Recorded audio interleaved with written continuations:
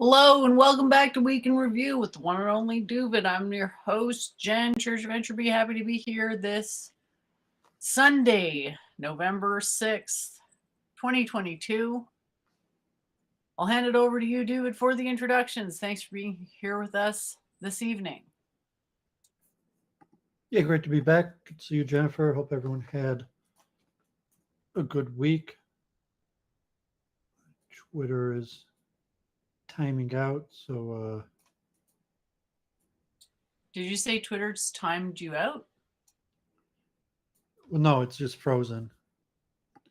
Or it's actually only frozen on one of my machines. But yeah, I have a bunch of links to share. So let me just retweet this, and then we'll be off.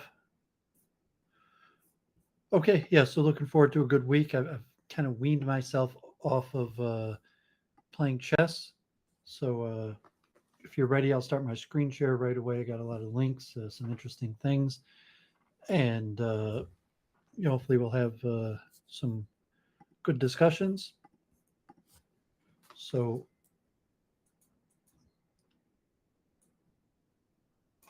yeah, my Twitter link. Luke Ford went to Australia, so that link wasn't showing. But Luke Ford's in Australia. We streamed the other day, and he's going to be there for a few months. So we'll see what happens. He was saying he's still not sure it's possible he's going to stay in Australia. So You said it's possible he's going to stay there? Is yep, that right? that's what I said. It was kind of sudden, that's for sure.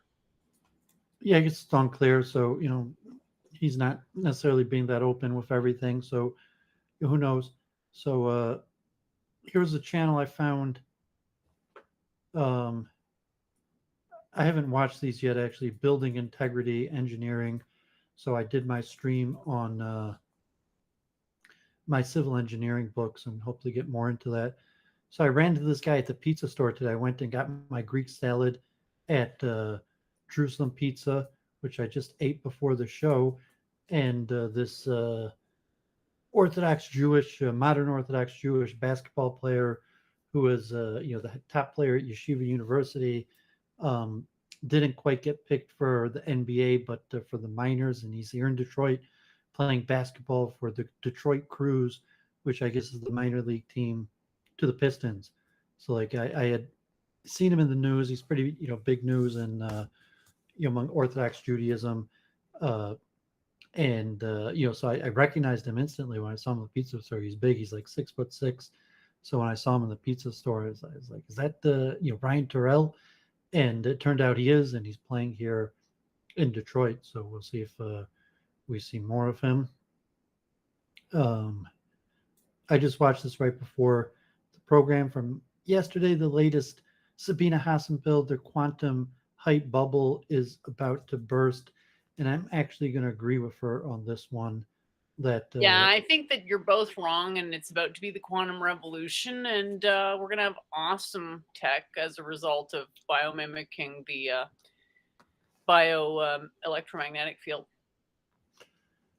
it's possible, but I don't think it's coming soon.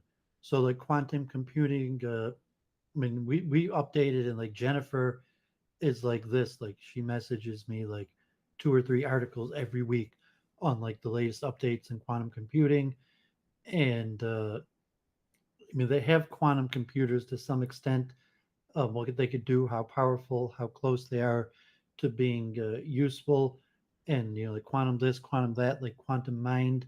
I'm a proponent in quantum mind, but to the level of the advances to advancing as a science, doesn't look like it's in the new horizon. So if that means like what the bubble is, and if that's about to bust, I'm saying it's still a legitimate area of scientific research and likely to have advancements in theories. But if there's in terms of possibly government funding or payoff to investments in the field, in terms like a economic stock market bubble, that might bust. And quantum entanglement is what she refers to as spooky action at a distance. Sure. I mean, it's kind of hard to make that call when you don't understand the tech. I'm sort of blown away that without understanding the tech, you can deny its utility. But whatever. Well, you could bust. I think implies like economic bust and saying that's not a good investment. There's no immediate. Well, it may not be a good investment, but it's still something. Well, I mean, yeah, it's a future direction in scientific research. Yeah, like is the internet a good investment, for example? Like it's infrastructure, so might be the same with quantum. Yeah, I'm saying, well, like, how do you invest in the internet, like Comcast, the cable companies, or something like that, or if like a technology, DirecTV, um, or Elon Musk, Skynet, or various things. Like, yeah, I'm saying it's infrastructure, and so quantum computing is largely being done by the computing companies like IBM, and you just well, people can check out the video. Obviously that's one of Jennifer's favorite topics, and it's interesting to me. Well, it's Also, quantization is a good way to. There are a lot of techniques within quantum mechanics that are useful for understanding what's going on. As a non-dualist, any dualistic system, any kind of a framing, and quantum is necessarily a dualistic system because you can like look this up. There's a quantization system in Ayurveda that's dualistic. So obviously, I don't think quantum mechanics is the fundamental answer to the universe, but of course, it's a useful thing to use. Like something like entanglement is a very helpful, insightful way to understand what's going on with matter because when you talk about space and time being emergent from space time and space time being emergent from geometrics, uh, that's not really something most people can relate to, but it's true. And actually, it is something people can relate to because we can all relate to space and time. So,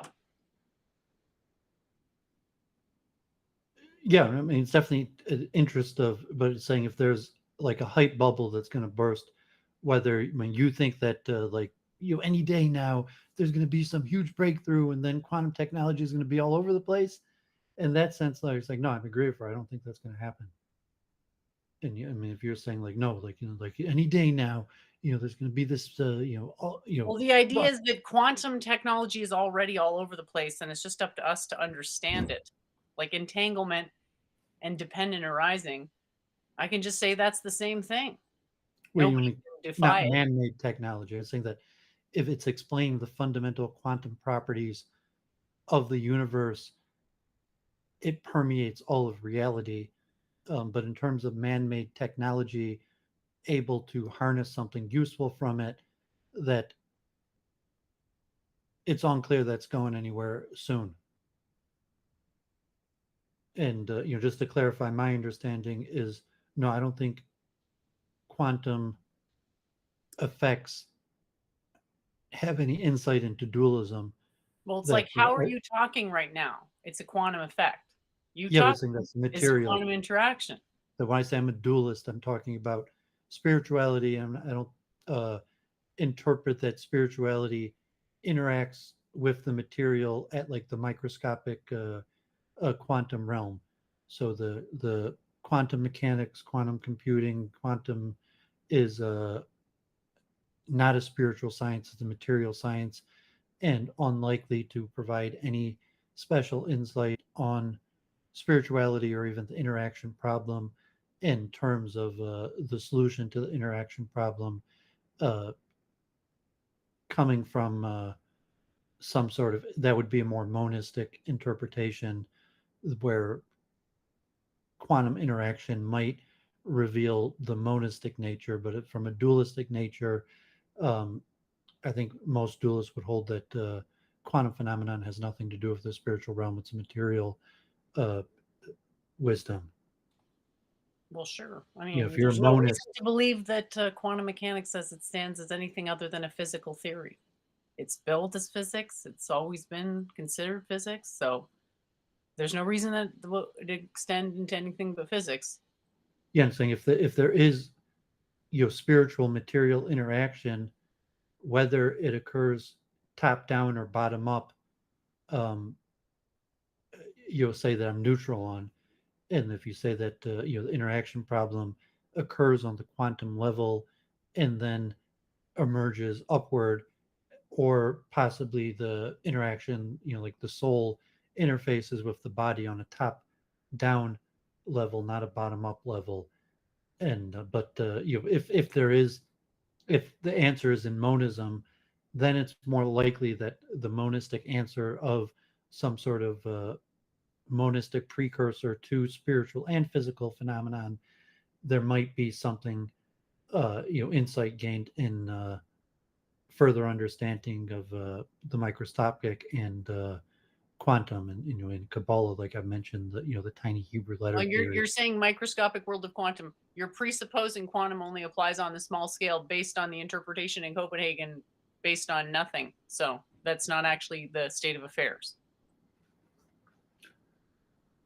Well, and I think to say that macro phenomenon emerges from micro phenomenon. To define it such that macro phenomenon is definitionally excluded from quantum mechanical effects is kind of presupposing you understand how quantum mechanics works. So it doesn't really work that way. But I'm saying that the macro phenomenon emerges from the micro, which from a dualistic nature is not necessarily the way it'd be, that it wouldn't have to be that macro phenomenon emerge from micro phenomenon. I don't think that's what the correspondence principle is saying. The correspondence principle is more of a computational convention. It's not a metaphysical assertion. It's a computational convention. It's saying we're insisting that this happens such that we can understand our own computations. And after 100 years, it's like, okay, it helped us understand the computations for a while, and now we got to get rid of it because it's effing up our understanding of other computations that are a lot more relevant, like philosophy and psychology.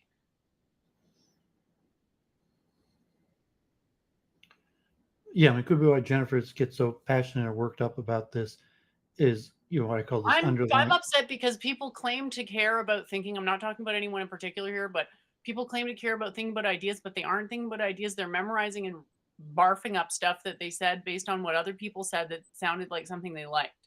And I just find that incredibly dishonest and upsetting. And it's like I'm putting all this effort into describing these incredibly complicated ideas and getting rebuffed on nothing because somebody's a complete narcissist using words like reanimated fucking corpse to feed their addiction. Anyway, I apologize. No, over nothing. And it's saying whether there will be any insight into deeper philosophical, theological questions from quantum phenomenon.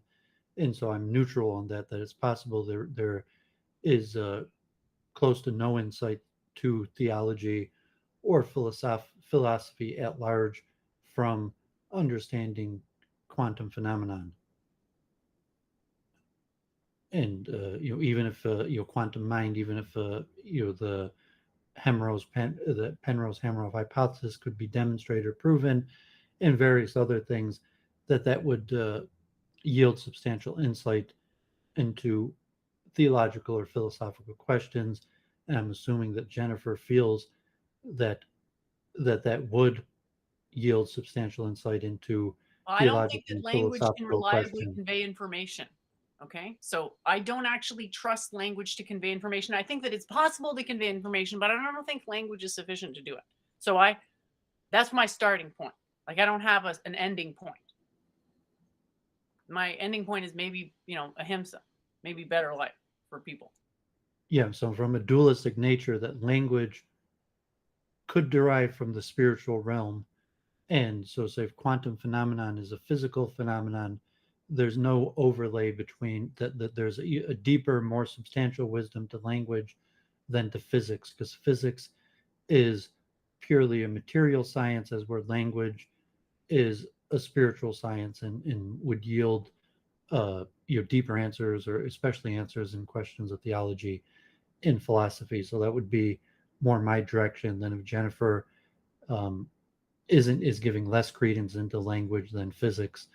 I'm not giving any credence to physics. I'm giving a type of credence to physics, a type of credence to certain aspects of language that are connected to culture. So I'm kind of doing a meta-analysis to bring something together as an aggregate estimation.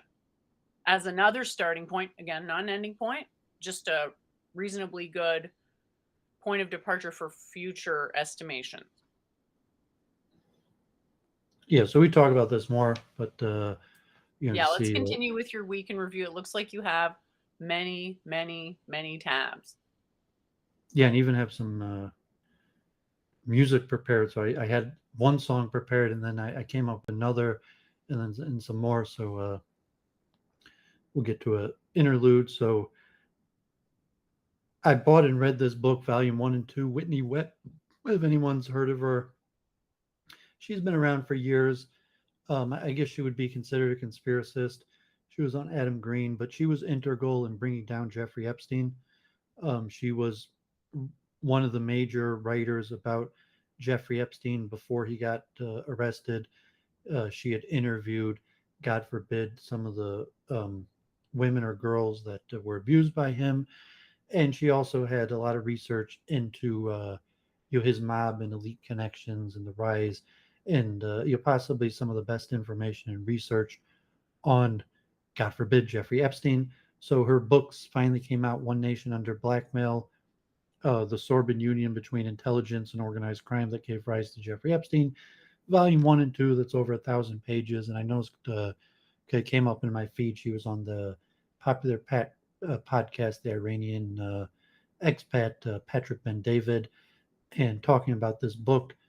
Maybe she'll be on Adam Green again. Um, you may not get that much media publicity. Extremely well researched, going back into like the 50s in America, the creation of the CIA, and connection between organized crime, the government, and intelligence, and what Jeffrey Epstein did for the government or intelligence and the mafia, not focusing on his sexual crimes, but his financial crimes. So, say, like, God forbid, he was useful to, so to say, the elites because he was a financial criminal, and he got away with his sexual crimes because he was useful to the elite in that way. So this book does not really focus at all on any of his sexual crimes. It's more on his financial crimes, and then his legitimate background, who he knew, what he did for people, how he got his connections, what he did for the government, why the government possibly let him get away or even helped him get away with what he did. So I'll probably talk about this more on Mob Talk tomorrow with John Wolf if we do that. I mean, we've talked about Epstein, God forbid, many times, and God forbid, um, I would say it's indicative of a karmatic processes that play out in every generation. So if you think like QAnon conspiracy, or just the nature of elites to be corrupt and take advantage of their elite status, and then you just say, well, these are the elites that we have names and faces of in this generation, and essentially, changing times and technology and forms of governance, but basically just doing what elites do. So, but a lot of research in these books. God forbid, so Israeli elections were this last week, and we'll talk about that, or I'll share a few more links on that in a minute. Um, American elections are on Tuesday, and Tuesday morning is a blood moon full ellipse. Um, you're familiar with the full blood moon lunar eclipse? I'm familiar with it as a thing. Why the lunar full total lunar eclipse causes a blood moon? Because of the light obscuring the being obscured, the normal light being obscured, but not 100%.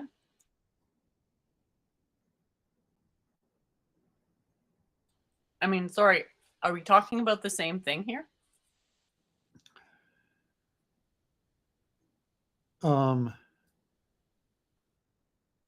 I think it means that the Earth will be exactly in between the sun and the moon, or no, the opposite. I'm sorry, that the moon, this case, the moon will be exactly between the Earth and the sun.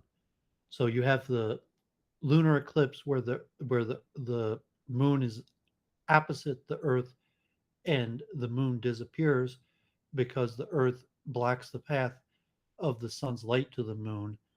And then you have the eclipse on the other side of the rotation where the moon is exactly in between the Earth and the sun.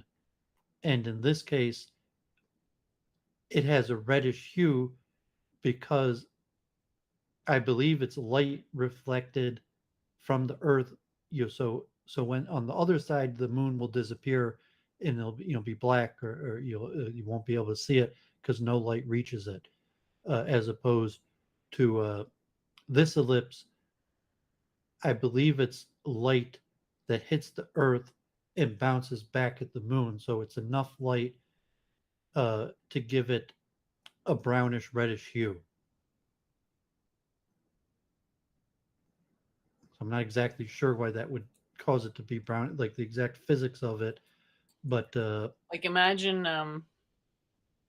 the sunset from really far away happening, like from the perspective of can you see there'd be like a little orange sort of outline around the Earth, and then that light would reflect off the moon.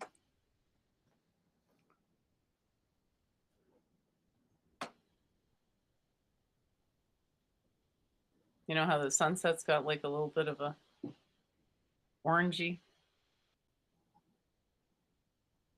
kind of makes sense.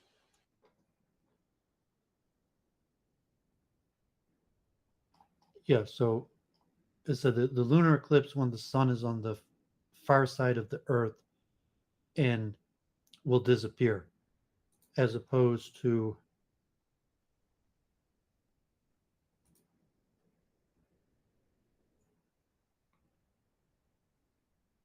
no. So it's the same lunar eclipse where the moon is on the far side of the Earth. So I'm sorry, it's not where the moon is exactly between the Earth and the sun.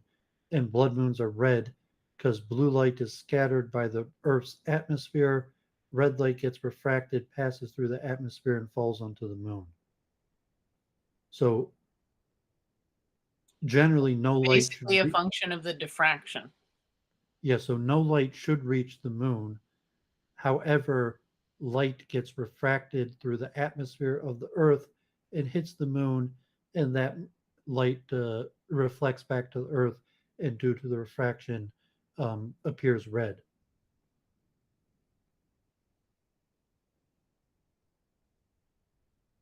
Does that make sense now? Sure. It's So, basically what I said, but okay. Um, yeah, I it's a get common known phenomenon. Um, there's the blood moon prophecies, uh, going back to biblical times, Roman times. It's believed that certain wars or various things happened on eclipse or even solar eclipses, and so it's interesting that this lunar eclipse is going to be on Tuesday, Election Day. So I don't know if uh-oh. you have any superstitious thoughts that is there meaning to a blood eclipse, and Oh, is the United States I don't election? put meaning on that. The way I look at it is like I'm sort of thinking, okay, some demographic is motivated by a belief in these things, whether they're real or not. So that's the level on which I'd be interested. Sure, it's cool. Do I think it has a meaning in terms of like, does this mean that like Elon Musk is about to ascend to the throne and rule over the planet as the Antichrist? No. Well, I mean, you would think that election day in the United States is one of the more significant days in the United States, and so the um, eclipse is just for parts of the world. So the eclipse is over parts of the United States, not that because it won't be, it will only be eclipse for um, not even half the world. I think only like 20% of the world will have the effects of the eclipse, and it's on the morning of election day, and God forbid. So if you are superstitious, um, watch out. We'll see what happens Tuesday. So Elon Musk talking about selling blue check marks. So historically, blue check marks um, required verification, um, and you had to be famous. So not only like verify where you had to provide your name and information to say this is who you are, but you had to be um, prominent and famous to you'll become verified, and you either have like a Wikipedia or news articles and like evidence on Google trending that to be verified. And so Elon Musk has thrown out just paying for it. And so I don't know if that means famous people will get free blue check marks or everyone will have to pay for it. Now famous people, to maintain their blue check mark, will have to pay for it, and then like anybody, even random plebs could have a blue check mark even if they pay for it. So that has not been mentioned yet. So presumably Doovid and Jennifer right now are not famous enough to have a blue check mark. We could apply for one and they would be like, nope, you're not famous enough. And then but will it be famous people get the blue check mark for free and plebs could have it for paying, or will he democratize it and say even famous people have to pay for the blue check mark? Maybe it was just a bait post, Trumpian bait post, to try to egg some disclosure on. Well, I think he also needs the money. So if advertisers are pulling out, or he was trying to be profitable, selling blue check marks could make Twitter profitable. You think? What Yeah, I demographic would go is with the willing to basic pay for this profit. blue check? I'm just thinking, is there actually a I would big go enough with the basic profit is there motive. a big enough target demographic willing to pay for that? Um, well, if $8 a month, if even if only 1% of Twitter users would be tens of millions of dollars a month. So it'd be like a Mhm. freemium, a freemium type model. So I'm not sure. And then like, is there certain benefits? Maybe then they would create benefits for the freemium model to not having a blue check mark. What is that? What do you get with that? What does it benefit you? Yeah, I might have to throw some perks in there because the reach on Twitter is not high. Yeah, so I wouldn't be surprised if I would say the um, default hypothesis on Twitter will be profit making. That there could be intentions or social engineering or various things, but the default hypothesis on decision making in Twitter will be uh, generating profit. So this paper is I from just have a hard time believing that. It'd be the the first default internet company hypothesis. running on a fucking profit motive. But okay, I guess there's a first time for everything. Well, he takes it private. He has investors. I'm saying if it's not, as a public traded company, there's a requirement of profit motive and a fiduciary Really? obligation. Hasn't Amazon lost money every year it's been open? Uh, no, I don't think Amazon's still losing money. I mean, it lost money for a long time. Meaning that it wasn't running on a profit motive.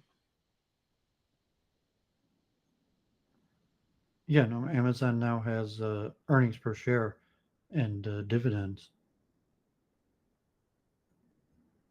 I mean, I think Amazon's been profitable for almost a decade. But yeah, I mean, they conquered the market share through running at a loss.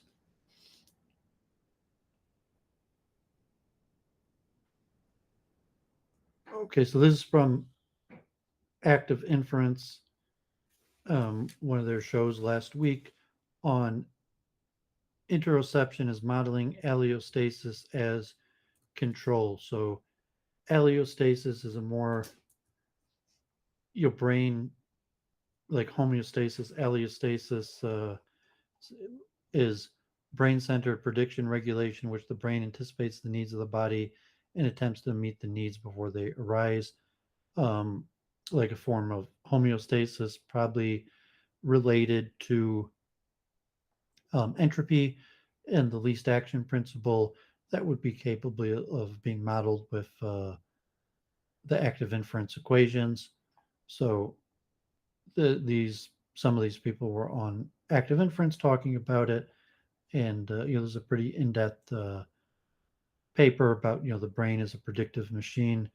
More indirect detail about the mathematics and biochemistry of how that might work. So props to active inference, keeping up the research, new papers coming out, and interviewing the authors of new papers. Active inference, a lot of seems to be a growing theory and a useful theory for um, putting together various neurological ideas.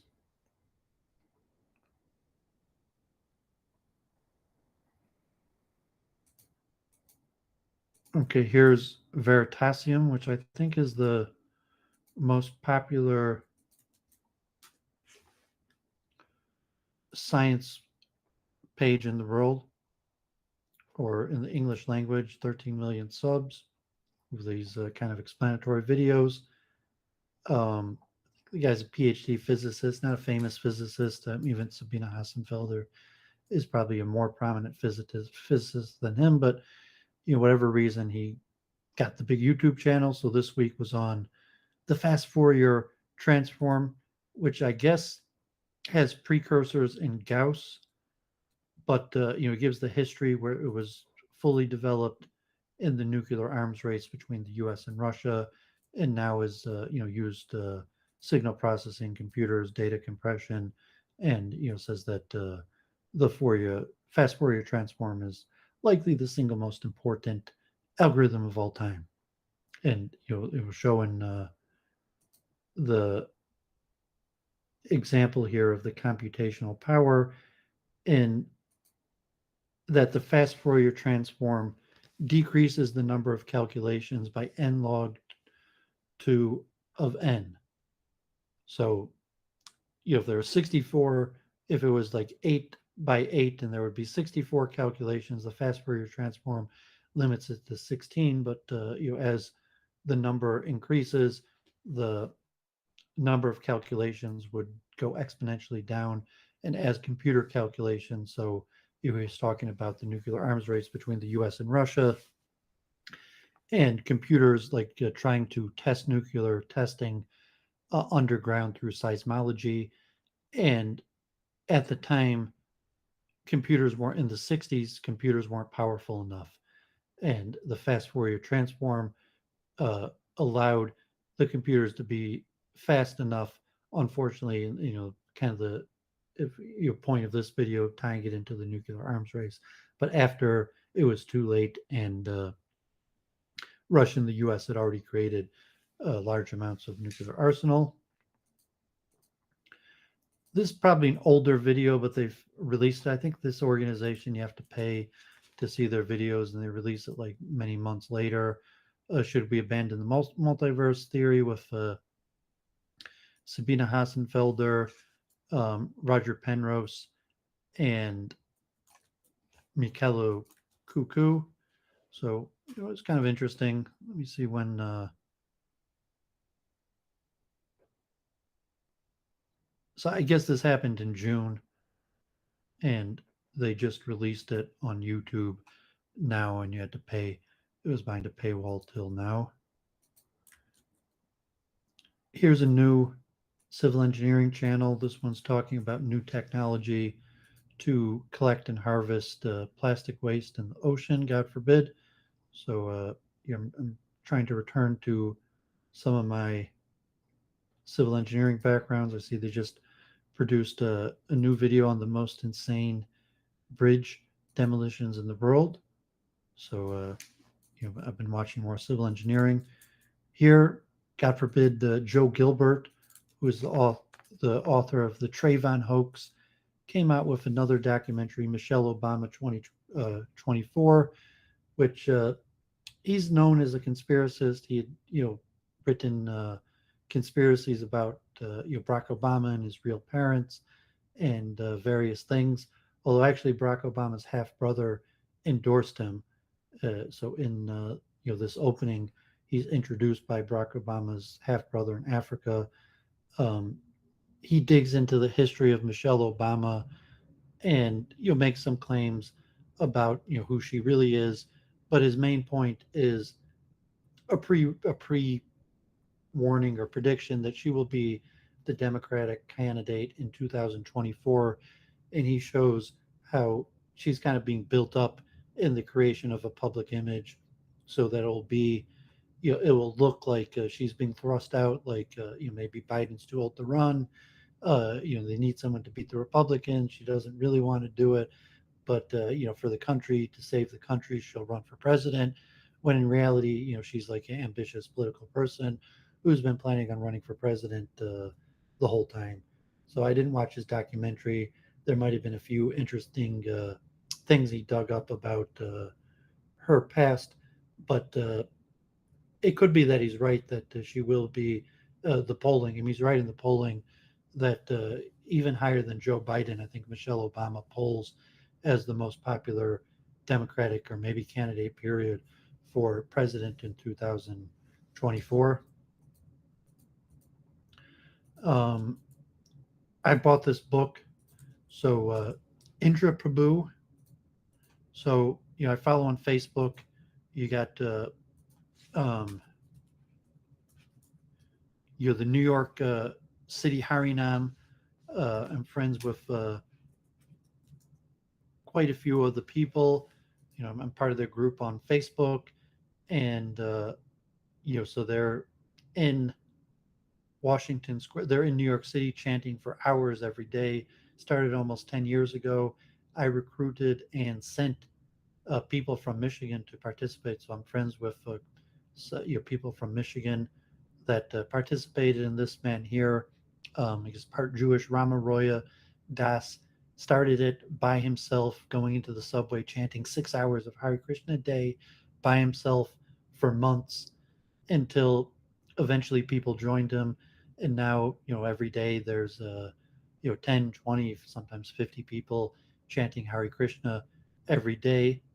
And so it was built up from um, Indra Prabhu, who was kind of like a mid-American, low birth wannabe musician that joined the Hare Krishna movement in the 70s and just loved chanting. And he tried, like they were big into book distribution. He wanted to chant, and they didn't really want people chanting that much. They were more into reading books. He had created a truck that unfolded into like a Hindu temple uh, and altar where they would do chanting Harinam and like park in New York. And he did that for years. He was New York. He was on the cover of U.S. News and World Report in '82. It was negative publicity at that time of ISKCON as a cult. And then in the mid '80s, he went to India, and he didn't officially take sannyas. He had issues, and but he basically became a renunciate, lived in a temple in a room, hardly went anywhere, and created the 24-hour kirtan, where he personally chanted 12 hours a day, and then he spent the rest of his time mostly in his room, chanting and serving his own private deities. And it was also kind of like in New York, where in the beginning it was just him, and the temple it didn't have that much support. He had to raise money. but over a few year period, it became popular. Um, Eventually, he released a cassette in the 80s. It would have been a cassette tape, and the cassette tape became popular around the world with Hare Krishna devotees, to the point where people went on pilgrimage and they'd spend time in the 24-hour kirtan in um, Vrindavan. And it was a note he had on his wall, like, "Do not disturb me, I'm chanting." And then you could see in his later years, it would be packed, and there'd be tens, maybe hundreds of people at the Harinam regularly. So now I think the Balaram Mandir in India, it's a big thing, and there's tens of people chanting. Even the wee hours of the night, there might be tens, hundreds of people there chanting, and people will sit there and chant. Or famous kirtaniers, musicians within the Hare Krishna movement, will spend regular time there chanting. And it was basically single handedly built up from this one man who, God forbid, died. Um, I remember, like, I'd heard of him. I'd made it to India, but he died from some, like, stove explosion in his room. And after he died of the stove explosion in his room, his disciple from New York, Rama Roya, started the daily kirtan in New York City. So they finally came out with a biography of him, and so I bought it on the Kindle book. I was going to order it, but I wanted to start reading it right away. So there's some of the pictures in the middle of the book. So anyone familiar chanting, and so it's kind of exciting. I already read half the book. I just got it yesterday. John, good to see you. Looking forward to tomorrow. I covered the Whitney Webb, Jeffrey Epstein book, so we will talk about that tomorrow. Okay, So so it's his favorite show. So for a minimum of one person, this show has been the best show. Yay. that's why I stream with John. So, like, John's our biggest fan. So he was doing his own week in review. So I was like, okay, I'll join you for a week in review Mob Talk. So this will be our third week, 2 o'clock tomorrow p.m. And John did his own live stream. He got more views than Mob Talk with Doooovid, just him rambling on his own. So we'll talk about that tomorrow. And his tech's not even that good. So I think John has the possibility to build up, pretty good Mob Talk show. Maybe even have guests, and he's got to work on his tech a little bit. So we'll look forward to that tomorrow. And I've been encouraging John the last 2 weeks. Like, it was probably like mostly me. It was probably like 80% me talking, um, of like a 2 hour show, which maybe also, like, God forbid, kind of like week in review. Like, I like to ramble. I got a lot of information to share. But I encourage John to do his own week in review, like a news report for like 10, 15 minutes, if it's like satirical take or news report on mafia happenings around the world. So hopefully tomorrow, John will have prepared uh, like a week in review up news update for tomorrow. So look forward to that. So Jennifer, last week, so I'm not sure when Bubbles debate is. Do you know what date that is? I thought it was going to be like last Friday, so clearly I didn't hear correctly, or I didn't see it. Yeah, maybe that's what he said. I didn't see it. So maybe the booking or something wasn't clear. I saw Ronnie Cameron is debating Mark on Tuesday or Wednesday on just theism, and Ronnie Cameron is the one who debated T Jump the other time. But I didn't see anything about Bubble, and was it Mark he was going to debate? Um, so I'm not sure, but so we talked quite a bit about the Matt and Bailey fallacy, and I forget what Matt and Bailey. I think Matt and Bailey. I'm still trying to figure it out myself. Some of these are really confusing, but I'm just picturing it to like you have the central command where the king is locked down, and then a possible expansionary force that is easy to fall back to the central command, like back in the day with the the Normans and their gigantic fortresses, or I don't know. The Yeah, Mott so is some easily sort of there's the idea is that there's one bit that's easily defended, okay? And then the other bit is what you want to lead with and what you want your opponents to think is actually the territory that you hold.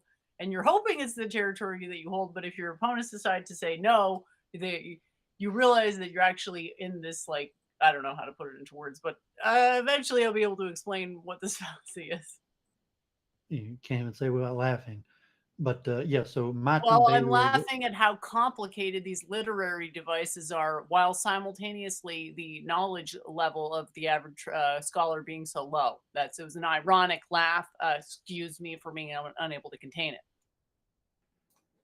yeah. So Matt and Bailey are both forms of military encampments, enclosures, and so hence the Matt and Bailey of kind of like the bait and switch, or the loose definition and the strict definition, where you go back and forth between so in the case of natural selection, like, oh, evolution, like just means uh you know uh, uh, uh errors and change, and like you see in bacteria or viruses, to the full gamut of change in species or life arising from lower life forms that we are talking about. So when Jennifer mentioned that, for whatever reason, because I honestly, I still don't really know what Matt and Bailey means. So like, like if it's important, like I'll find a etymology of um The Matt. fallacy is basically claiming something, hoping someone doesn't push back.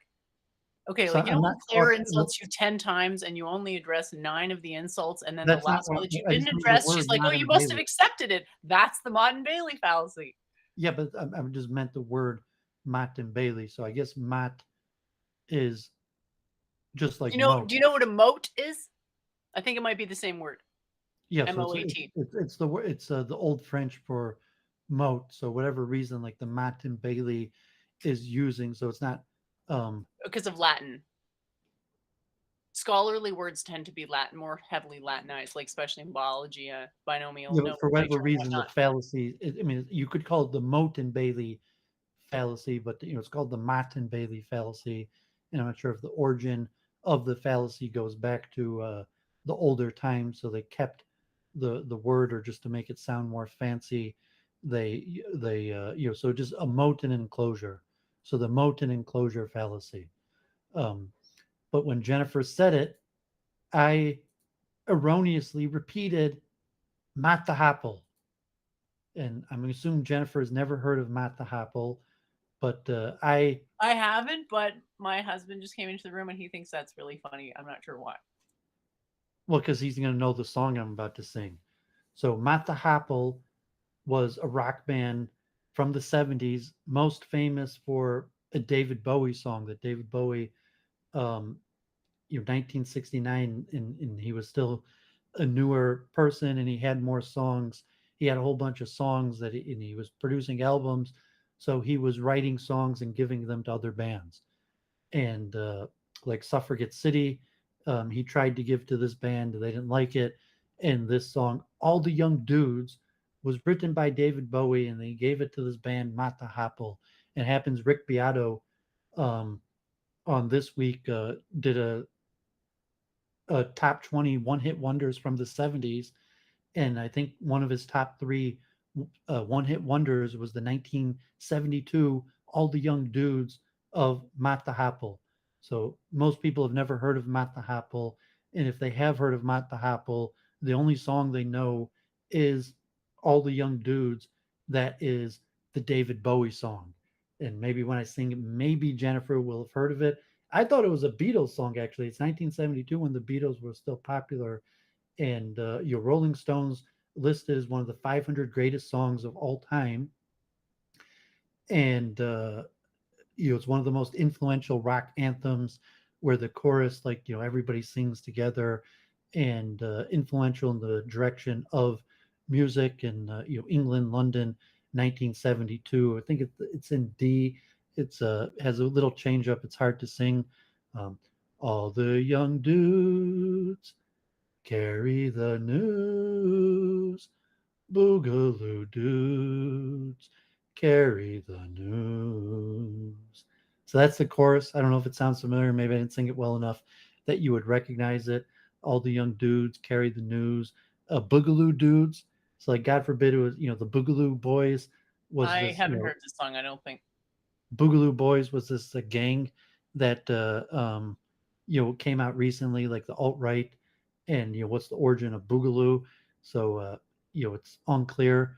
Like Wikipedia says, like the breakdown to Electric Boogaloo here in 1972. Some people claim that this is like a gay anthem, and David Bowie was, one of the first openly bisexual people, famous personalities. Already back in the 70s, he openly admitted to being homosexual or bisexual. But pretty famous song. I don't know if anyone in the chat, knows, all the young dudes. But that's from Matt the Happle, not Matt and Bailey. So I don't know, where Matt the Happle, if it says why they called themselves Matt, if that's the same like Matt is in the old word for moat. So no, it's a novel, Matt the Happle. Um, Almost assuredly, they share a root. Moat and moat. I don't know about mod. Norman Matt. So the character in this book name is Norman Matt. So whatever reason, when Jennifer said like Matt and Bailey, the first thing that came to my mind was Matt the Happle, the one hit wonder, 1972. All the young dudes carry the news. Boogaloo dudes carry the news.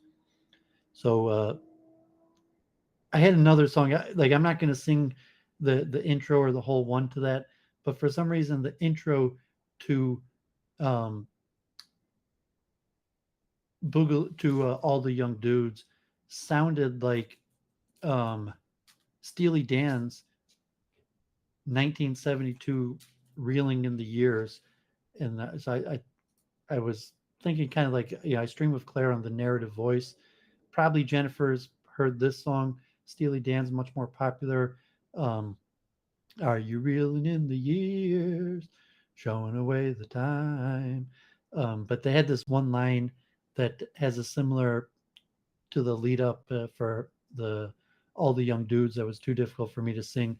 You've been telling me you're a genius since you're 17, and all that I've known you, I still don't know what you mean. The weekend at the college didn't turn out like you planned. The things that pass for knowledge, I just can't understand. Are you reeling in the years, slowing away the time? So I was thinking, like, in terms of the narrative voice, where a lot of these musics tell stories and are setting a stage. So all the young dudes kind of sets a stage for what life was like in the 72. And actually had negative lyrics that had to be changed in order to not be canceled. Um, and maybe Jennifer knows this song, John Mellencamp, Jack and Diane. Oh This my is god, Daryl thinks that a moat is a hill. It's a fucking it's a 19, stronghold. It's a stronghold, military guy. Go ahead. 1982, John Mellencamp, Jack and Diane. It's his most popular song. And so last night was the Rock and Roll Hall of Fame 2022 induction, and Eminem was inducted, and Dolly Parton was inducted, and John Cougar Mellencamp, who was inducted in 2008, uh, denounced anti-Semitism. He said, "You got to fight anti-Semitism. What's up with anti-Semitism?" Because he was the speaker to induct a lawyer, Grubman, who I guess was a prominent entertainment lawyer, and so he was inducted as an entertainment lawyer into the Rock and Roll Hall of Fame. And John Cougar Mellencamp spoke as his inductee, and spoke up against anti-Semitism. So this is Cougar Mellencamp's most popular song. um, Jack and Diane from 1982. And, thinking about the narrative voice, kind of like I did Minnie the Moocher, like, here's the story about Minnie the Moocher. So the song is telling a story. And so here also, like Mellencamp's Jack and Diane, it has a chorus, but it's him telling a story. So the narrator's voice is just, the singer's not talking about himself. There's no I. He's just the one who's narrating the story. And it goes from specific to general. So the story is specific about Jack and Diane, and then the chorus is general that could refer to anybody, which is, hopefully we'll return to the narrative voice in a minute. This way I'll do this quick, here's a little ditty about Jack and Diane, two American kids growing up in the heartland. And it goes on and tells, like a story about them. And the chorus, like, oh yeah, life goes on long after the thrill of living is gone. And it has a, nice guitar, like, doom, doom, doom, doom, doom, doom. Like one of the type songs where you hear the first few beats with the guitar and you know instantly what song it is. So I just quick musical interlude. I actually had a whole song to sing, so I just threw that in. So here, Theology Unleashed finally had the replay. They had the power outage, so Brian Green's brother, um, Joshua Green, the Hare Krishna, and Matt Dillahunty had their conversation, and I always just kind of a friendly conversation about the belief system, and so he wasn't really so strong in his belief or that it's logical or that it makes sense. So it was just kind of like a low key conversation. But check it out; it's kind of interesting.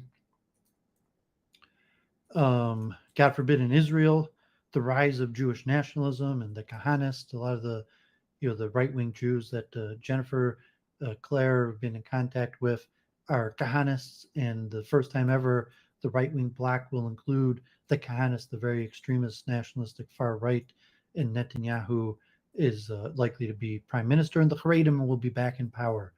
That the new coalition between Netanyahu, the Orthodox Jews, and the nationalistic Jews. So it's Israeli elections. Um, I'm going to talk about debate. So here was just a quick debate on Israeli news, and so I was streaming with Claire. I'll get to this in a second, but kind of just a news channel that had a quick, little debate about, nationalism in Israel, is it good or bad? A little news in India. Um, the largest Shiva statue in the world um, was just finished this week in Rajasthan, India. Um, and I think it may be now the fifth largest statue in the world. Fourth tallest statue in the world now. And almost all the tallest statues are in the Far East, India and China.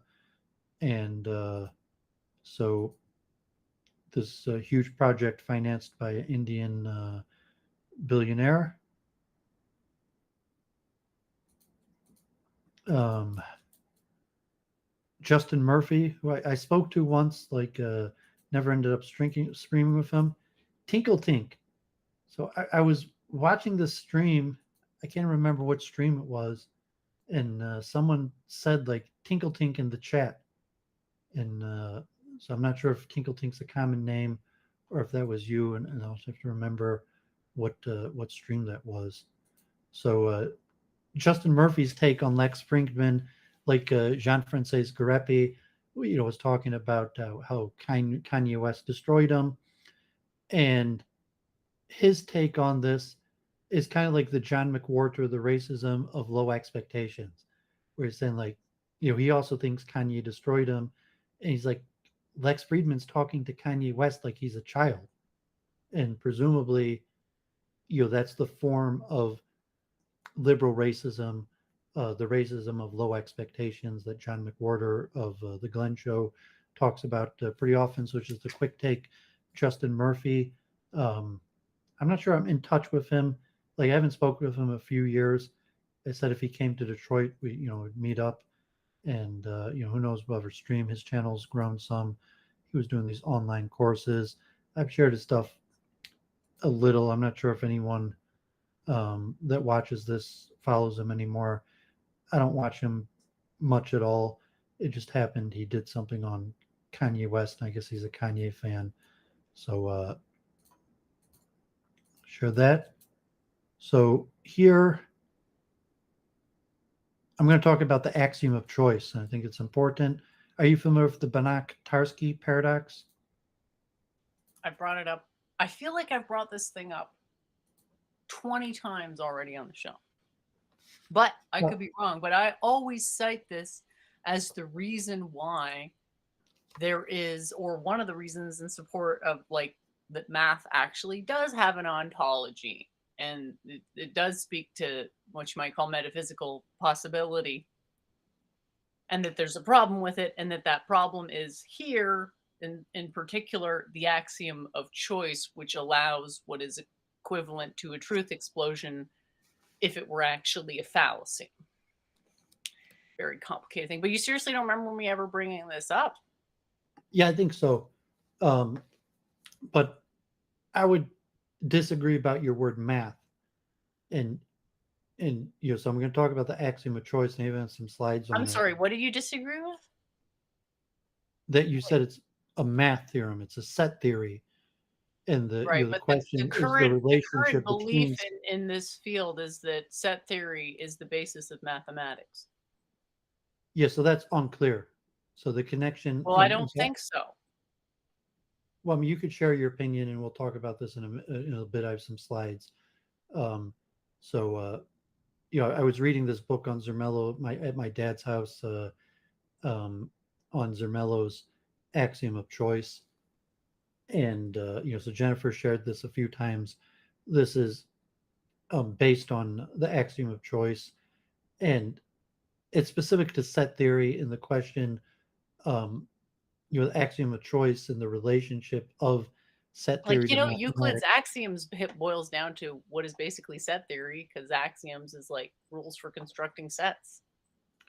Well, I'm going to relate it back to Ashish Dalela's debate in T-Jump and the slides that we looked at last week, and the rules of logic related to the rules of set theory, and the point of Ashish demanding or claiming that I mean, one insight about personalities, in saying like personalities, it seemed like from Ashish's point of view, like a personality could have a set, as where an item that's logic could be applied to has to be a unified object, as opposed to a set that has uh, elements within it you can't apply logic to. And so that's kind of what axiom of choice gets down to. And then if you have a question about the role of logic in math, and when you relate it to set theory, do the same rules apply? So we'll look at the axiom of choice. I found some slides and we'll talk about that.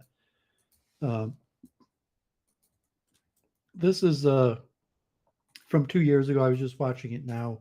John Wolfe is in New Orleans, and so Walter Isaacson, if you know Walter Isaacson, the famous author who wrote like the biography. I'm sorry, I'm probably the honestly worst person to know any author. I apologize.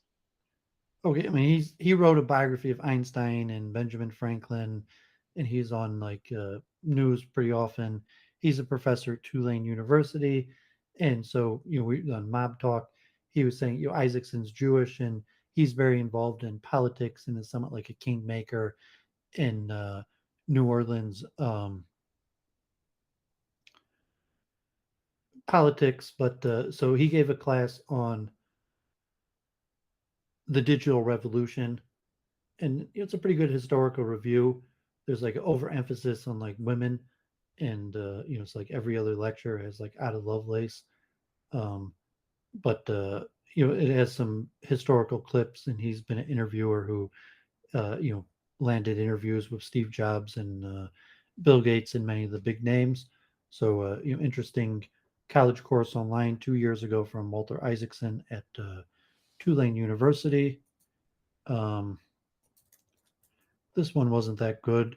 Steven Pinker and Richard Dawkins on How to Academy Mindset. I watched it. I mean, semi interesting, but Jennifer said she wasn't even going to watch it, and I can't Oh no, necessarily. that's not what I said. I said it would be interesting to not watch it and attempt to use science to model the conversation, expectation topics to be covered based on our prior information about the pundits. That's what I said, but I ended up watching it. Yeah. Okay, but did you have any comment on it? Um. Well, it wasn't very interesting. It just sort of sounded like unself-aware, standard fare materialism. But I mean, the one thing that was interesting was that I guess Pinker said he denied the blank slate, but I thought that was his position in the first place. So I don't know. Enough about it. There you go. Yeah, I'm not sure I gained anything from it. Um, this guy had the popular video a few weeks ago about Joe Rogan and like the disproportionate amount of guests that are Jewish, although actually like his athletes and fighters, none of them were Jewish, but from his political and comedians, like 40% are Jewish.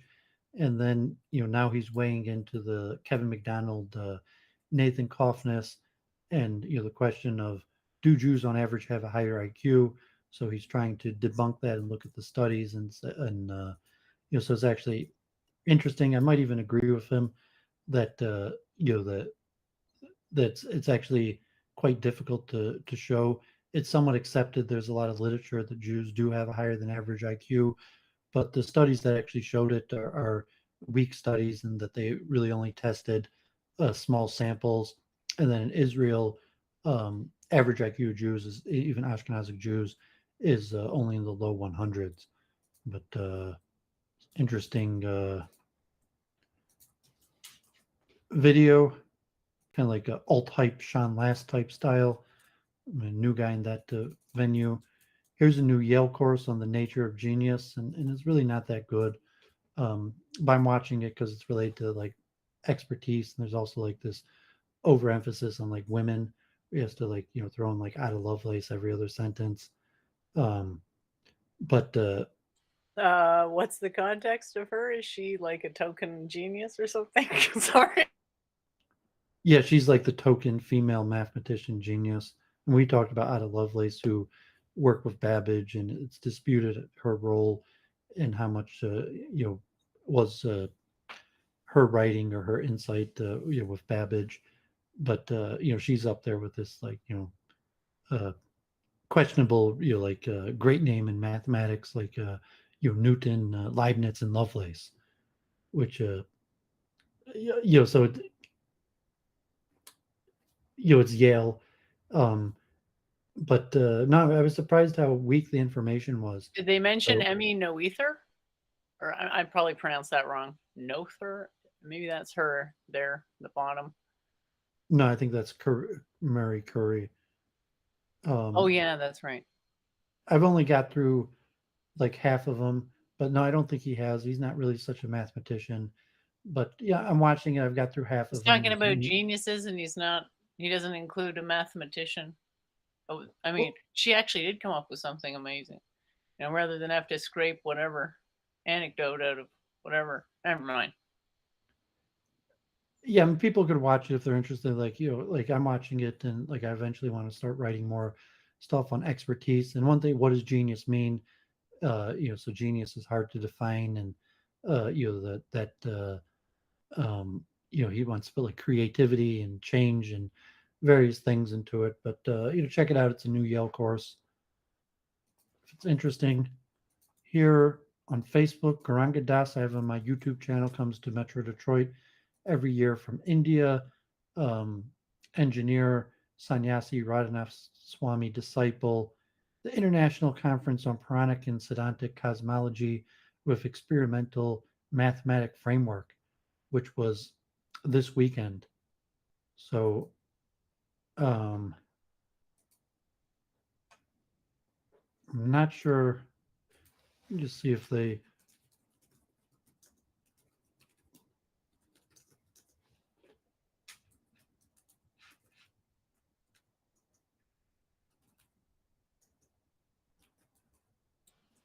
I guess Doovid is looking for something. I want to see if they um, posted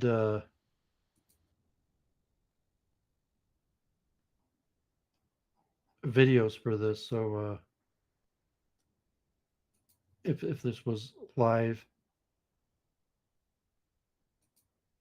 so this was this weekend, and I didn't watch. I didn't see it. So Temple of the Vedic Planetarium tweeted it out, but it doesn't seem clear, and so it's the cosmology of Siddhantic and Puranic with a mathematical framework.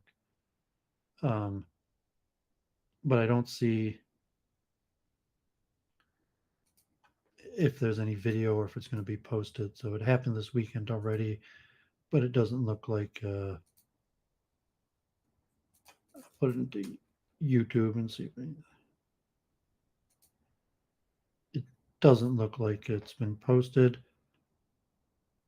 So we'll see if they post that. So that looked interesting.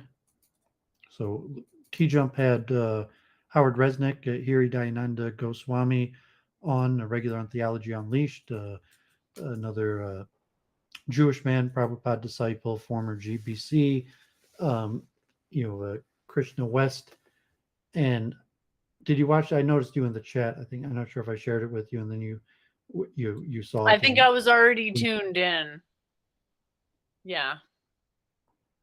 So I thought he performed relatively well. Pretty good. Yeah, definitely. I think T Jump enjoyed the conversation, and he's like, well, like I want absolute proof why I should believe, and so he wasn't like, well, I'm not going to provide you that. You want to still talk, but it was an interesting conversation. So Ralph messaged me this after last week. I guess he was unimpressed with like me rambling for an hour trying to explain the the difference between evolution and devolution. I guess that's his insight that white girls never understand Hinduism. That God forbid Jennifer didn't seem to get the devolution, but so he's like, sorry, what? Last week we argue for an hour, and since I believe in devolution, not evolution, and you had a hard time with the concept, and I had a hard time. I guess Ralph was watching, and he messaged me, and so he sent me this video. Ralph was watching. Who the hell is Ralph? The House of Comments. Oh. So I guess he's still around. Okay, so you and Ralph are going to correct my quote misunderstanding of evolution now? Devolution. Okay. So I'm a devolutionist. Of what I'm saying, but let's not even go there. So I said I'm a devolutionist, and so whatever he sent me this video on emergent self-help. I love how Ralph is cited. Ralph the Christian is somehow an authority on Hinduism. That's comical. Well, I guess his family's Hindu and he's ethnically half Indian. Oh, okay, racism, cool. Yeah, so that's his normal comment on Jennifer. White girls never understand Hinduism. But randomly he shared this video, the Santa Fe Institute. I share that sometimes, a mildly interesting video on emergence, like the mathematical. So we talk about consciousness, emergence quite often, but here is the focus just on the mathematical concept of emergence, something larger coming out of, or more significant coming out of a organizational structure. So I streamed on my channel this week a tour of my civil engineering, architecture, and urban planning books, and I hope to get more into that. I'm not sure how interesting it'll be for streaming, but for my own, I hope to work in the field. I don't work enough in the field, so I actually went through like almost all the books on my shelf, and I'm not sure actually whether I'm going to go to this conference this week, preservation, so I might have to pay for it. I'm probably not going to pay for it, but certainly urban planning is a great subject, and so that was my stream this week. I might do Freemasonry next week. So I'm talking with Claire Monday after Mob Talk, 4 p.m. On Monday with Claire, we'll be talking about um, Freemasonry. And so maybe on Wednesday, I will do my Freemasonry books. I discussed with Claire, I came on actually also another time talking about the Israeli elections, but we discussed the narrative voice. So I guess last week I was saying like I'll talk with anybody, like basically anybody who's reached out and wanted to debate or talk. I've said yes. Like even Claire, who I've occasionally said no to, I usually say yes to Claire. So she messaged me. I guess she was watching, and or notified. And so Claire messaged me like, "You want to come on and talk about the narrative voice?" So I said yes, and we talked about the narrative voice, and she kind of basically just handed her platform over to me to ramble. She made some comments. It was a nice conversation. And the last little bit, she did her little push on her own ideas that she's constantly on. Um, but I actually had a little insight. Um, one just thinking about the narrative voice, but we were talking about debate, and so Bubble, I guess, is there. I'm not sure if he's going to say what happened with the debate or if it's coming again, but um,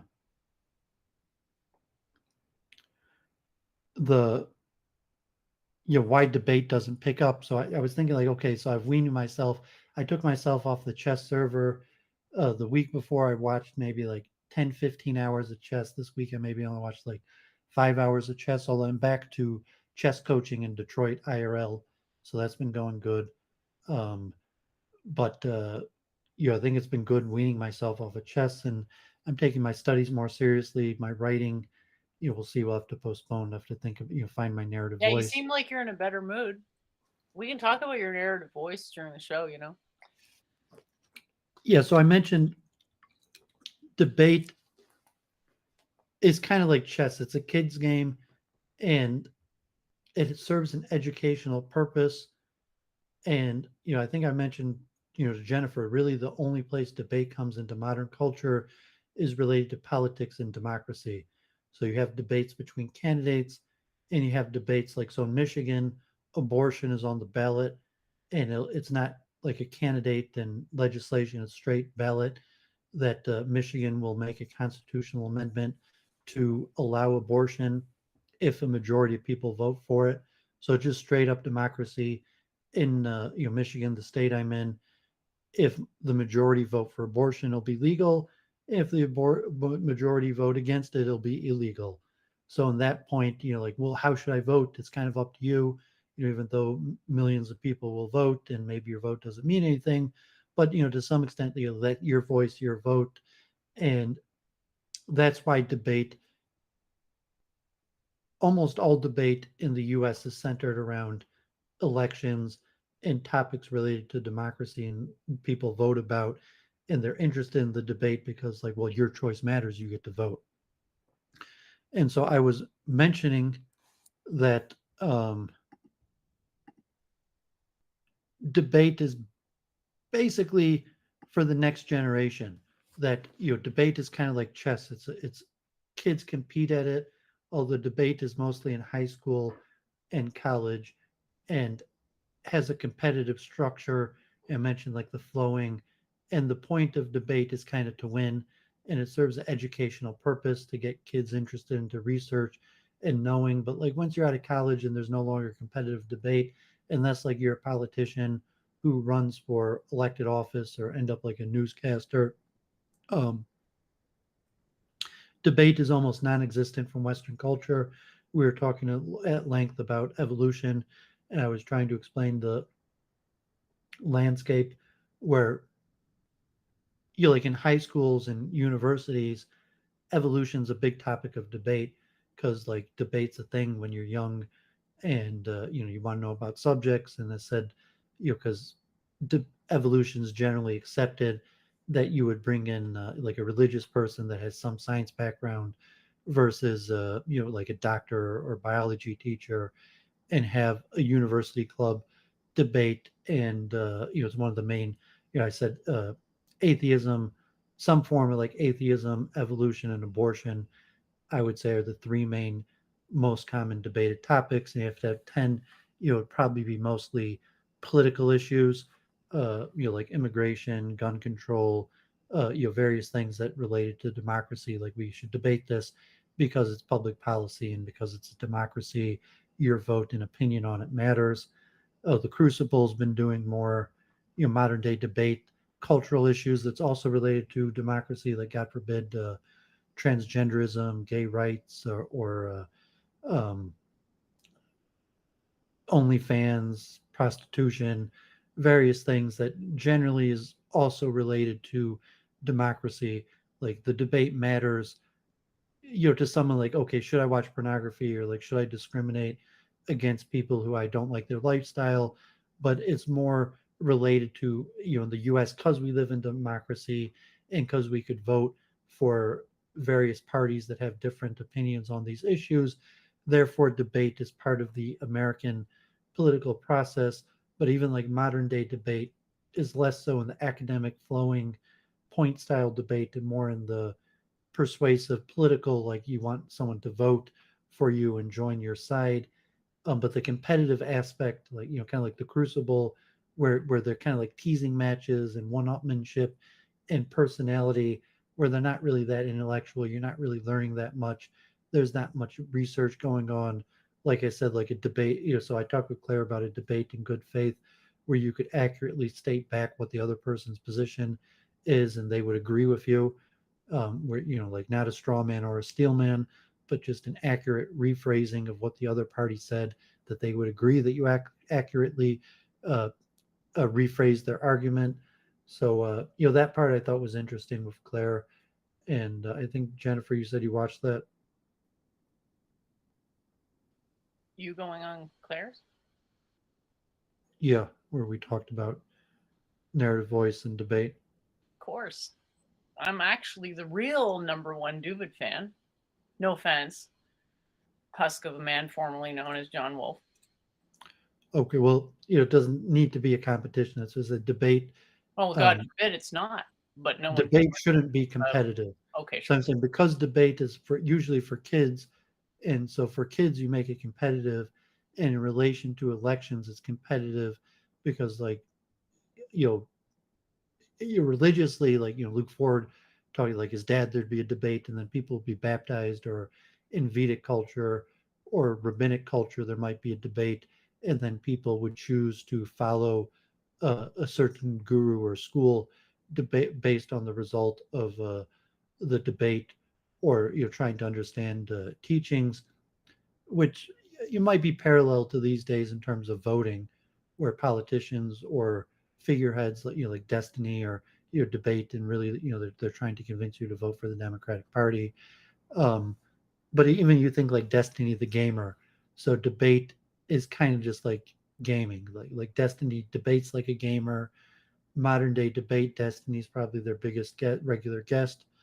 And most of their debaters take a gaming approach to debate. I would say the Crucible, Ralph Retort, um, basically have a gaming approach to debate. And so T Jump, I would say, has a gaming approach to debate. In fact, T Jump a lot You of can times. almost see him working through the levels of the debate, and like he sees the end. He's just got to dunk the ball into the, and he's won the debate. Yeah, I mean, even Destiny and T He's a Jump. I'd call that systematic thinking, and then Destiny is kind of like that too. With Well, they it's even play video wait, games when it's they even debate. faster. Destiny just talks really fast. This additional level of like confusion. You almost have to listen to him at 0.75 speed, but tis. I still listen to Destiny at 2 speed, but Well, that's if because you're Doovid. I mean, if Rob Noor if was you talking are about listened to at 2 speed, it rips a hole in the space time continuum. So it's clearly disanalogous. the nature of how debate is scored, you want to speak quicker because there's a point system, and the more arguments that you win, the more points that you get. So you could introduce more points and counteract more of your opponent's points by talking very quickly. So in most competitive university and high school debate, people speak extremely quickly, and you, due to the point system, uh, it's almost impossible to win without speaking very quickly, due to the nature of how it's scored. So Destiny is kind of normal among competitive debaters, the motor mouth. But it's saying like he's a gamer, he plays video games usually while he debates. T Jump a lot of times is playing video games while he debates, and he's looking at the debate like scoring points and a victory, as opposed to like maybe me and Jennifer have a more purist understanding of debate, where the goal is to search for truth. I feel like I'm scoring points in the game of Ahimsa.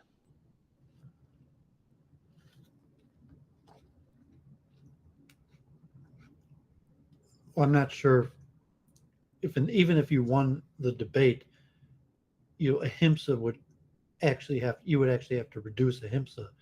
Say, Well, would I it would be a have to connection to reduce people HIMSA. I would watching? have to either increase the HIMSA or, more practically speaking, reduce HIMSA.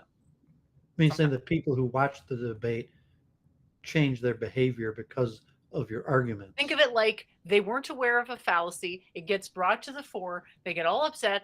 There's 500 anti-me comments, but then a couple weeks later, it's like, oh, maybe I can think about this a little differently. And the amount of space in one's mind, once it's expanded to new ideas, suffers less because the suffering is the result of like a relative degree of contractedness.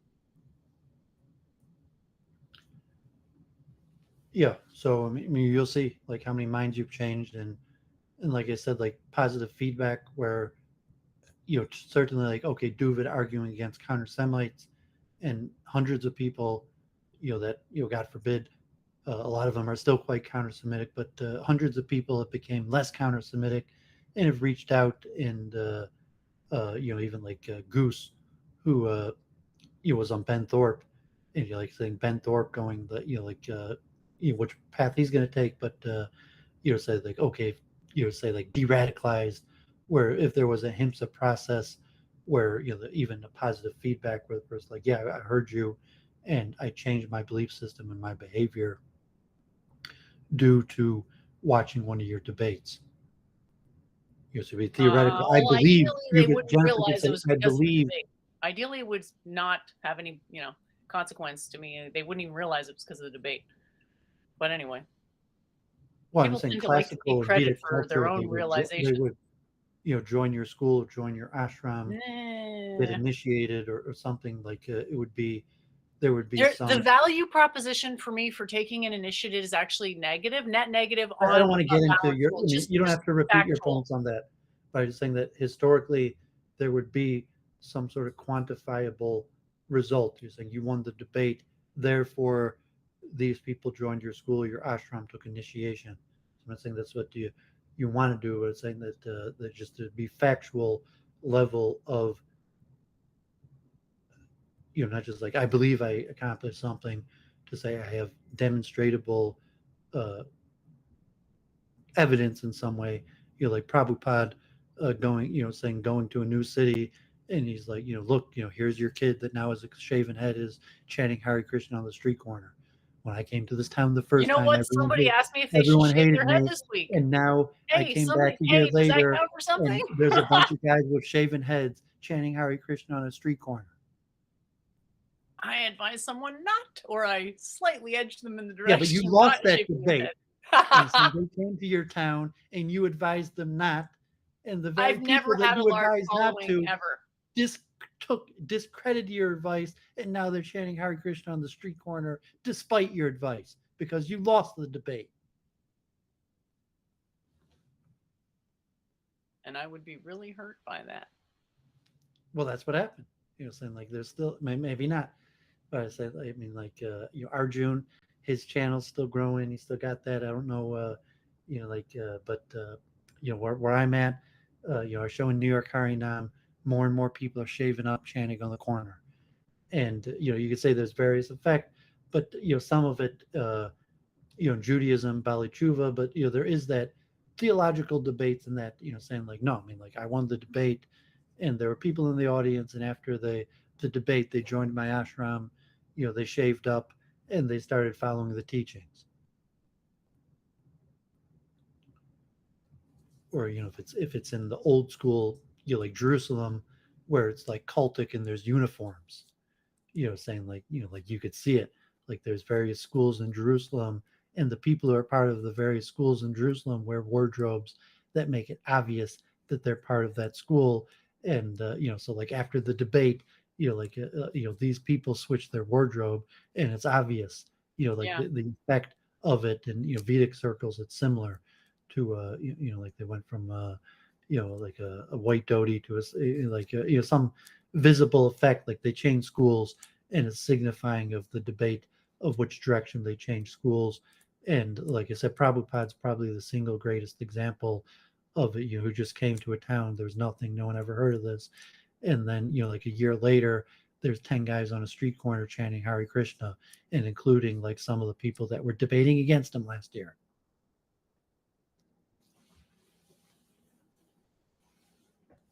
Okay. And I don't, not necessarily competitive and like, I won, but you're saying like, okay, I wasn't debating to win, I was debating as an ideologue to spread my movement. Like Are you even talking about me, or are you talking about in general? Because I'm getting really confused with the whole thread of this idea.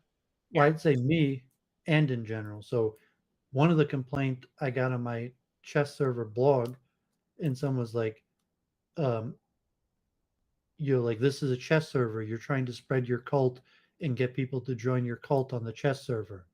I was like, well, you're right, I am. And like, so I took it off the chess server, but I was like, you're right, I am.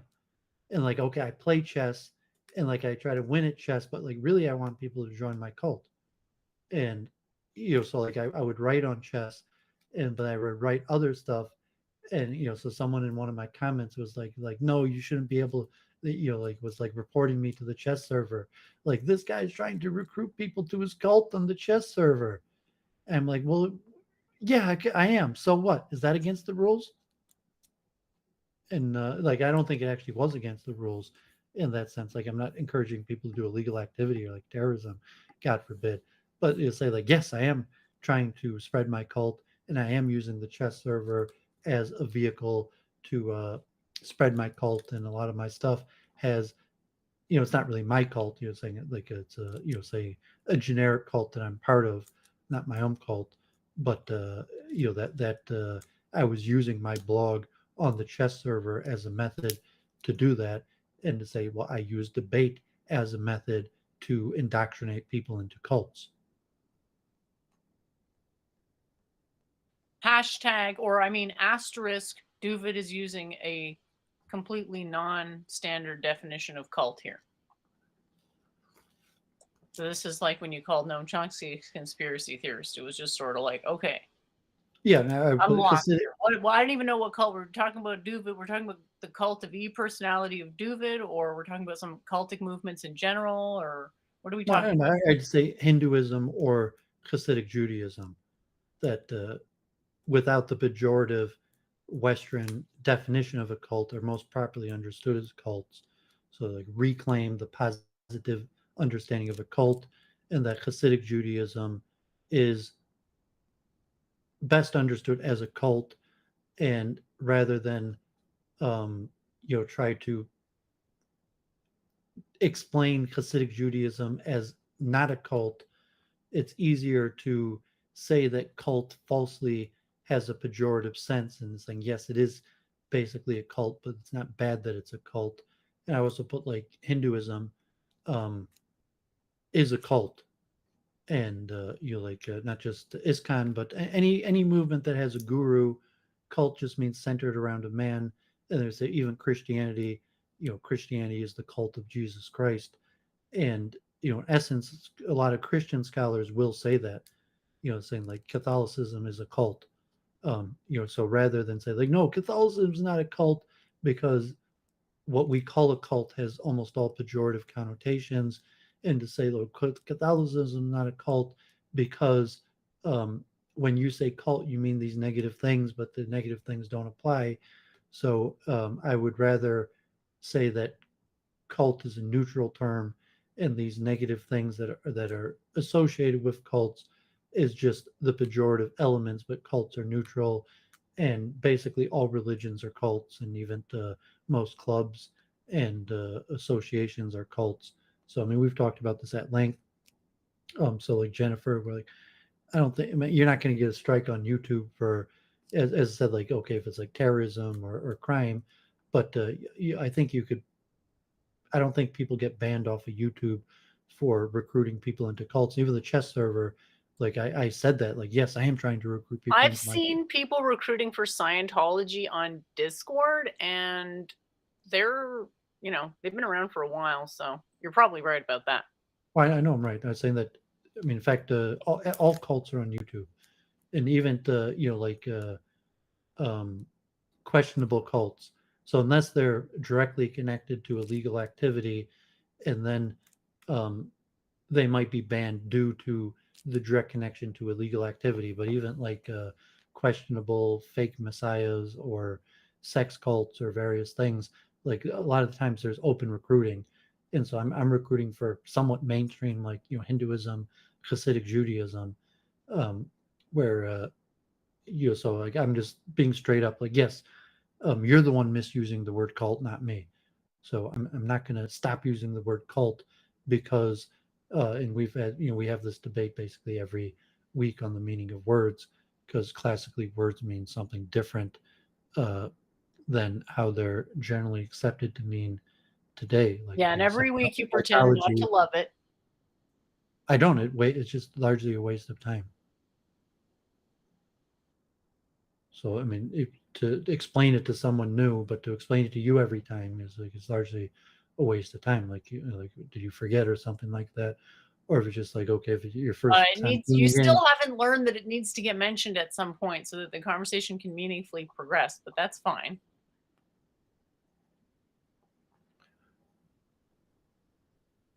Okay, so the axiom of choice, mathematics axiom of set theory equivalent to a statement of Cartesian product of a collection of non-empty sets and non-empty. And so I was reading a book on Zermelo Frankel version of it, and I actually have some slides. I think it was kind of important in relation to um, Ashish Dalaila's point in the question of trying to solve the problems in logic or mathematics through set theory. And then there's the problems of, is set theory logical or mathematical, and can you independently logically establish the basis of set theory and then use set theory to resolve contradictions or difficulties in math and logic. So I have some slides. So let's do a song. So I prepared this one early in the week. I was thinking of this song just like a positive song before um, it hit me, the Matt the Hopple, that I thought to do that. So, the 1974 Cats in the Cradle? Um, I think so. It's a pretty popular song.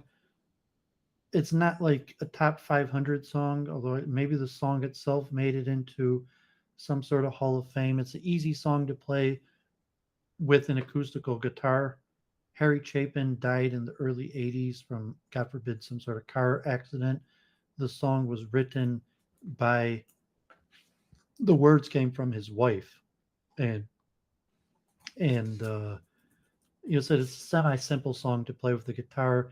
It has a pretty positivistic message about life cycle.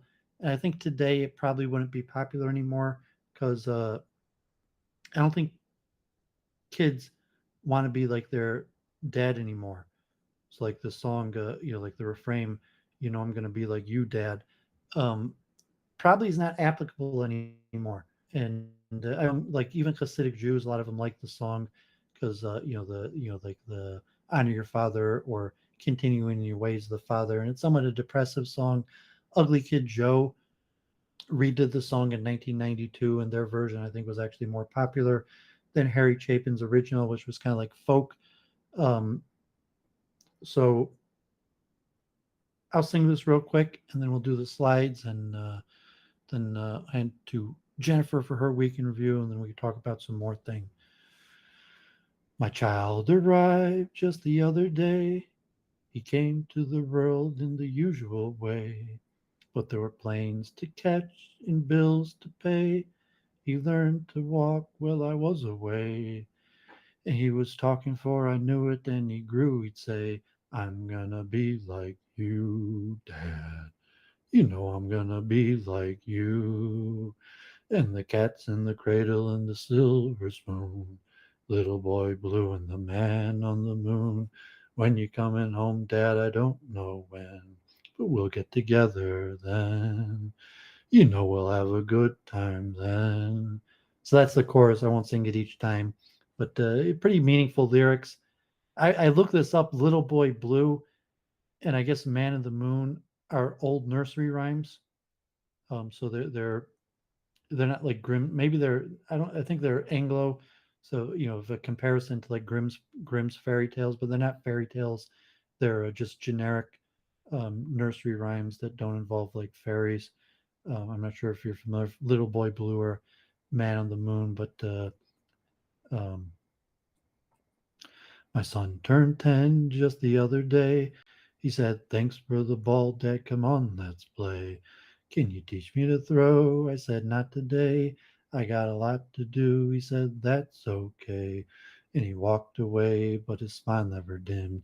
He said, I'm gonna be like him. Yeah, I'm gonna be like him.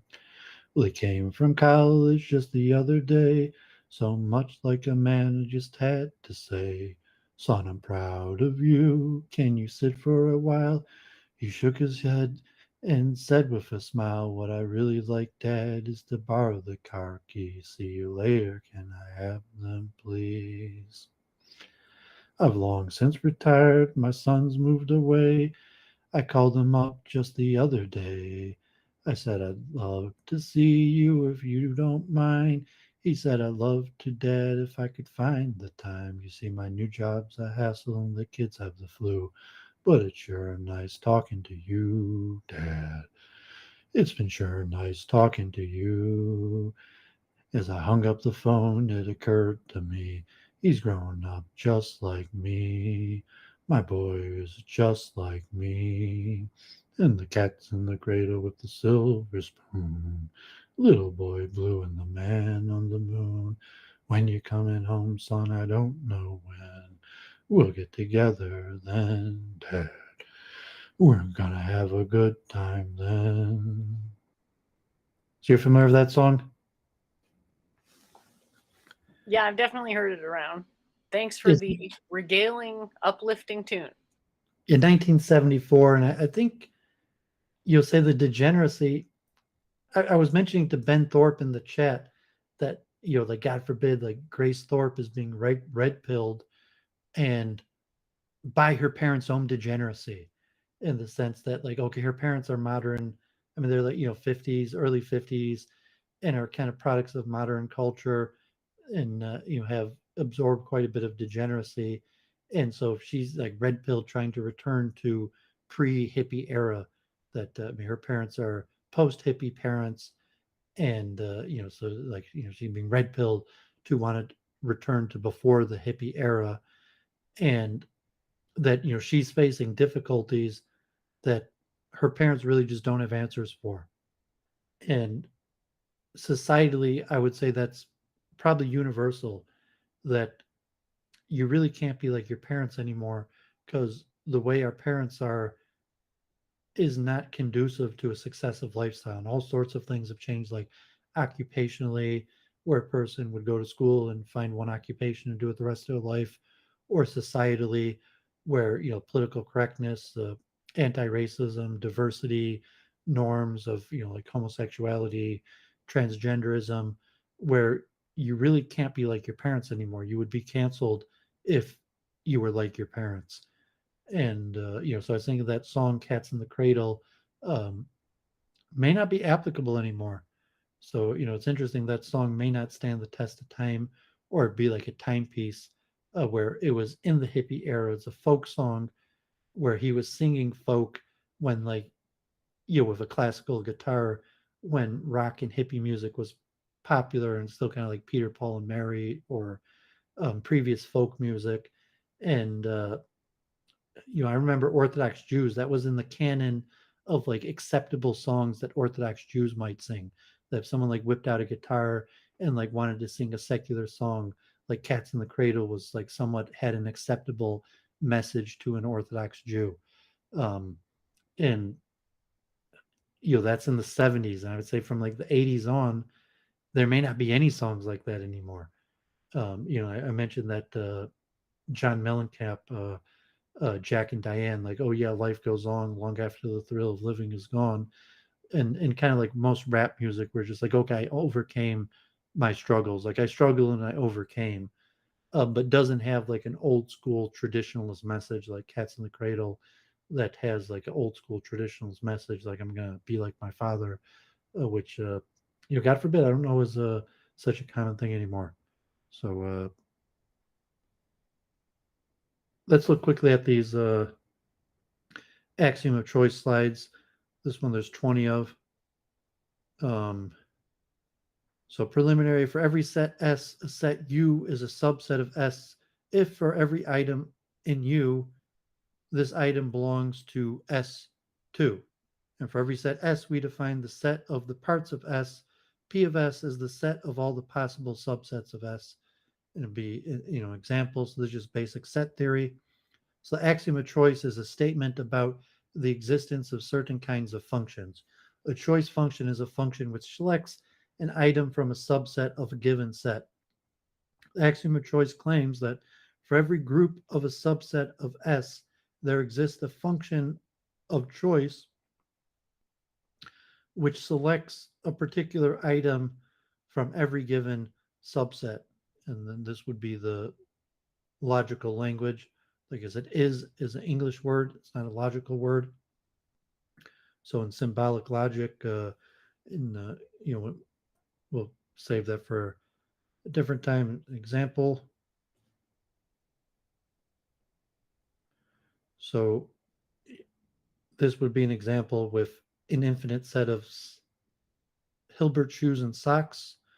So suppose there's a shop with an infinite pair of shoes, but we want to build an infinite set containing a shoe for each pair. A Turing machine can choose between right and left shoes because it can distinguish them. For example, we can build the set of all right shoes. Can you do for the same for socks? And say a machine cannot do it while a man could. The reason is right and left shoes can be distinguished due to this feature. A man can do this, a machine can do it too.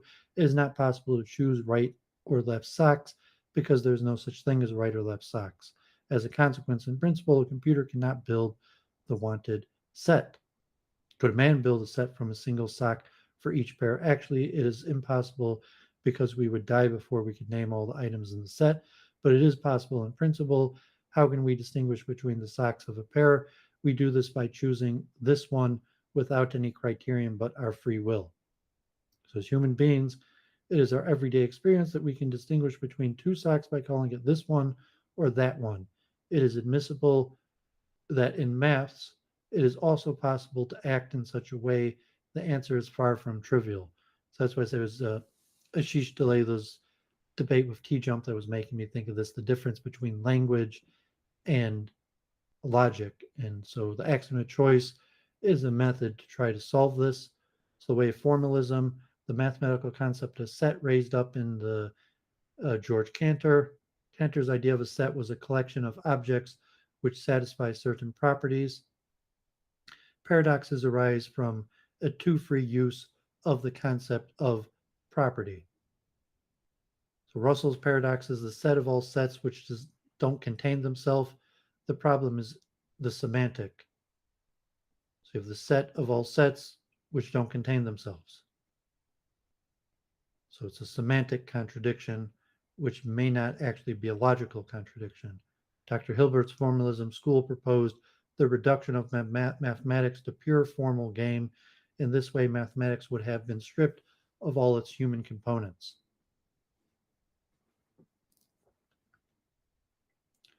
Zermelo and Franco followed Hilbert's intuition, began to develop the formal set theory, also known as the Zermelo-Franco axiom of choice. And according to the formalistic concept of mathematics, the semantic in ZF is eliminated, reducing the concept of properties to pure syntactic formulas computable in principle by a machine. The nature of sets is so implicitly defined by syntactic formulas. The validity of a formula must be determined through a propositional calculus, an absolutely formal procedure which can be theoretically implemented on an ideal machine. So instead of saying there is an empty set, you write the following formula. Um, so axioms of Zermelo-Fraenkel, axioms describing implicitly the concept of set, regularity, and extensionality axioms. Axiom of existence, the unique axiom of existence in ZF is the axiom of infinity, which asserts there exists an infinite set. Axioms of individuation, which allows us to individuate new sets starting from ones already known. So is the axiom of choice compatible with ZF? Being compatible means that if we add the axiom of choice to ZF, we cannot deduce a theorem and its negation. ZF claims to describe all mathematical universe. With regard to ZF, it's hard to conceive of any other model because we would like to proceed in maths as we do with SOCs, that is, by choosing items as we want to. The compatibility of the axiom of choice with ZF is highly desirable. ZF does not disprove the axiom of choice. Inside only ZF, it is not possible to prove that the axiom of choice is false. The main steps, Gödel added another axiom to ZF. Every set is constructible, obtaining a stronger theory. Gödel proved that ZFL is consistent, and the stronger theory proved that every set can be well ordered. That is a demonstration of the axiom of choice. If by contradiction the axiom of choice is false in ZF, it has to be false also in ZFL. But we have just seen that AC is true in ZFL, so AC could not be disproved in ZF. And so in 1960, Cohn completed Gödel's demonstration about independence of the axiom of choice from Zermelo-Fraenkel. So Zermelo-Fraenkel does not imply the axiom of choice. So independence of axiom of choice from Zermelo-Fraenkel is a constant. We can add or remove AC from ZS as we like. So its presence is actually a preference of a mathematician who can want a richer or poorer theory. Theorems we lose without axiom of choice. Every non-empty vectorial space has a base. Imagine then classic Euclidean 3D space that you don't have the I, J, and K vectors you use to build every other vector. Every field is an algebraic closure. Imagine that you could not define the complex numbers. Counter-doing effects of the axiom of choice, the Banach-Tarski paradox, what I was showing earlier. Here's Zermelo's lemma. The statement is equivalent to the axiom of choice. Every set S can be well ordered. As a consequence, we could well order R, defining order in R such that every subset of R has a minimum. This order relation is strongly counterintuitive, as it implies that sets like 0, 1 without a minimum 0, including 0, 1, does not exist. So this is a quick overview. And so this hits at quite a few of the points that Ashish Dallela was making. And I would say the answers that are now in the forefront of the philosophy of mathematics, and the trying to combine set theory and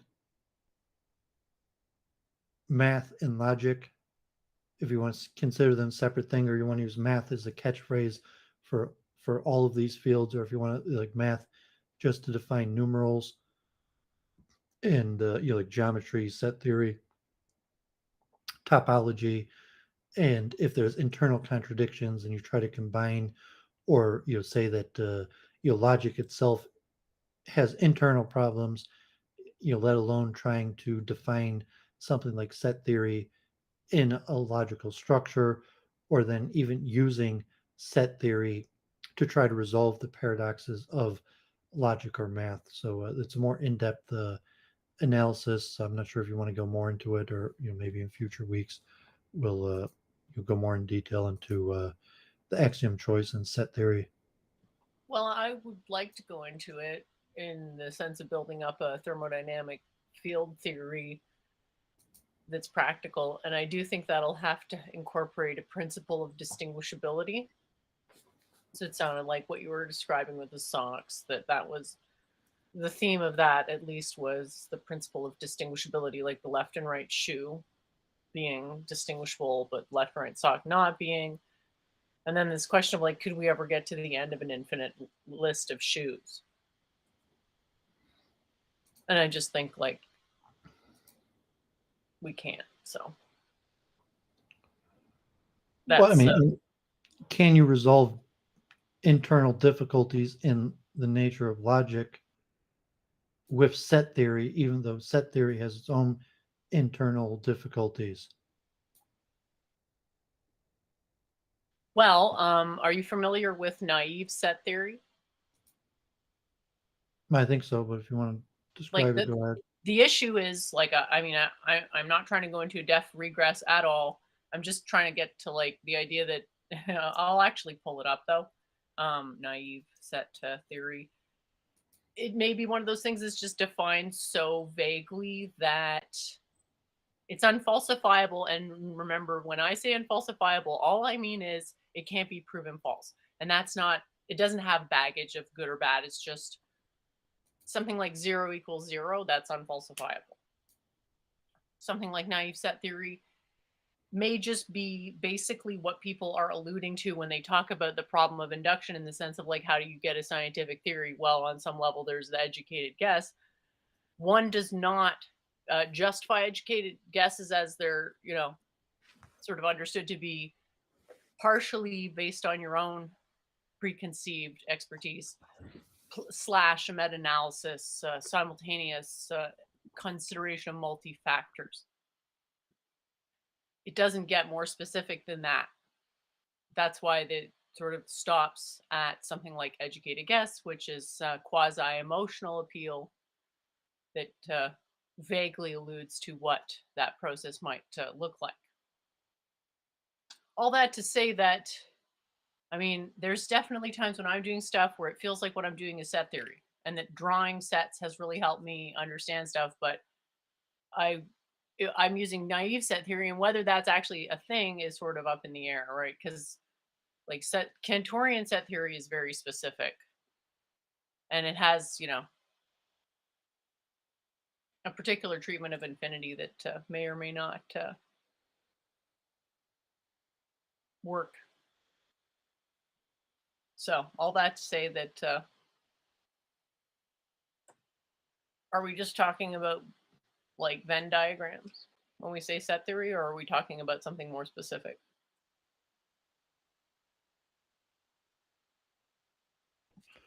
Well, I mean, usually set theory is attempted to be derived from axioms and logical rules. So in Venn diagrams, just a method to display something, but no, I mean, I don't think Venn diagrams are, I don't know how I'd classify them. It's just a diagram.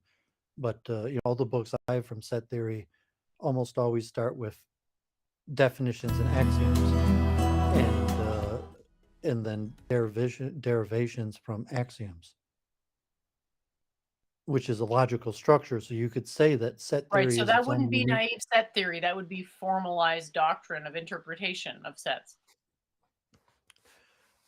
Yes, I mean, if you want to, so I mean, if you're saying naive set theory doesn't have a logical structure like that, it's not bottom up. It's you want like a Venn diagram. You want to say is top down, and it's just a diagram representation, like Well, we were talking it's a about. question of whether it's inductive or deductive. If it's deductive, then there's going to be some axioms you can deduce stuff from. If it's inductive, you don't have axiom.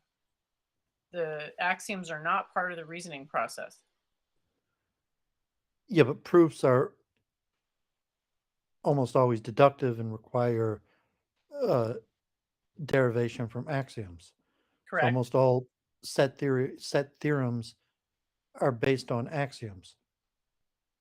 And I would say any set theorem is based on axioms. But when you're using sets, are you necessarily using a set theorem, or are you just using them as a shorthand to illustrate some type of histogram esque concept.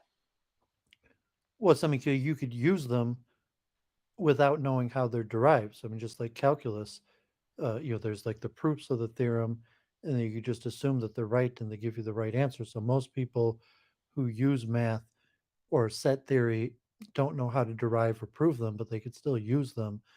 And then there's a question: well, is it actually true? You're using it, but and then the deeper philosophy of mathematics, where there's internal logical contradictions, and then even different theorems, or if you want to combine theorems, or if you want to bring some point out to larger philosophy, theology, culture, as opposed to computer programming. So, computer programming requires logic to a certain extent. Like it has to be reducible to machine language I and think you code. need to be able to visualize structures because you're essentially indexing systematization.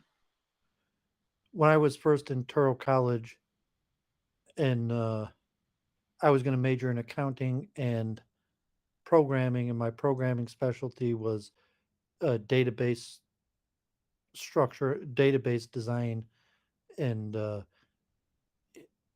so for computers, like computer programming, database design and use is kind of like set theory.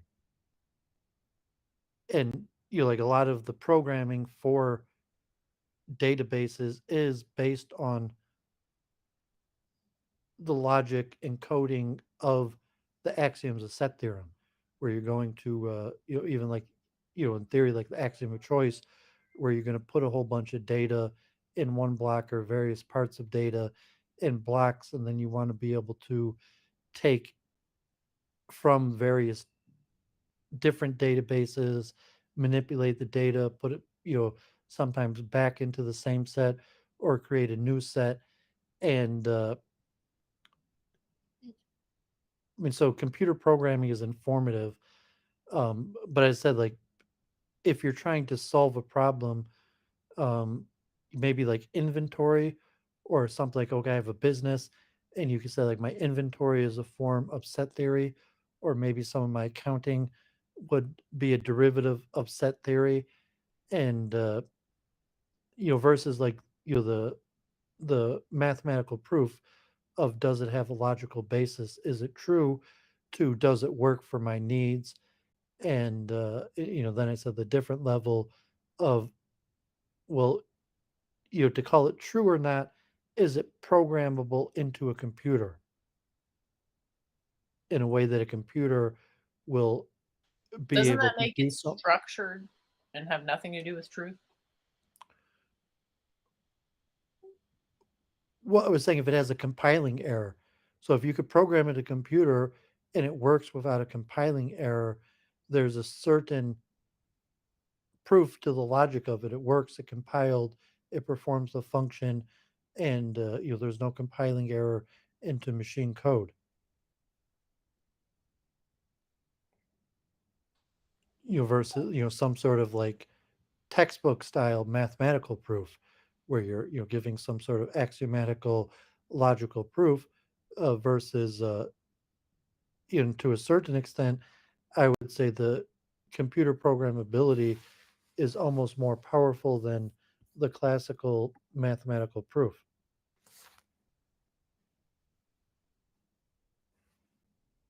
Well, what has a Like, mathematical proof ever done for anybody? it's the basis of Western culture. You mean what is it? I was going to say the hypotenuse, but it's the Pythagorean theorem. Is that what you're talking about? I mean, we would get into this, like we argue, like where you're going to have to give your view on things. It's just like the history of Western science and the scientific method and the mathematization of science. That the level of scientific truth is when you have a theory that makes predictions according to a mathematical equation that could be quantified.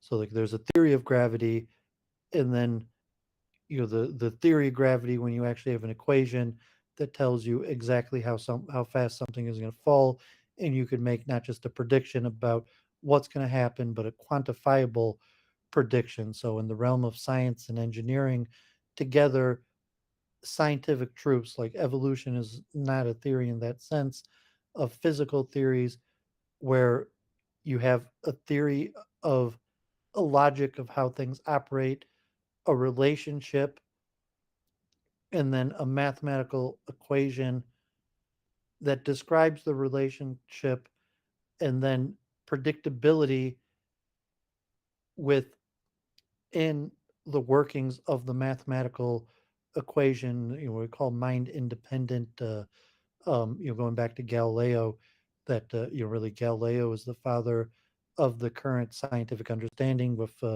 many of the precursors from the Greeks. But this mind independent nature of predictable equations that could be measured to exactly what's going to happen, and the phenomenon fitting, um, so to say, the science in a measurable way that matches the equation.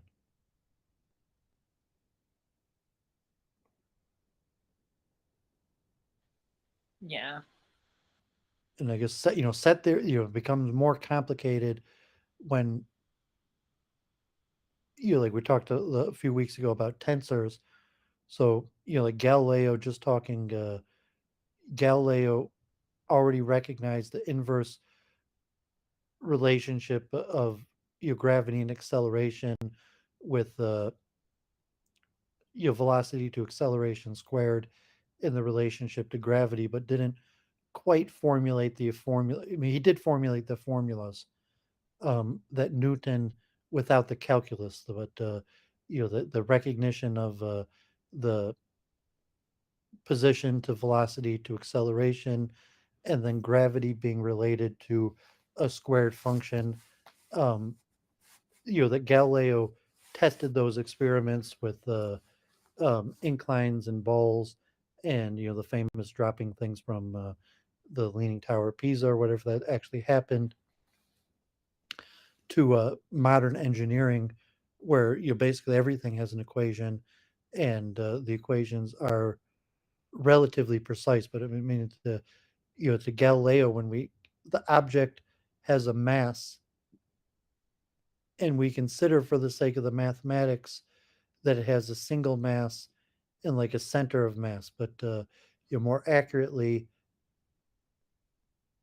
it's an object that doesn't that has a three-dimensional structure, and has to be properly defined by a tensor. And a tensor, you might use like matrix algebra, but that's already kind of like set theory.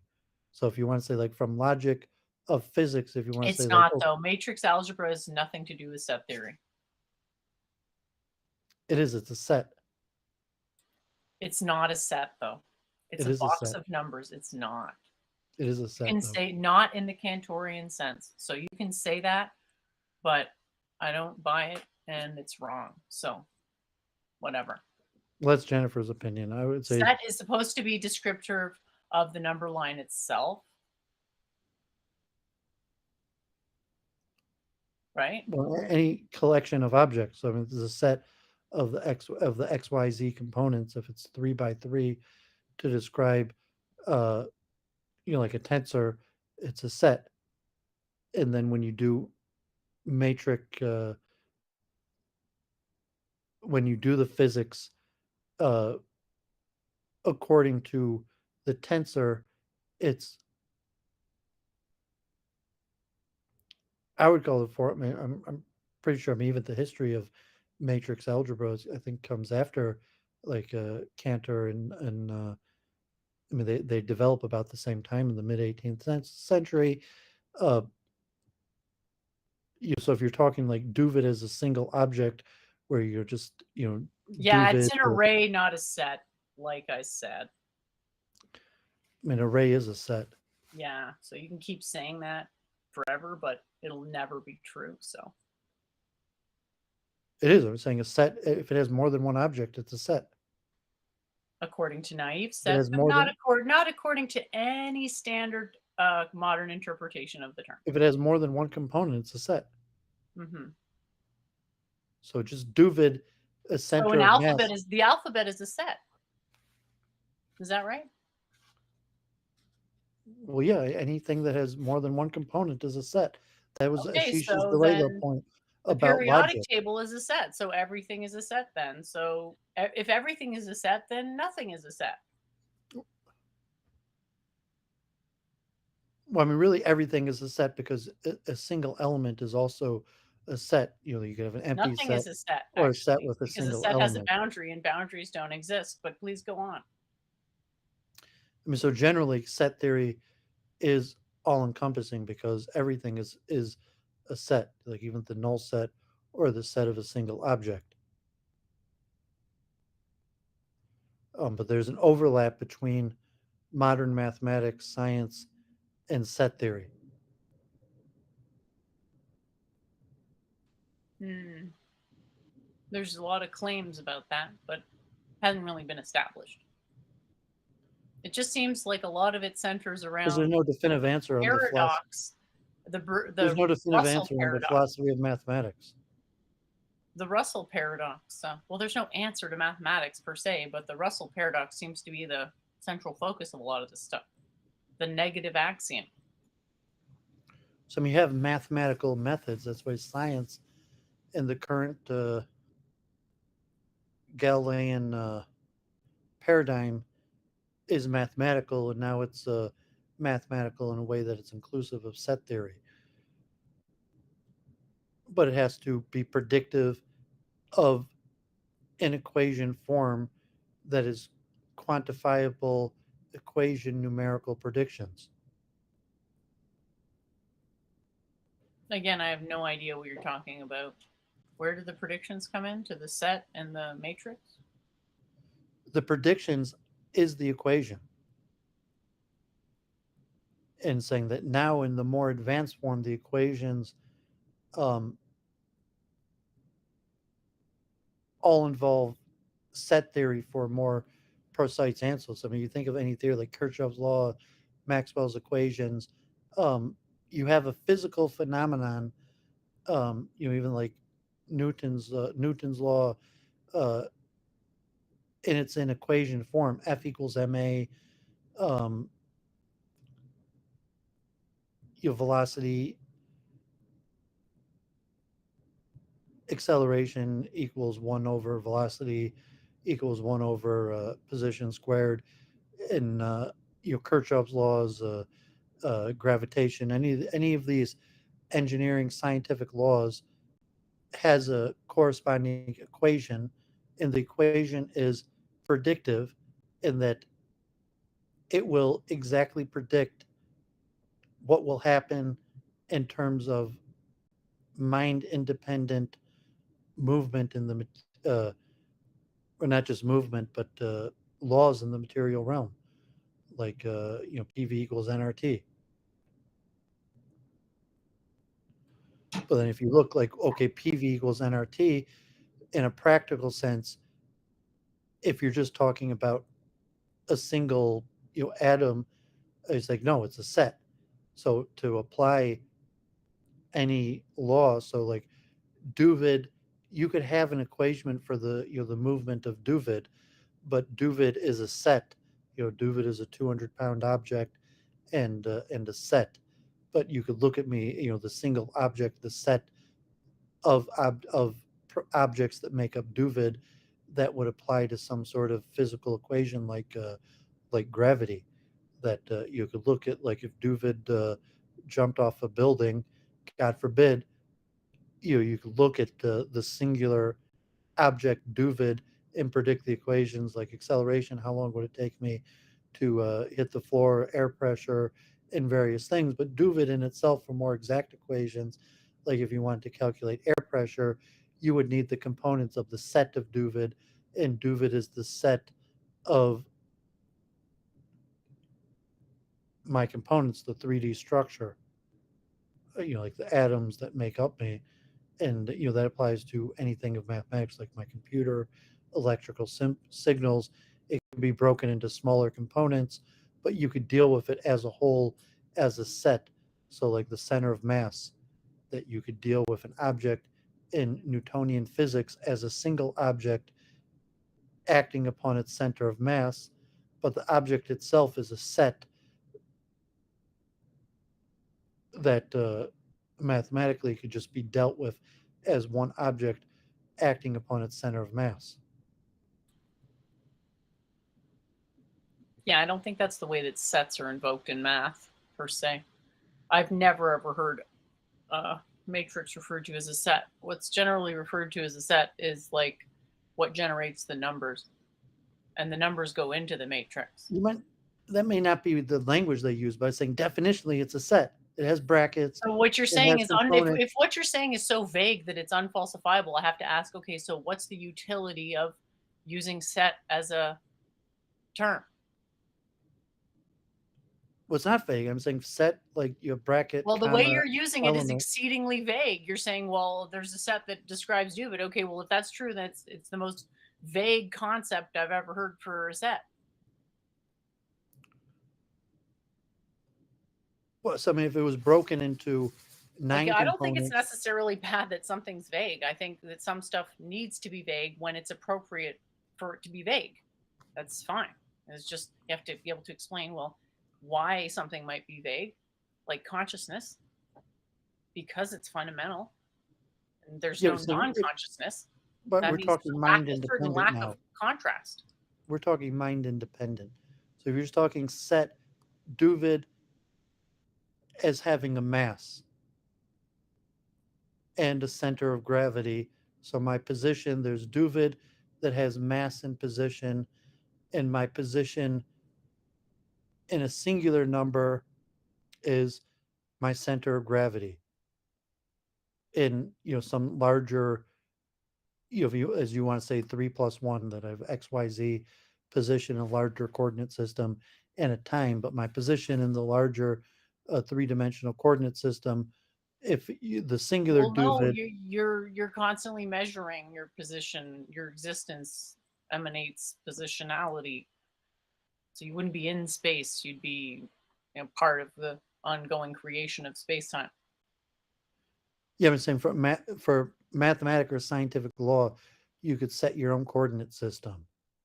So if designing, like as my house right now, the coordinate system of my house or my neighborhood or whatever given definitional coordinate system we're defining, that you would create a three-dimensional coordinate system, and then if you had a single point Doovid, that would be my center of mass.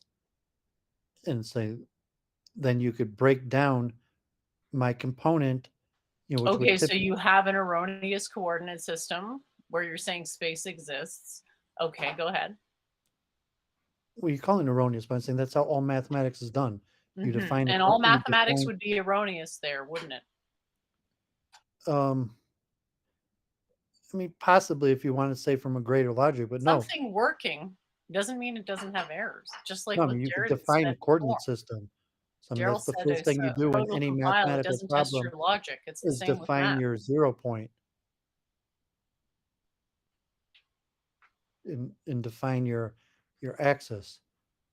Validity is like a code compiling. It doesn't speak to the actual code consistency of the code and what the code actually says about anything.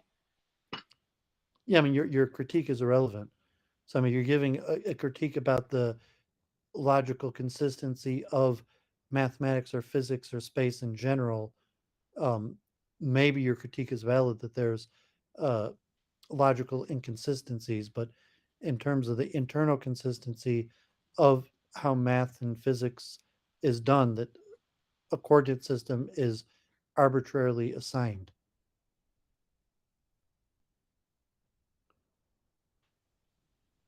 And I mean, if you want to get into like your critique of, I'm not sure it's going to add anything to the conversation, um, but just mentioning that whatever the arbitrary 3D coordinate system that would include me, and if a singular point that has my center of mass is an object with mass then you could divide Doovid into the set, and the most basic set would have, an X I hat, J hat, and I H and J hat, and Y and Z. It would be a 3 by 3 matrix, which is a set with 9 members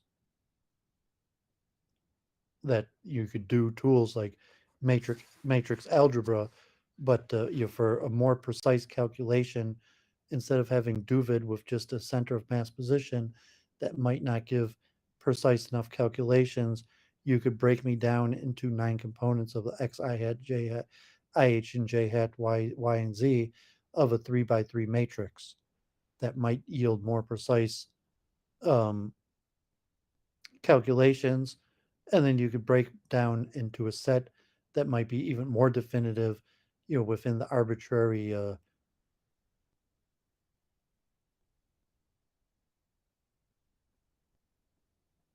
XYZ larger structure that you're putting me in that would define um, my complete material nature. And then, within that, you could be more and more precise. So just a single Doovid center of mass, Doovid 200 pounds upon one center of mass in an arbitrary XYZ uh, XYZ axis, you could make relatively accurate predictions with the Newtonian physics of any of the functions, like speed, running, distance, just like my automobile. My automobile, when I get into my car, you call my car a single object that has a certain weight and travels a certain speed, and just call it one singular object, like it was a singular point where all the weight was in its center of mass. Or you could look at my car in a 3 by 3 matrix of the XI hat, H and J hat, um, or you could try to have a more precise, exact architecture of where the mass and all the components that make up its complete structure. But on whatever level of, Yeah, so that whole explanation presupposes your own conclusion. What's the point of going into this big explanation about sets? I was making the point that science is based on equations and predictions in equation form, and more precise equation representation includes sets. Yeah, except it doesn't at all. It's the You're claim just that playing on more precise definitional words. representation of numbers uses sets, but equations being then represented as sets. I don't know how you make that, because to me, a set is, the way you're describing it, it sounds like a set is a list. An equation is not a list. An equation is not a list, but I'm saying the object in the equation. So if you're talking about Doovid, Yeah, you can claim that the object in the list, what is it? Doovid, The object in the when you have equation an is a list, object, but then could it be a variable then if it's a list? Because normally the idea of an equation is to put variables in it. yeah, but saying a variable if it's an object that has mass. Uh, complete non sequitur, but okay. Well, I'm saying for the point of an equation, like what are you trying to measure? So if you're measuring, Doovid is an object that has mass. Like I would be defined. I might also have, thermodynamic properties, electrical properties, but most likely most equations where you would be considering Doovid, it would be my property of mass. And even say the set. Uh, Doovid is the set of properties of mass, energy, um, the different forms of energy, electrical, thermodynamic. So if you're looking at, so okay, you could put in one number, Doovid, as even possibly including mass and energy. If somehow you could reduce that to one number, the set of Doovid of mass and energy, and then an expanded set Doovid of electrical energy, thermal energy, and if that's relevant to a given equation. and so we're talking about uh, Galilean science that's mind independent. So we're not talking about me, but just an object that so like a book, a computer, a cup, a given object that is saying like if you just a single point, but when you define its properties, it becomes a set. So this cup is just a cup is I mean you call a set of one object, but when you break it into its component and give it a three-dimensional shape, its three-dimensional shape is now a set that includes um, x, y, and z coordinates and a given shape. That's why it's like a set because it has multiple elements in it. It's just a simple understanding what a set is, and then mathematically It's you could not build. simple, though. It's a primitive notion. So to say it's simple is just to say you don't understand it. Yeah, I say you're talking nonsense because like clearly I understand what I'm talking about, and you might How have do some you know nuance. you understand what you're talking about? How do you differentiate memory from thinking? Well, 'cause I'm the one who researched to bring up this topic. So you're saying like, no, I understand the definition of set, and you are saying the wrong definition of set because I am wrong and I am right and you are I'm wrong. just citing Wikipedia, actually. You're the one coming in with some strange interpretation. I've got it right here. Set theory. The set concept of a set is an example of a primitive notion right there. But what is a set? And I'm saying set theory, a set. Yeah, you can keep saying that, but primitive notions define other things. They aren't defined relative to their own implementations. So I keep coming back to this so many times. But I guess it's A just not set easy is to just understand this a concept. collection of different things. You can find what's the word synonyms for primitive, but you're not actually clarifying it. It's like if I keep giving synonyms for entanglement, it doesn't actually change the fact that it's the bottom of what language can touch with regards to the conceptualization of the thing. Yeah, I mean, you're playing around with words I'm citing Wikipedia. in a worthless way. So I Set mean, here's theory Wikipedia.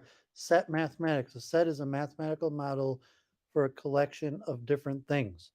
A collection of different things. So a set sounds of like a the primitive x, notion y, to and me. z, the x, y, and z components is a set of different things. So if you have an object broken down into the x, y, and z components, that's a set. And then A I'm going to set ask you contains what's an elements object, and you're going to get or upset that I'm doing numbers. definitional regress. And so it's like, well, is when are you going to understand what the point of this is? I mean, you're just saying nonsense. You're saying that it's not a set, and saying it's clearly a set. If an What's object not a is set? broken, That you're not a set? the No, x, I'm y, going to and take z issue with that. components, the x, y, and z components of an object is a set. Based on my degree in math, the way that we use sets to talk about stuff did not involve calling a matrix a set, as far as I remember.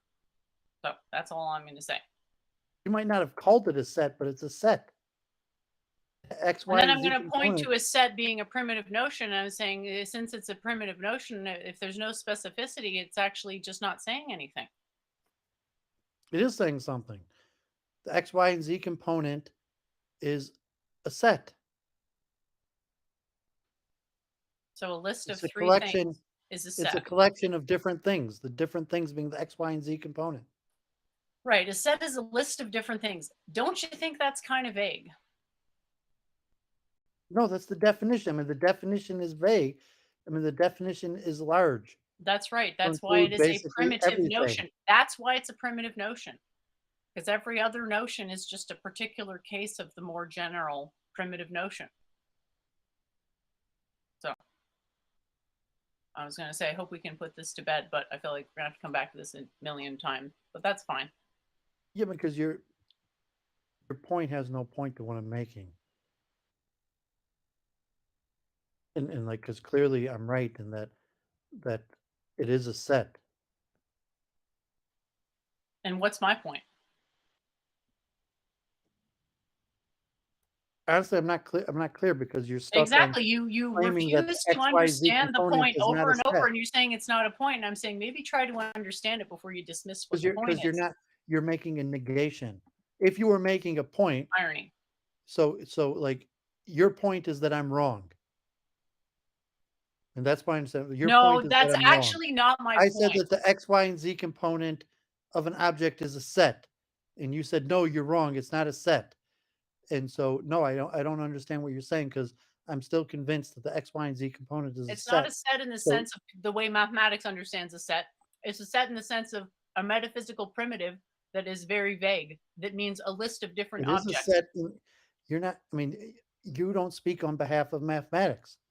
It is a set in the Do understanding of you? mathematical definition of a set. The X, Y, and Z component is a mathematical set. Okay. I guess you can get me a citation for that then.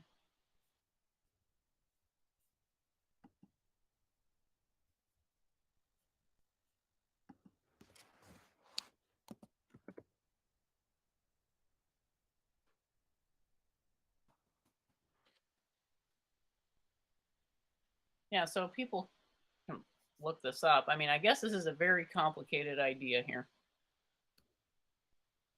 And so the way my shorthand for explaining this is just uh, if you have a primitive, you can't define a primitive. You can only define a primitive redundantly because the primitive defines other things. That's what it is to be a primitive. That it's like consciousness. It's a primitive. It's absolute, and it's a primitive, and those mean slightly different things. So primitive is when you can just keep asking why, and just like with solipsism, you're kind of stuck in it. Same with consciousness. That's a primitive. An absolute is something that supervenes on everything else. So the manner in which consciousness supervenes on everything and the manner in which it's primitive are completely different. So that's makes sense to keep those separate. But understand that they're still within the ordered emergence of consciousness. I don't want to say properties because properties end up being something that don't actually really exist for a large portion of the existence of something that we might care about, i.e., before it comes into something like properties.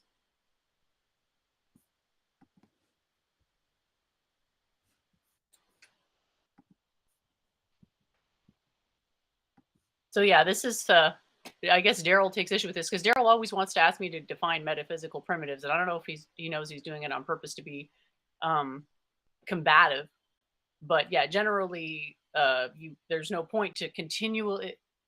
I mean, if you're going to talk about something that's a primitive, you have to go outside of its context. And not every. That's why I keep saying, math is good, physics is good, because it's a different context than just pure language. And what's language?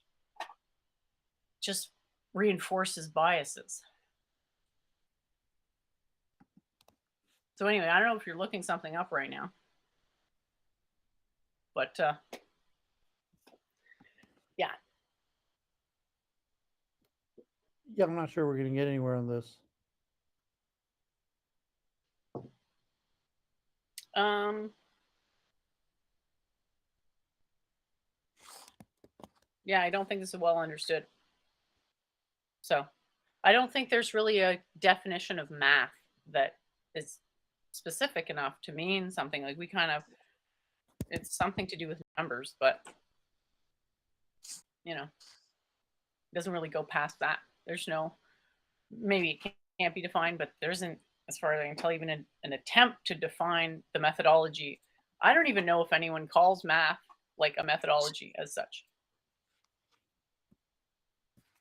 Well, I mean, it's the same thing every week. They're all Greek words.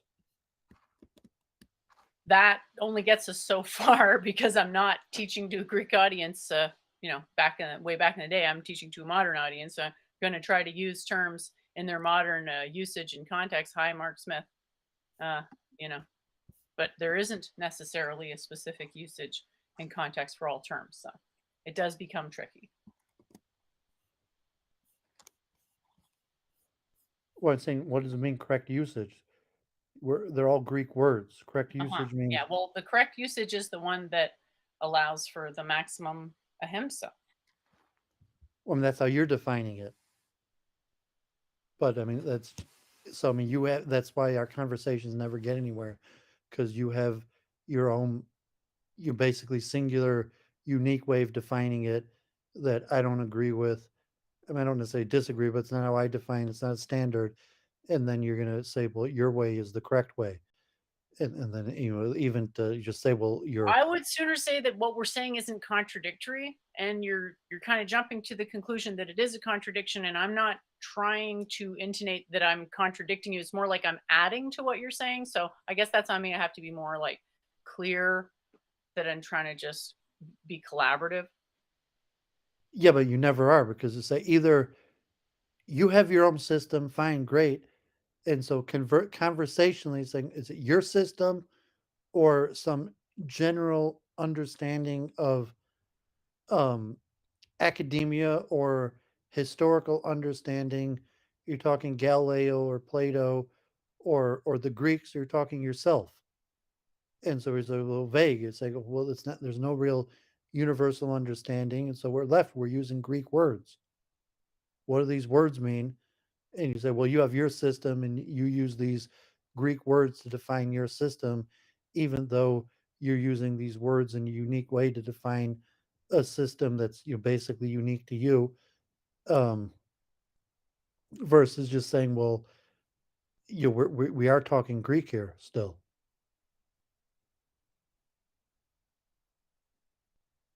You just I'm have to. sorry. When you say talking Greek, do you mean in the proverbial sense, as in we're like what you're saying sounds like Greek to me, as in what you're saying doesn't make sense to me? Or are you saying we're still not clear on whether we're using a definition from 2,000 years ago or right now or something Well, else? literally, we're talking Greek.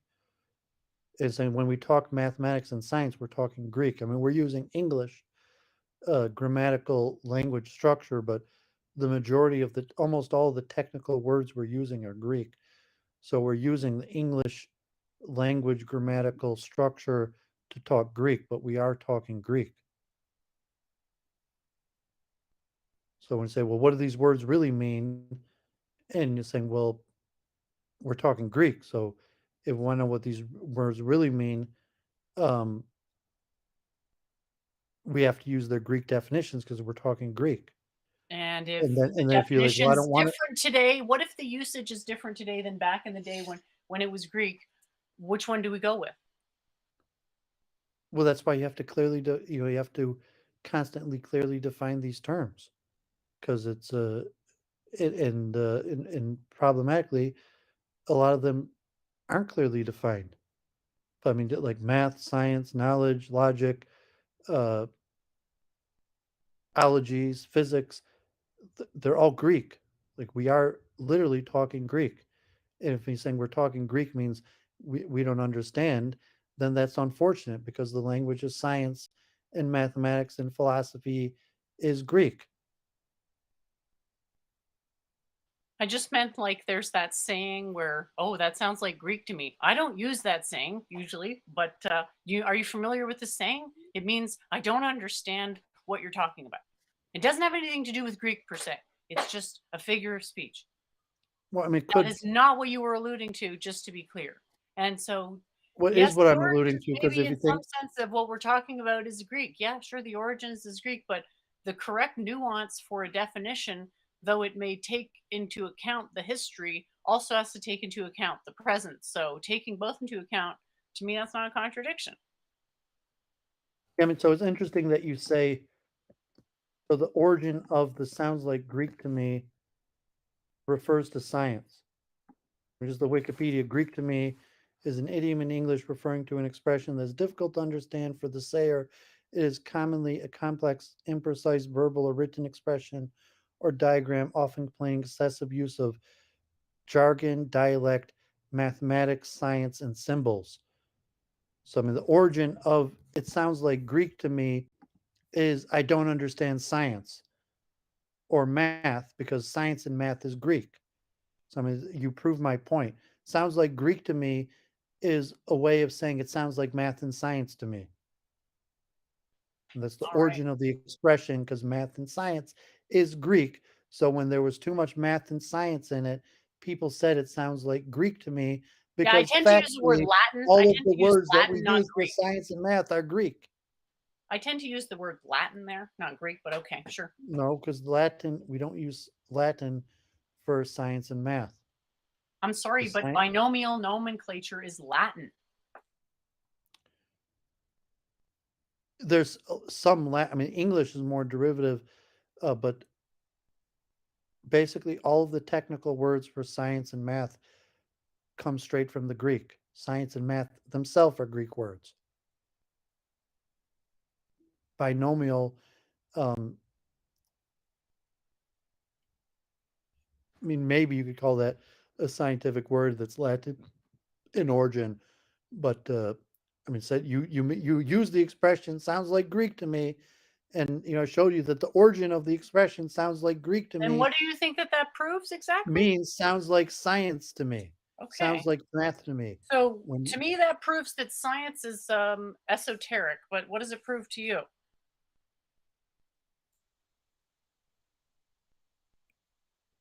no, I mean esoteric science is Greek. Science and math is Greek.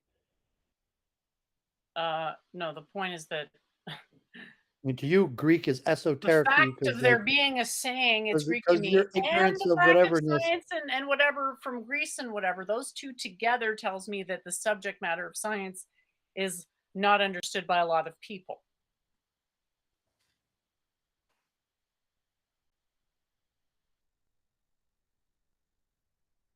Yeah, I mean, binomial is not really a scientific term or even mathematical. I mean, it's Yeah, French, Latin. I didn't say binomial. Binomial is just a generic, possibly meaningless term. I'm talking about binomial nomenclature, which is a specific thing in biology. So yeah, it uses Latin terms. So that's why I was saying like what you're The calling Greek. I tend to nomenclature is call Latin. Latin. I tend to call that Latin, but whatever. I mean, whatever. Yeah, and so like, don't be an idiot. Educate yourself. I'm still not convinced the So right term is Latin. nomenclature is Latin. So like biology, anatomy, nomenclature, which the words are Latin, and the nomenclature of things is Latin, as opposed to science and mathematics is Greek. And so, So the Greeks invented science and math. yes, so much obviously so that basically every technical term in science and math till today is Greek. That you say, well, what does math mean? What does science mean? And saying, well, we're talking Greek, right? And you're like, no. So, well, yes, we are. Science and math are Greek words. Well, I'm not. I'm talking about the scientific method You as a are method. talking Greek, dummy. If you use the word math or science, you're talking Greek. What the hell's wrong with you? Like, you don't think you're talking Greek? You just talk Greek. You said the word math and science. You're talking Greek. I mean, what don't you understand about this?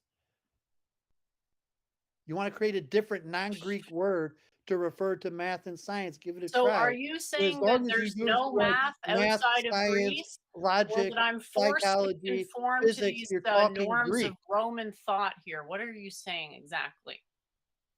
As long you keep on talking Greek. I'm You want just to talk wondering Sanskrit, which one you it could is. try giving it a try. But like as of now, we're still talking Greek. So we want to say, what do these words mean? And we can't even establish we're talking Greek. That's why we never get anywhere.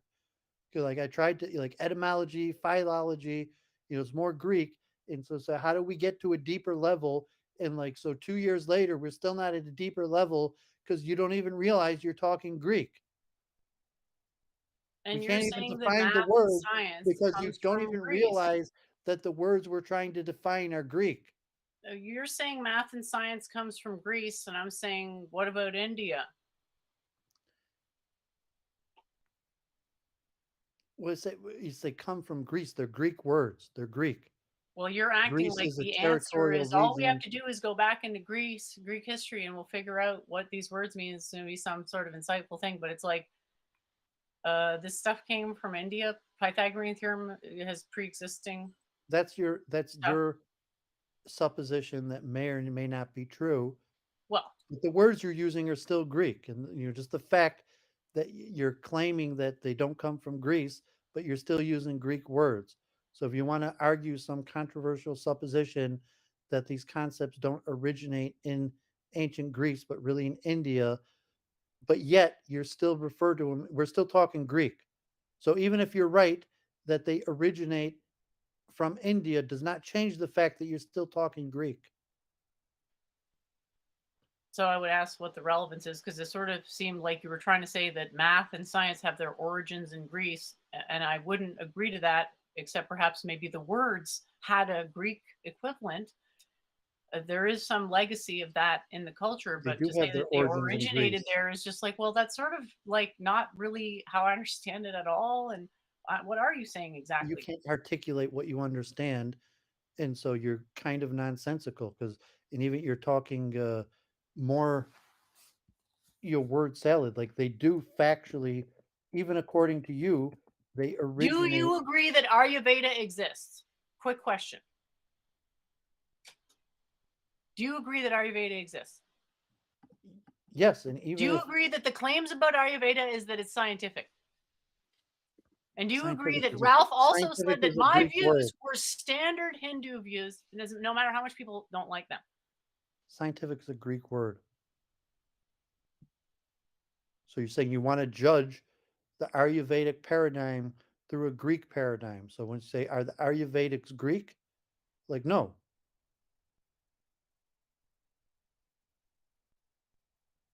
I mean, why are you trying to if you want to talk Ayurveda, like let's talk Sanskrit.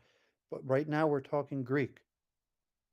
I thought we were talking about science and math, and Science is that's the whole Greek. idea. Yeah, exactly. You're saying like science agrees. To me, that's So whether nonsensical. Ayurvedic is scientific or not is irrelevant. You're basically asking, is Ayurvedic corresponding to the Greeks or not?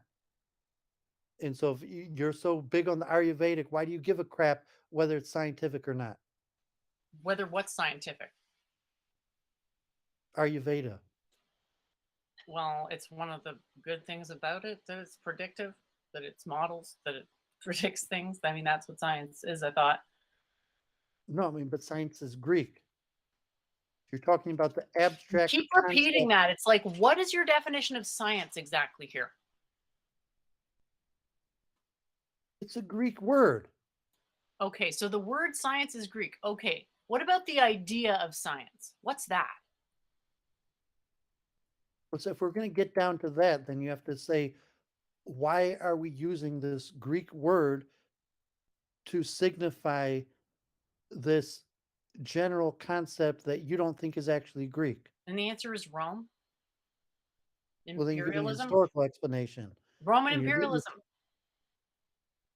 what you're saying, like, why are you talking English? Why are you talking Greek? because of So there's Roman a historical imperialism. I can just reason. keep saying Roman imperialism the way you can keep saying, you know, whatever I you've mean, been you're giving a saying this whole historical time. answer, but you don't know much about history. I don't know much specifics, but I do know that the correct answer for why English is so popular is because it's a trade language. So I don't think that's controversial at all. Yeah, I mean, Mighty so say, imperial trade. okay, Indians are defeated people, and Indians use Greeks. Greeks don't use Sanskrit because historically Indians were defeated. I suppose you could word it like that if you wanted to. I mean, Well, I it's I don't know that I historical. would want to word it like that, but I don't think that that's inaccurate, and I'm not faulting you for wording it that way. So just to be clear here, I appreciate the topic. Yeah, I mean, because it's really just your stupidity that we get down this path every time. That if we're talking Greek words, we'll define them according to the Greek. So if you're separating this concept of what science represents and you don't really care what the Greeks thought about it because you're more interested in the Vedic understanding of it, then we shouldn't use the Greek term. We shouldn't call it science. And we're saying it's not science. It's whatever. What do you want to call it? You know, like whatever the Sanskrit term is, but you're going to redefine the Greek word to mean something Vedic. It's not the proper definition because it's a Greek word. That's not what the Greek word means. And Or so you're at the we could look loss. up what the meaning. We could check the If you meaning and mean just see if it's if the you same mean meaning. Vedic, why are you speaking Greek? Sorry. And so you don't have a good answer to it. So if you mean Vedic ideas, why are you trying to explain Vedic ideas in Greek? Have you ever heard of being understood? Yeah, so you don't even understand Greek. You don't even understand Greek, and you want to be understood Vedic ideas by speaking in Greek, even though you don't understand Greek. So I'm not really sure where the idea that I can't speak Greek came from. So which of us has been paid to interpret and quote Greek, aka English? Right, only me. English is not Greek.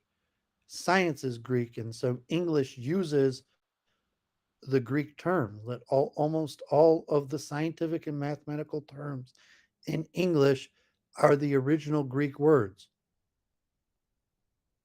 So they're just English sized Greek words. So we're speaking English, but because science and mathematics is in the language of Greek, in English we use these Greek words like science and math and physics. So that means now we're speaking Greek because we're talking about science. Is that it? Yes, literally. Oh, okay. Not Yeah. even metaphorically, literally. Oh, you think anyone else would agree with your prognosis? Yeah, I think everyone would agree with it because it's just the etymology and saying the people are uneducated and but like yeah, I mean the simple Anyone in etymology. chat think we're speaking Greek right now? Please let us know. I'd love to hear that. I mean just the etymology of all of these words. Any educated person knows that the etymology of the scientific and mathematic terms are all Greek. Okay, so They're not, it's like they're not English now. They've been added to the English language, but they're not English. They're I mean they're English words of a Greek origin. I mean, so you're getting into a complicated concept of linguistics to say that or where they're English, they say no, I mean they're Greek words that have been incorporated into the English language because there's no word in English that can convey the same concept, so they incorporated the Greek word.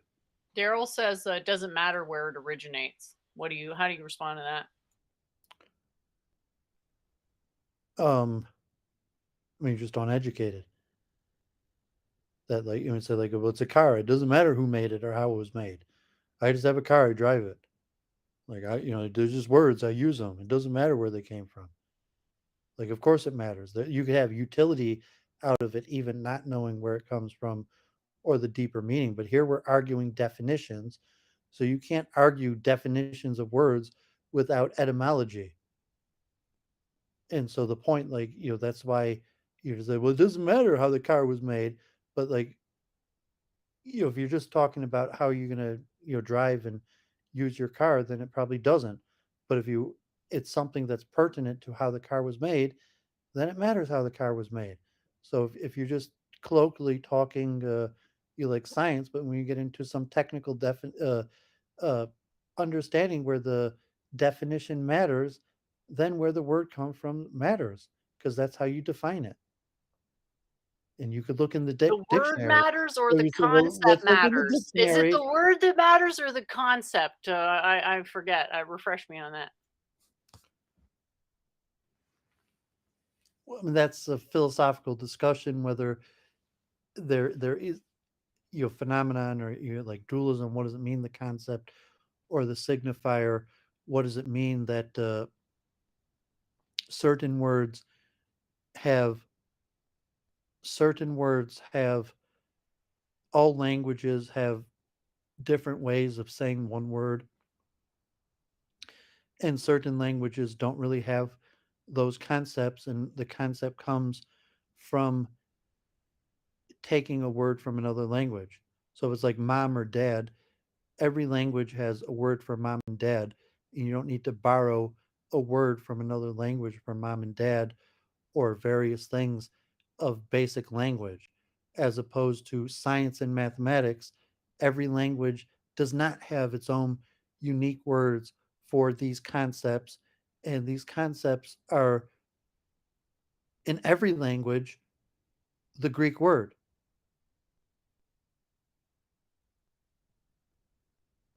So there is some Because of the significance to it empire, which is fine.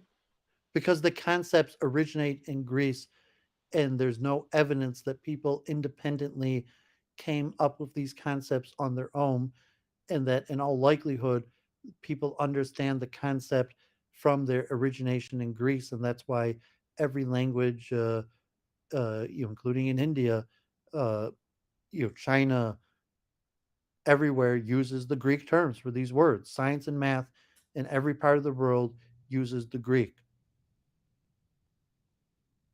Even in China, when they study math and science, they have Greekicized terminology. The same way that in English we say the word science and math as English words. In China, in university, they have Greek words to explain these concepts because they originate from Greek. They don't have uh, a Chinese word for the same concept. So it sounds like Ayurveda could not possibly be scientific because it Greeks originated science.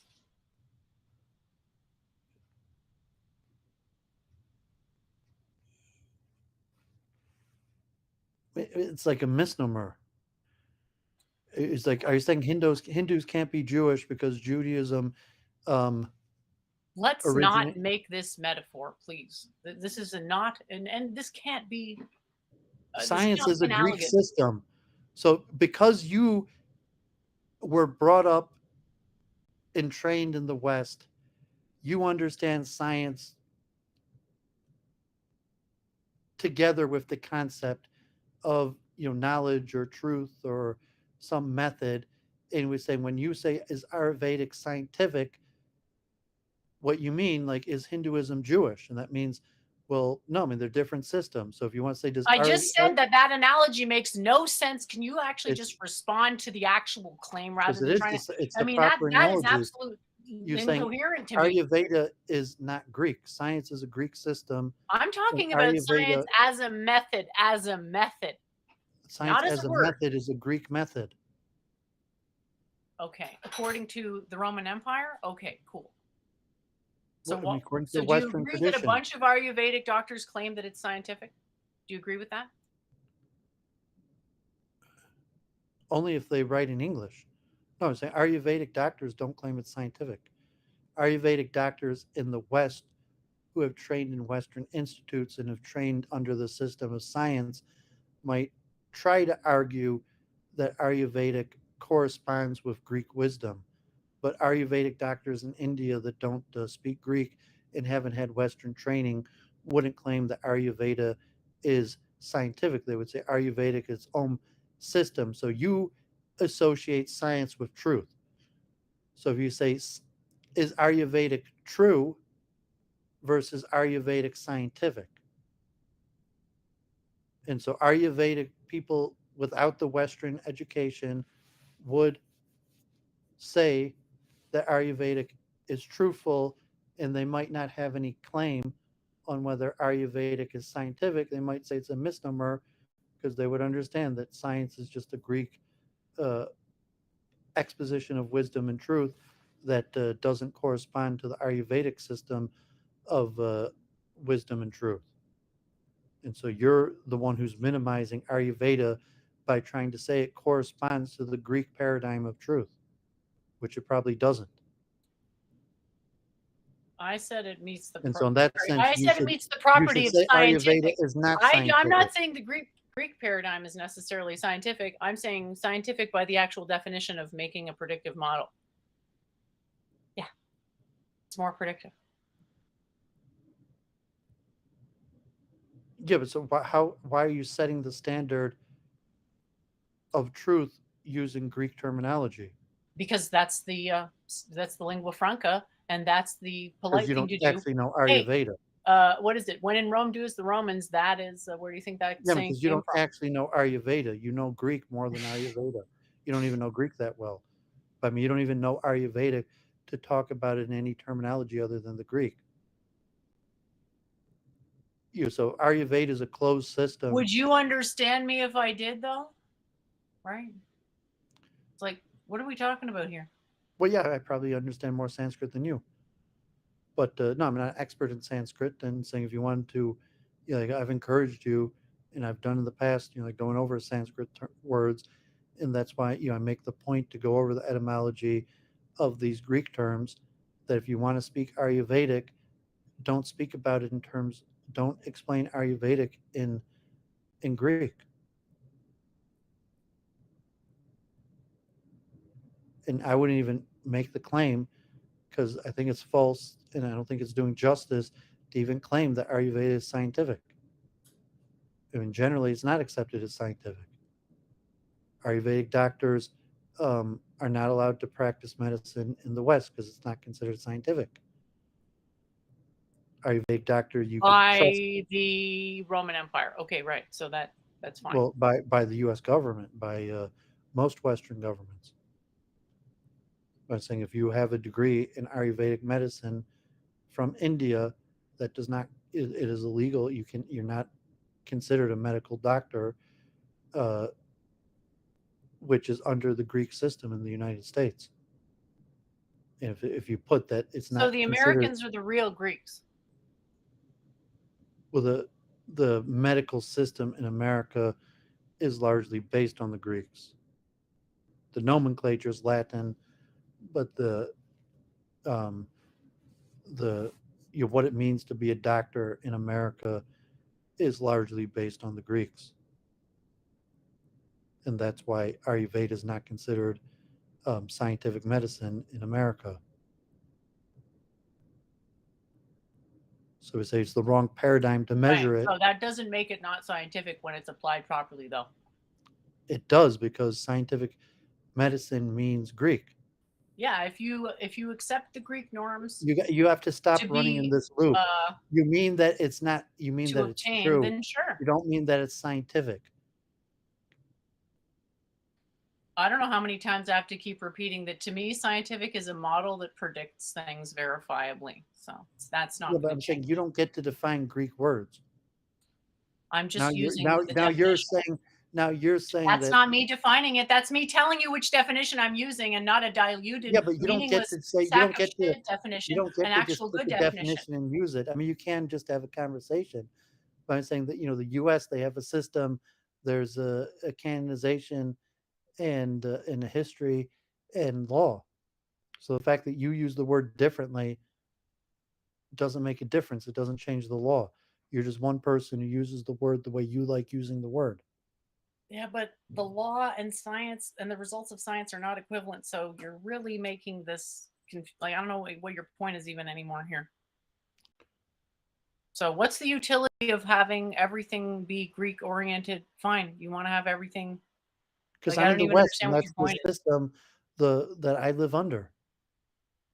And saying what the truth is, and I mean just the reality, like when you say the word science, you mean something Greek. If you mean something in terms like objective truth, and then you're still using Western terminology, um, Now I never notice how I never said objective truth, and why do you keep saying that I did? because you didn't. You keep on using the word science, and I don't know why you have this big hang up to just say like, no, I mean, Ayurveda is Because I'm not using the scientific. term the correct definition. That's a problem. You don't get to That's weird. define the correct definition, and But that's why the I'm point. not. The science is Greek. I'm not defining the definition. That's the definition. I'm just using the right definition. And you're upset about that for But you whatever admit we're reason talking because Greek. of the West's empiricism of, You I admit we're mean, talking when you say science empirism. in the correct definition, we're talking Greek.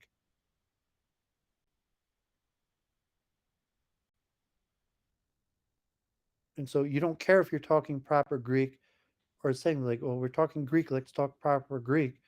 And if you say like, no, like really, I don't want to be talking Greek. What does it mean to talk proper Greek? Can you show me an example of someone who does?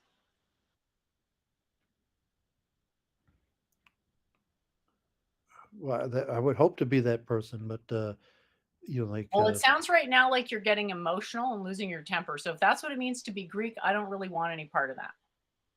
I want to so be stop calm talking Greek and then. So relaxed. And stop talking about science then. so if I want to talk about a model that makes predictions verifiably, what word should I use?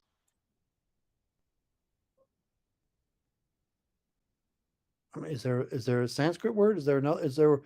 I mean, if you don't want to talk Greek, like good luck. I don't think you're going to come up with a word that's not Greek. There's a reason we're talking Greek. Does that reason have anything to do with science?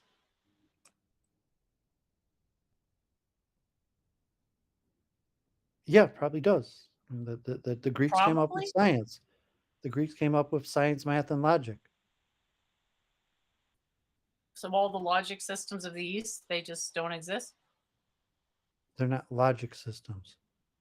even though they claim that they're logics and four No, values they're logics saying and stuff. that it's like the word ghost. It's just They're not really weird. Like this, like flexing on language to this degree is just really weird. Yeah, I guess you just don't have any understanding of linguistics or language. It's almost uh just kind of boring for me even. Sounds like you Uh, have no interest in ideas, I do have interest in ideas, and which makes it kind of boring for me. And you're just well, now because trying to you like keep on force these norms on me. It's like, first of because you all, what keep are we on even improperly talking about? using words. So we say logic is a Greek word, and whatever the Vedas or the Eastern systems has, it's not logic. You could say what they have, and then say the closest word I could use to describe what they have is logic, but it's not logic because logic is a Greek concept, and the concept is not an exact correspondence to the Greek concept of logic. So did Hegel use logic the same way the Greeks did?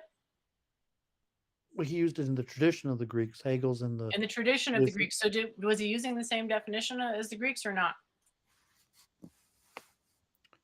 I mean, yeah, largely adopted or changed, varied over time. But Hegel's in the lineage of the Greeks, Is just like Marx? Western.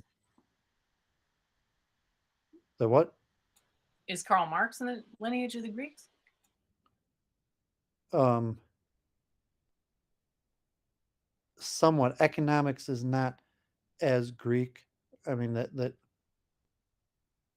So I mean Hegel, if in philosophy and logic, and he also deals with culture and economics, even government. A lot. There's more Roman influence, but if you want to say when you talk government and politics, you're also talking Greek. I'm not so sure if you're talking economics, even though economics is also a Greek word or Latin Roman. But no, I think economics, once you get into the field of economics, you're veering further away from the Greeks than science and math and logic.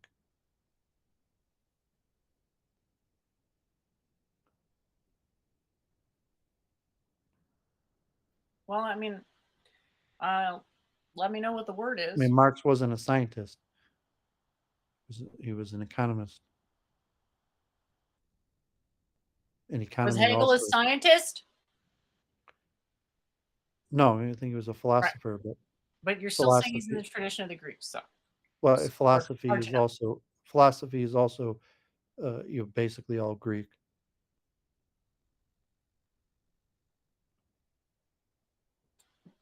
Yeah, so we got Skywork saying, would it be fair to say that scientific terms have been cemented in the Greek? I'm not sure that Greek is the right term. Like maybe Roman Empire is more accurate, but sure, you could say there's norms that are like equivalent to. I mean, there's a lot of words you could use. You could say like, wow, there's like a presupposed ontology in math, surjected by the Cartesian paradigm. So it's hard to speak to norms because it's a question of like, well, how does one qualify that? Now, there's always that churning of history that makes the context of the past harder to ascertain. Yeah, but I think you're making a category error if you're trying to validify Okay, well, I'm open to suggestions. If Vedic. you honestly think that there's a better way for me to express this, I'm open to suggestions. This is how I've been doing it forever, but I'll be honest. I think most people don't really understand what I'm really saying, whereas I Because kind you're of think making a you kind of category do. error because you're trying Right. to validify Vedic concepts in Greek, and it's just a category error. So like you're just clearly wrong. It's like, are you Vedic scientific? I You're insist. And it's saying, like, well, it's "Oh, not you're trying to scientific. It's a ridicule me for competitive trying to system do a to science. translation. You're trying to ridicule Ayurveda me is a for doing a competitive translation. system to Is this science. that Greek tradition I keep hearing so much about? You're ridiculing me for attempting a translation here, just letting you know that." Well, you're saying that you're making a category error because if what you're trying to do is express Vedic concepts in Western terminology, and therefore you're using Greek words to express these ideas, as opposed to you're saying that they're Greek.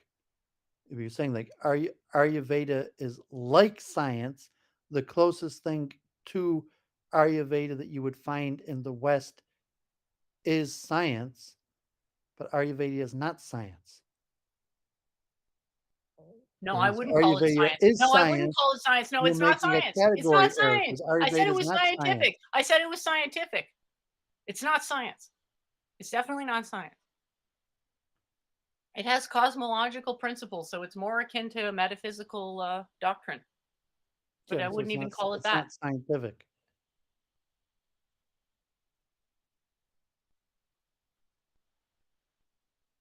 All right, well, And if you want to say let's see the the proof of that. best So, okay. the best words that you could use to describe it is scientific, but it's not scientific. Scientific is just the closest word in the West that you could use to define it.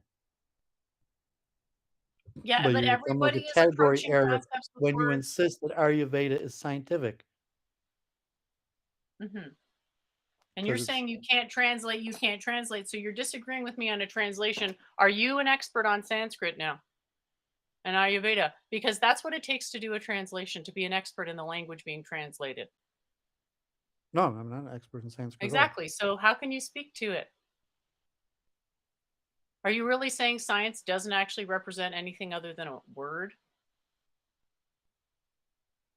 Doesn't have a conceptual content? Well, and it's like evolution. There's evolution, the word, the theory, the history, the movement. There's science, the word, the etymology, the history, the movement, the concept.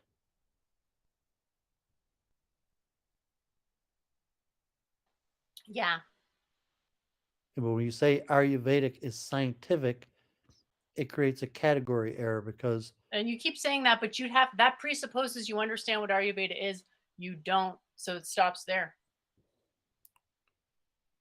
well, I understand what Ayurveda is. Yeah, And, exactly. You don't, though. That's based on nothing.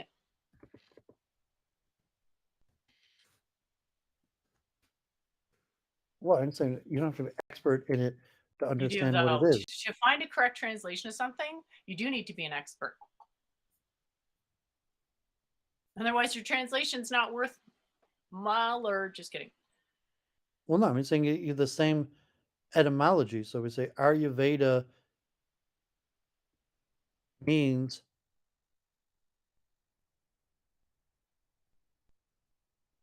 the knowledge of longevity, or the knowledge of life. So it's different. And you could say, okay, Veda loosely means the same as science.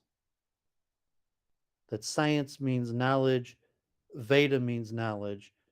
Ayurveda is the science of life. So if you want to say Ayurveda is biology, just etymologically, Ayurveda is the same word as biology in Greek. And in the West, in English, okay, the study of life, um, or the knowledge of life, we use the Greek term biology, and it's almost a one-to-one correspondent, biology and Ayurveda.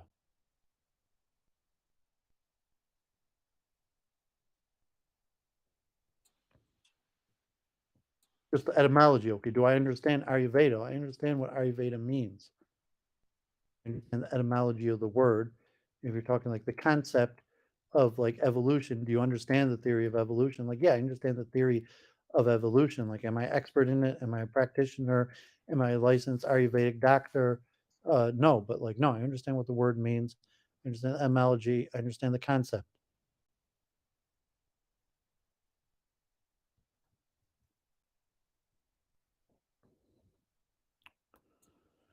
So, what's But the bearing of the word on the concept? But Veda, even though its closest one-to-one correspondent is science, Veda has different connotations than the Greek concept of science. So when we say Veda is scientific, it's a category error because Vedic is not actually scientific.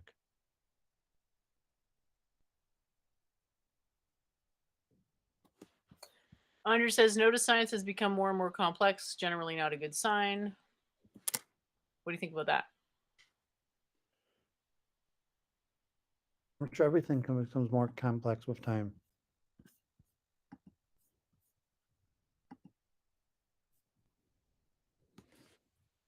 Yeah, so if we're talking about, like what are we talking about anyway? What's the point here? Huge digression. Yeah, I think we lost the thread because if we're talking about set theory and mathematics, and then we got diverged by I guess your I don't call it misinformation or you just a lack of lack of knowledge of etymology.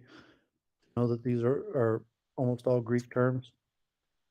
And you thinking that the Greeks have some sort of monopoly on the method of science and refusing to accept that that's what the disagreement's over is a bit also tedious for me. Well, Daryl says going towards the Greeks complexity is a do have a mistake. monopoly on science. Because if you want to say like knowledge, I mean, knowledge is also a Latinized word, but saying the concept of what science represents, and then he was saying, well, science is the concept that science represents is basically a Greek method. So say Veda is a competitive, parallel, similar concept to science, but it's different. And if you I want to guess say that's why I said it was scientific. you're in opposition to the Greeks. If you're promoting Vedism, you're in competition to science. You're not promoting science. You're promoting a competitive wisdom to science. Well, if you want to have a paranoid worldview that everyone's out to get you, but I'd like to I think didn't of say it as something paranoid that's out to common. get me or out to get anybody or even fighting some eternal war between East and West. I just think science is built up upon um, a Greek worldview that is different than the Vedic worldview.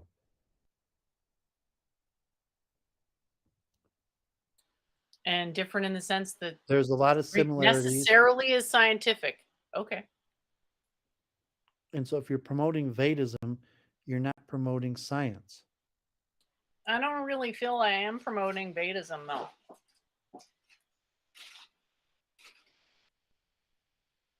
And then I'm actually really, you're promoting just that promoting people your own should learn ignorance. the science. What I'm trying to get people to do is to learn the scientific method practically, to actually experience the scientific method through their own senses.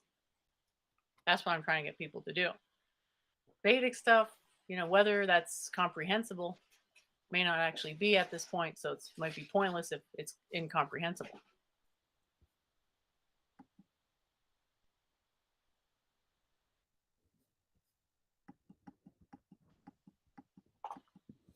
So, did you want to talk about your writing at all? Because I know you were like working on that kinda, and did you like have any ideas? I'm not working on my writing, and I think this is the point why you're not getting anywhere in your writing. Is it's like this introduction where I said what you need to do in your introduction, and um, this point like okay, the topic, the definition of the topic, and so this the like basic thing that okay, well, like you start, how do you define the topic, and so you have a little etymology or definition at the beginning, and now I've basically given up on my writing for now, so I've returned to my studies. I don't think I have an audience for my writing, so I'm not focusing on my writing, and at this point, if my only narrative voice is the person who worked really hard to understand the stuff and is now sharing it with the general public, I think I don't understand it well enough. And I mean, so it's like these, like endless arguments that we get into. And, like I literally have to like master the Greek corpus and like, and even there, just like circular, it's like years.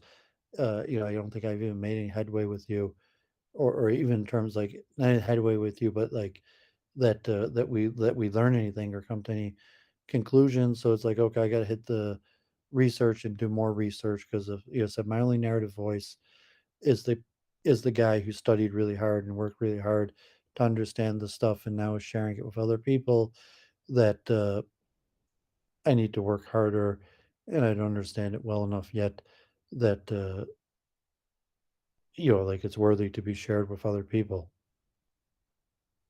because it's just going to be like you're going to read it like wrong. Why am I even reading this guy?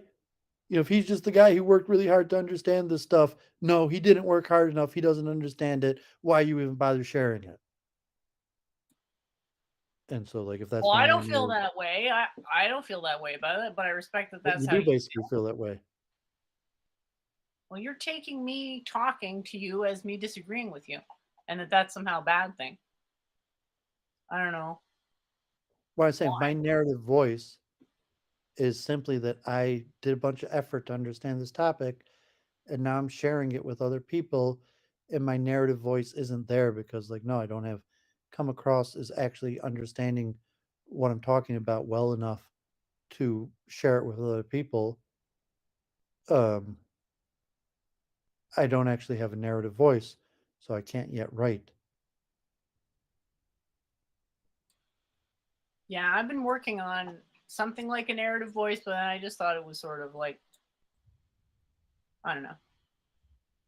'Cause you don't have the narrative. I mean, even like, as I said, the basic narrative voice. So if you're gonna that you were starting to kind of come across when we're looking at some of your writing and saying that it's basically the form. You're the person who worked really hard to understand this stuff and came up with some conclusions to share with other people.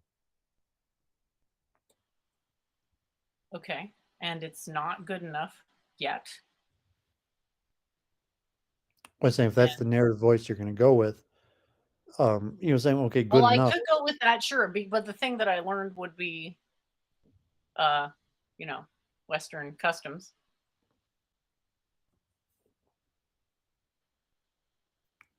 So once I learn that, I guess I've overcome my hero journey, and I can finally make my point.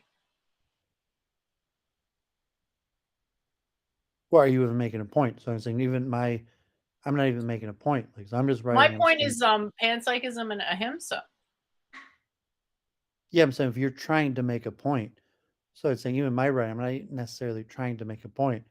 I'm not I'm like just dying to make that point in every single I'm just sharing. interaction that I I'm just have, but sharing. I do see that as a general goal. And what's wrong with that? Well, there's nothing wrong with that. You're saying that's your narrative voice that you're trying to make a point. So I'm saying like most of my writing, I'm not even trying to make a point.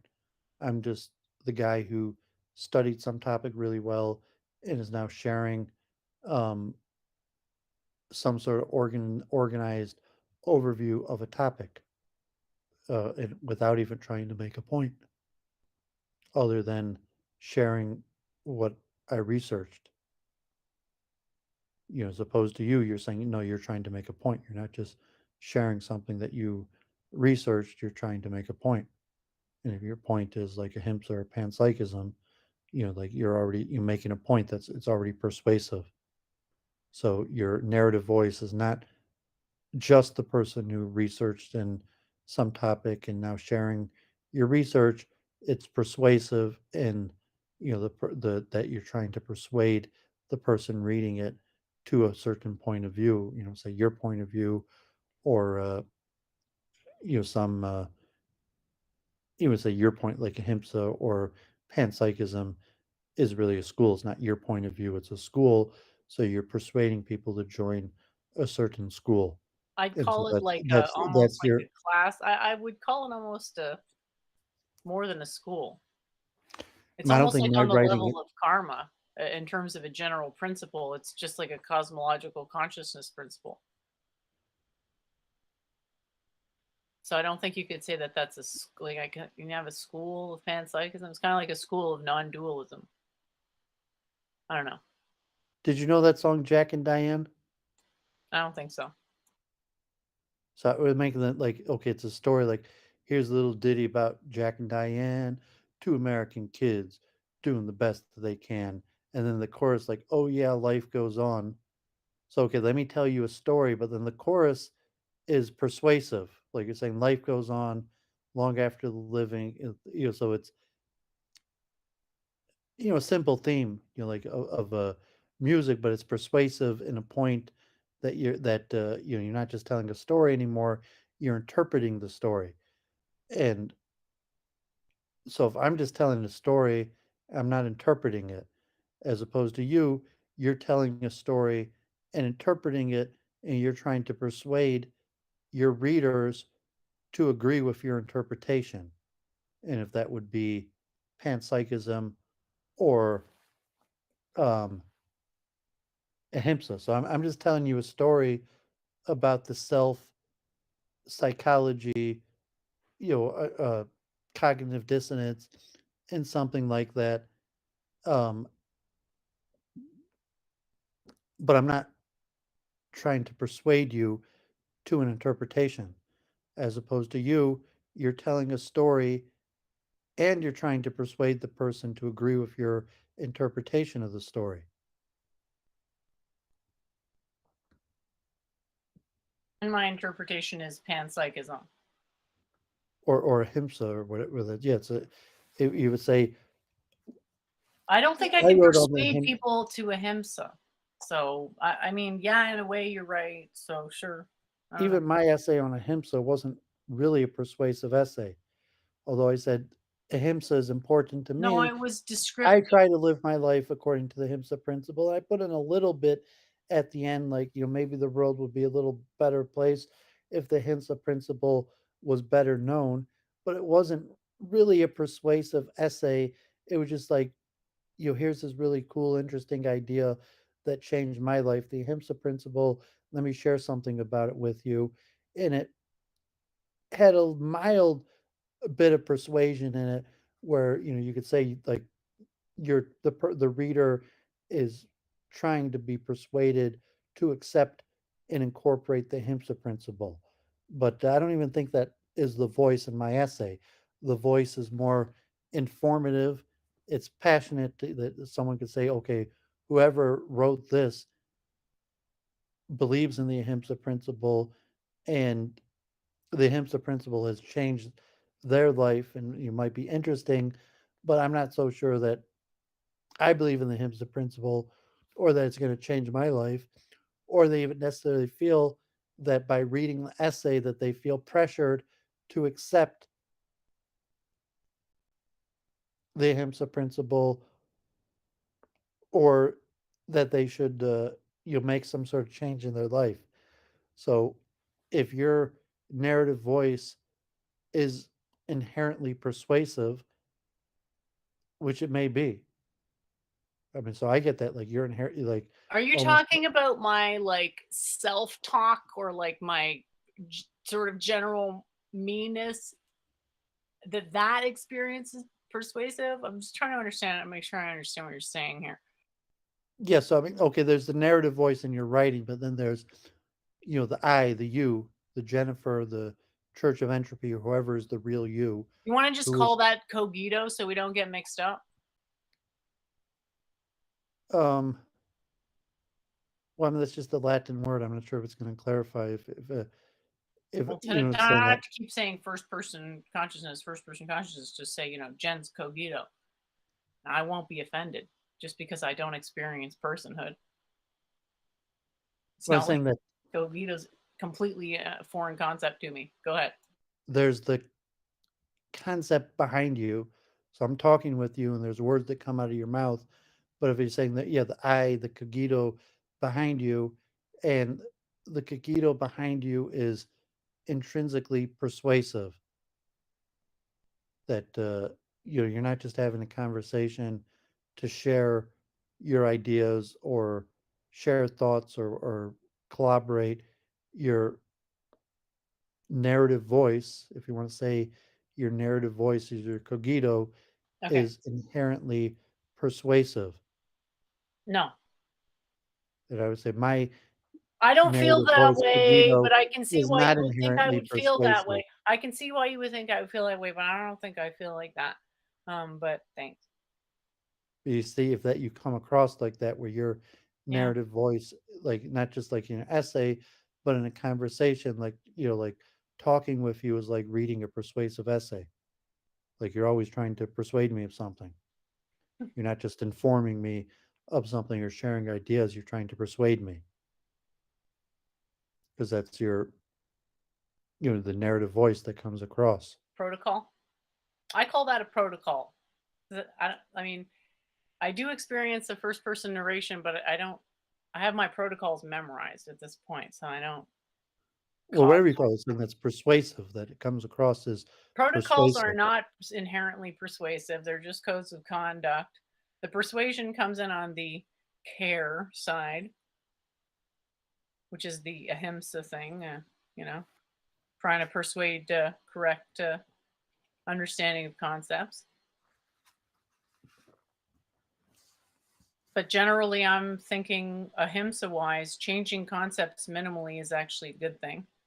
So I'm not Well, I trying mean, to you're make a looking at radical change. persuasive as pejorative, so you don't wanna come out and just say, "You're right." I'm Um, taking persuasive as my basically narrative voice is neutral. persuasive, but you don't wanna own that because you're seeing persuasive as, like, a pejorative. I just don't want to lie to you about how I feel. And it's just not it's not how I feel in terms of my own cogito. I don't feel there's a persuasive element to that. I feel persuasion is something I use for something else. It's not what I actually experience. The persuasion in terms of a first person, like it almost sounds like an egotistical drive for dominance or something. Well, I'm saying, but it is what you're doing. You just, for whatever reason, when I call you out on it, you put this pejorative, but even you're in essence admitting that your narrative voice is persuasive. Well, I just said I don't experience it that way. So you're just saying your own description, your own experience is not worth anything. All right. I don't know what to say about that. Because you contradicted yourself in your own explanation of your narrative voice, where you did say it's persuasive, and then you said it's not persuasive, but you did say that it's persuasive, and then you said it's not persuasive, When did I say it was persuasive? We're and talking that about you're what are we talking about? My writing or no? I don't think I actually committed to a position because I wasn't clear about whether we were talking about writing, which, yes, I would agree my writing is frequently written to be persuasive, but in a negative way, not to, as you say, pressure people to accept something, but rather to run out the list of excuses of ceasing to deny something. See how that's a double well, I'm saying a negation? narrative voice in writing, you have a narrative voice in speech. So the same way like just talking to a person, there's a narrative voice that comes across. Well, then I'm back to not knowing what you mean by narrative voice.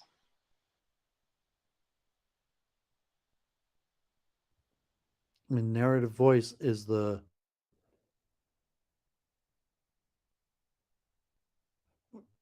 mean, it's hard to give a single definition, but you're saying the overarching principles of your personality that come across in your writing or conversation or interaction in any sort. That I'm interacting with you. So who is this you that I'm interacting with? So there's what you said and what you did in our interaction, but then there's the greater you that I interacted with, and so that greater interaction with the you is the narrative voice.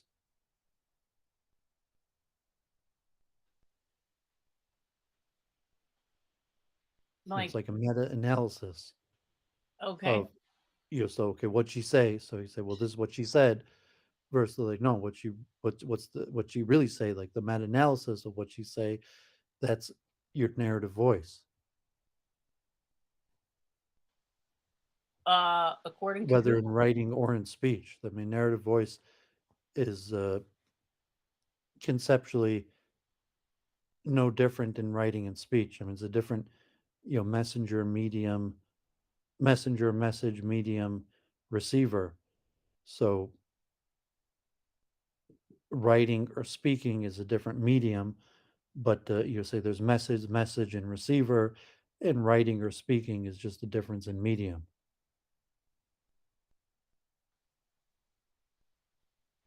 Well, I guess the difference is perhaps in this worldview to draw out a coherent narrative voice over sufficient length as to make a book sensical, something along those lines.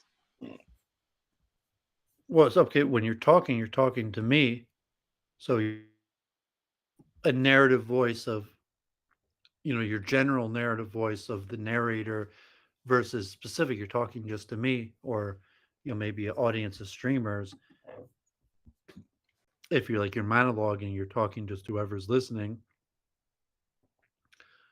Saying, okay, there's a narrative voice if you write a letter to me versus a narrative voice if you write a letter to the general public. But they're both a narrative voice, and they're both your narrative voice, although they might be differentiated. That if you're talking to me, it's a different narrative voice than if you're talking to the public at large. And when you're writing, I mean, it's like the same thing that you might be writing just to me, but generally saying you're writing to publish or to put something out there, you're writing to the public at large.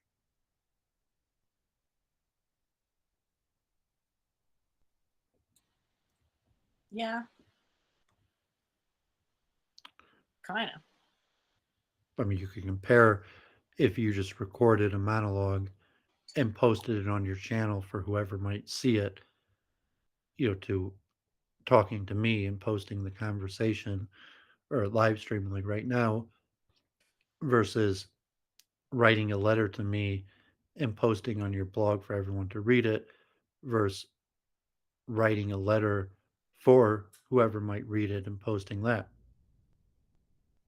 So there's your narrative voice, although your narrative voice, saying there might be a consistency that it's okay, there's the narrative voice when Jennifer talks to Doovid, and then there's a general narrative voice. Maybe the narrative voice appears to be slightly different if you're talking to memes or whoever else you're talking to, or your husband or your mother or any other person you regularly communicate with. See, I don't call Versus, that a narrative voice. I'd call that maybe like an intonation, disposition. Because to me, a narrative voice is just there, and it's person independent. Like if I have a narrative voice, there's only one. Are you saying I can have multiple narrative voices here? but it's probably going to be set theory, where your narrative voice is a set and components of your narrative voice.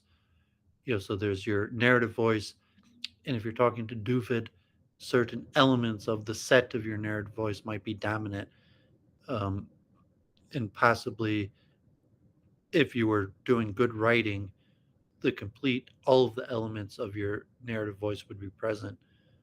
Um, but they're hard to define, and so you probably need set theory to even try to do it. So grab some blackberries. All right, well, yeah. So I've been thinking about this, and just going. I don't want to say back to my roots, but working on better communication, I guess, and obviously not getting so offended by how shitty some arguments are. That is my, I don't want to say cross to bear here, but that's my sort of incredibly heavy necklace to wear. So, If you put like, okay, if you're talking to your husband, there's a romantic component between you and your husband. If you're talking to me, there's no romantic component between me and you. If you're talking to the general public, there might be elements. So your personality includes a romantic component, but say like your narrative voice to your husband includes a romantic component. Your narrative voice to me doesn't include a romantic component. Your narrative voice to the general public possibly has the element. So it's the set theory. So your narrative voice when you talk to your mother includes the element of you being her daughter, and so that narrative voice when you're talking to me does not include the element of you being a daughter in the same way. But if you're writing to the general public, there are elements of your narrative voice. Well, you're your daughter, you're married. There's a romantic component to you, and it could be felt in your narrative voice. Versus when you're talking to a specific person, those elements of your narrative voice may be dormant or lacking. So I think you'd have to come on to some sort of set theory, and that's what Ashish Delela was talking about, the problem of logic. So your narrative voice, it's not a single, your personality is not a singular component. Your narrative, your personality could look at singular, but it's a set of attributes, and those attributes might be active or dormant, or applicable or non-applicable. Now, how does this relate to writing again? Well, and say, okay, let's say in theory you could write a love letter, and so the narrative voice would make sense. Okay, she's writing a love letter because she's writing to like somebody that she loves. But if you're writing, in like general, love is an attribute of who you are. But if you're writing like a general scientific article, the love component is largely dormant. So your narrative voice, um, that component is largely lacking, even though it may be part of your larger narrative voice. And that's like if it's persuasive. So you're saying, well, I'm trying to persuade you because there's a caring component, as opposed to just a basic narrative voice, informative essay, where I am the person that worked really hard to understand this concept, and I'm giving over to you this knowledge, and we might not know each other, we may never know each other. There's nothing romantic or love or familial between you and your audience. It's strictly business. Are you talking about me or you? Any person. I feel love for the audience. I mean, what's else the point of I mean, doing love this? is a generic word. I mean, is there something unique you feel for your husband that you don't feel towards all of humanity? You want to use the word Yes, romantic. irritation. Just kidding. So if you say that, does that whatever is unique between you and your Intimacy, husband? perhaps. Is that the term? Like, what are you getting? I'm kind of again. I'm sorry. I'm lost again. What you're talking about here? What we're talking about narrative voice, and I'm looking at narrative voice as a set that contains elements, and so your narrative voice, to some extent, has all of the elements in it, but at the same time, many of those elements are dormant depending on who you're talking to. So you speak to me and your husband, presumably, in a different way, that there's certain set elements. They're different when you speak to me or your husband or your mother or your childhood friend or like your employer, or very, because there's certain elements of your larger personality that are not applicable or more or less applicable. Alrighty, sure. So when you write to the public at large, I'm estimating some sort of universal background model of target reader. Is that what you're getting at? well, I'm trying to systematize narrative voice, and saying narrative voice isn't really systematized like that. So I'm making the point that there's a narrative voice that comes out in your speaking. So there's a narrative voice that comes out when you're speaking to me, and there's a narrative voice that comes out if you're speaking, um, just talking to the public at large, like you pre-recorded a message and put it on your channel for whoever might listen to it.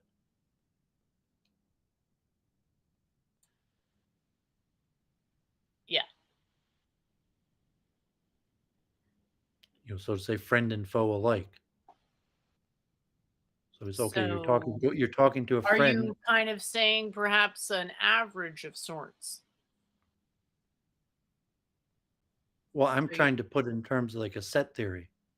so you've got a target demographic with particular properties, and then you're trying to average out the demographic to one average person within all those properties is the is called like the universal background model, and then right to that person.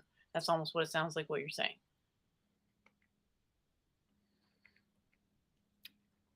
Well, if you're trying to reduce, And for make me, I this, would never do that because I don't actually think it's possible to get into someone else's cogito in a meaningful way due to the like complexity of the history.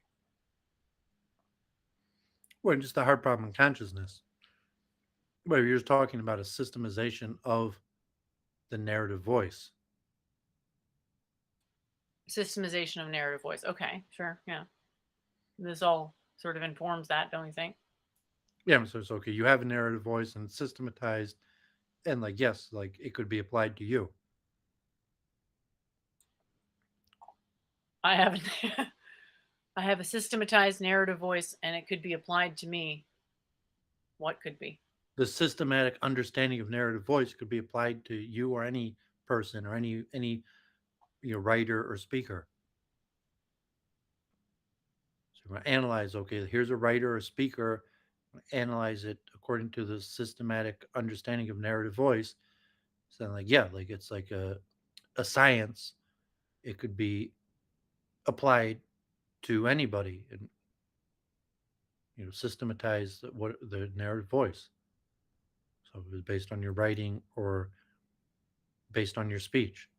And so I'm making the point of the difference between me and you, that you are more, your narrative voice is more persuasive than mine.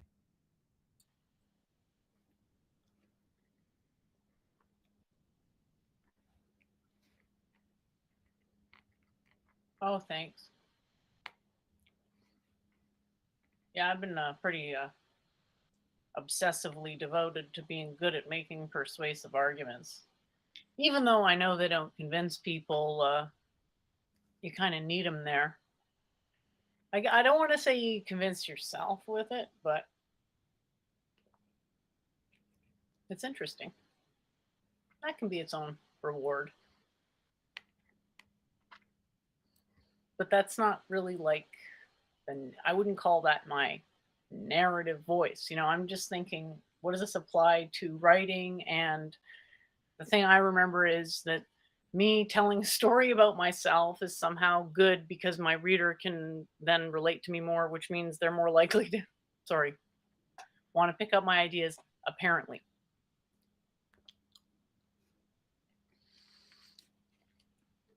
Slash, just the mere act of them actually understanding or having the potential of understanding what I'm saying, obviously, also. Well, it's because there's a because in there. That could be an end in and of itself. Someone's narrative voice, where the person wants to be understood or connect to the audience for the purpose, not for the purpose of persuading them, but for the purpose of connecting to the audience. Like I want to be understood because I want to be understood, as well. I want to be understood so that I could persuade you of something. So that's why narrative voices are different. It's more And along so the when lines you of, understand your why don't own we narrative enjoy this voice, together? when you understand your own narrative voice, writing, streaming should be easier because like that's your style. And then you say, okay, well, my narrative voice may be more or less successful or unsuccessful. That like I'm trying to persuade people, but no one's being persuaded, or I'm trying to be understood and no one's understanding me, or I'm trying to inform people of something and no one's getting it. But at least you could make progress within understanding your own narrative voice. So, okay, well, you do agree. You are trying to persuade. You're not trying to be understood for the sake of being understood. You're trying to be understood for the sake of persuasion. And you don't really necessarily care about being understood. As with I would someone else, rather maybe take doesn't care care of about someone. I persuasion. would They care rather about take being care of understood. someone's spirit. I'd rather take care of someone spiritually than persuade them. But taking care of someone spiritually is a huge undertaking. So, um, yeah, it's just one And person. when you understand and can articulate your own narrative voice, that should help your writing progress process. But you're saying, so okay. You're saying that my narrative voice has to inform my writing, but then you're saying that this persuasion thing is my narrative voice, but it's not. If you're talking about cogito, like there's no persuasion in my cogito, like that doesn't even make sense. Plus, I mean, you don't even understand your own narrative voice. That's why Yeah, your writing's not really making any progress. So, like, if I'm the one working with you on your writing or looking at your writing maybe more than anybody, and I don't understand your narrative voice, no one understands your narrative voice. You don't even understand your own narrative voice. That's why you're not making progress in your writing. I don't understand my own narrative voice, but I feel like I am making progress in my writing, but it's just taking a long time. I am also thinking about the narrative voice and the personal story thing. You're saying It's like just that you're here's either the trying thing. to write persuasive, you're either trying to be persuasive or not, and you're saying like, you can't even Sure. determine whether you're Oh, okay. Well, if it's trying to for be writing, persuasive or not. well, it's educational. Um, More educational than persuasive. I would want it to be educational in the sense that if you wanted to make something persuasive out of it, it would be pretty easy because it's meant to put focus on the practice, having to actually practice it for it to work. And if you're trying to be deceptive or not. Like, so if everything you're doing, you're trying to persuade people of the ahimsa principle, um, be upfront about that Not in a positive sense, only in a negative sense. in a way of your writing that you're going to be clear about your intentions, or it's going to come across and it's just going to come across something weird in your writing where the reader doesn't understand what you're trying to do. And that sometimes not saying your intention makes it work better. But I think that time has passed. And so now, yeah, great. Okay. I'm going to put that in. Yeah. And I tried, and Daryl read it and he said it didn't make sense. So it's like, okay, back to the drawing board and just trying to figure out how to do it in terms of expression style. And you fall into, like the Paul, where you lose your narrative voice and then you try to be all things to all people. So like your narrative voice Okay. is all Okay. things Hold to on a all minute. people. What? Paul? Who's Paul here? Paul in the Bible in Okay. the verse that to the Greeks he appeared Greeks, and to the Jews as a Jew, and to the weak he appeared as weak to to save a soul. He was all things to all people.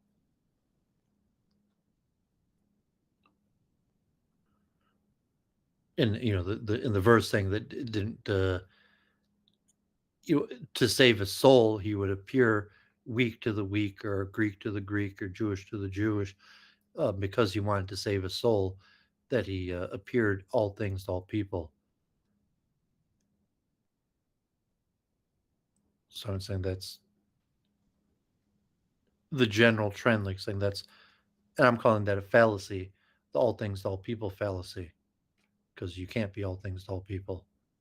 So when you're writing, when you come across that you're trying to be all things to all people, it's it fails, and it's like the Paulian fallacy, because you're doing it because why you're trying to be all things to all people is because like Paul, you're trying to save a soul. So you're not Okay. really all things to all people. You're trying to like save their soul, and so you're just appearing to be all things to all people, but that's clearly not who you are. And what you're really trying to do is save a soul.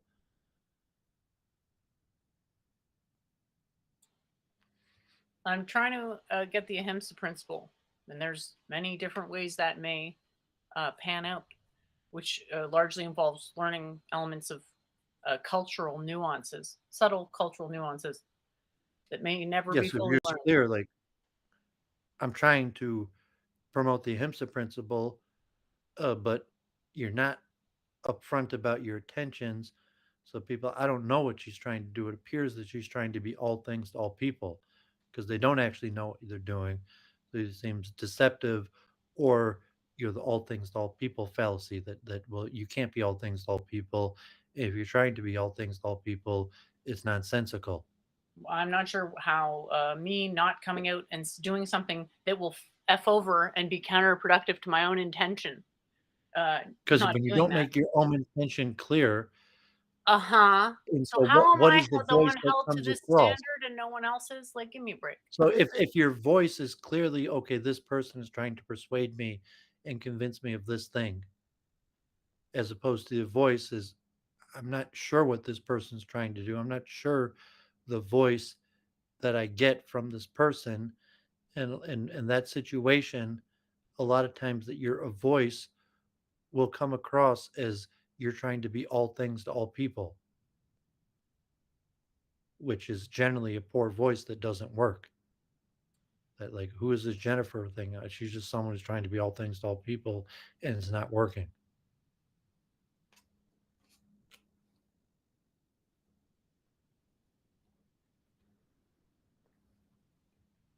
This sounds a lot like the Mayavadi complaint. Is it different substantially? Um, yeah, I think Mayavadi's more a doctrine, as a like Paul was a preacher. I mean, it's Corinthians 9:19 to 23. Though I am free and belong to no one, I have made myself a slave to everybody to win as many as possible. To the Jews, I became like a Jew to win the Jews. To those under the law, I became like one under the law, although I myself am not under the law, so as to win those under the law. To those not having the law, I became like one not having the law, um, so as to win those not having the law. To the weak, I became weak to win the weak. I became all things to all people, so that by all possible means I might save some. I do this all for the sake of the gospel, that I may share its blessing. So it's more a preaching strategy than, like, Mayavadi is more a theological position. So the all things to all people is specific to spreading Christianity, specific to Paul, and it's somewhat deceptive. Like, the point is to save your soul, and therefore it's okay that I'm being deceptive, because I might save a few. And I don't think if it's you, honest to characterize what I'm doing as deceptive, as it implies other people are upfront about their intention, which is absolutely less true for other people than me. it's not comparison. If you're deceptive, if you say you're objectively you're being deceptive, but in Objectively, comparison, what does that mean? it means By you're failing to say something that I know is true, that I know is also going to F me over in my current goal, you're by failing appearing to to be say you're that, deceptive by because failing you're to handicap appearing. myself, I am not living up to my own principles. Okay. You mean you're part of the all things to all people fallacy. You're appearing to be something you're not in order to spread your gospel. So you could say you're objectively you're deceptive. You're falling. You're committing the all things to all people fallacy.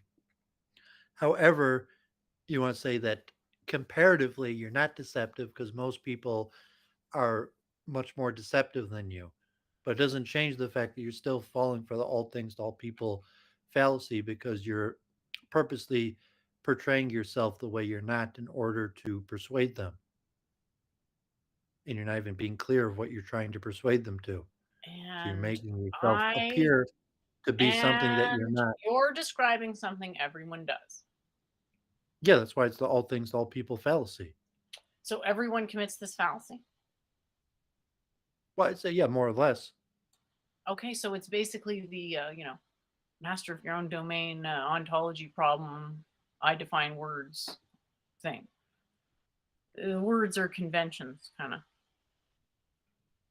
Um, well, I'm relating to the narrative voice, that because you're not clear in your intentions, So Who it's is clear you're clear in trying their intentions? Can you give me an example of someone being clear in their intentions, please? um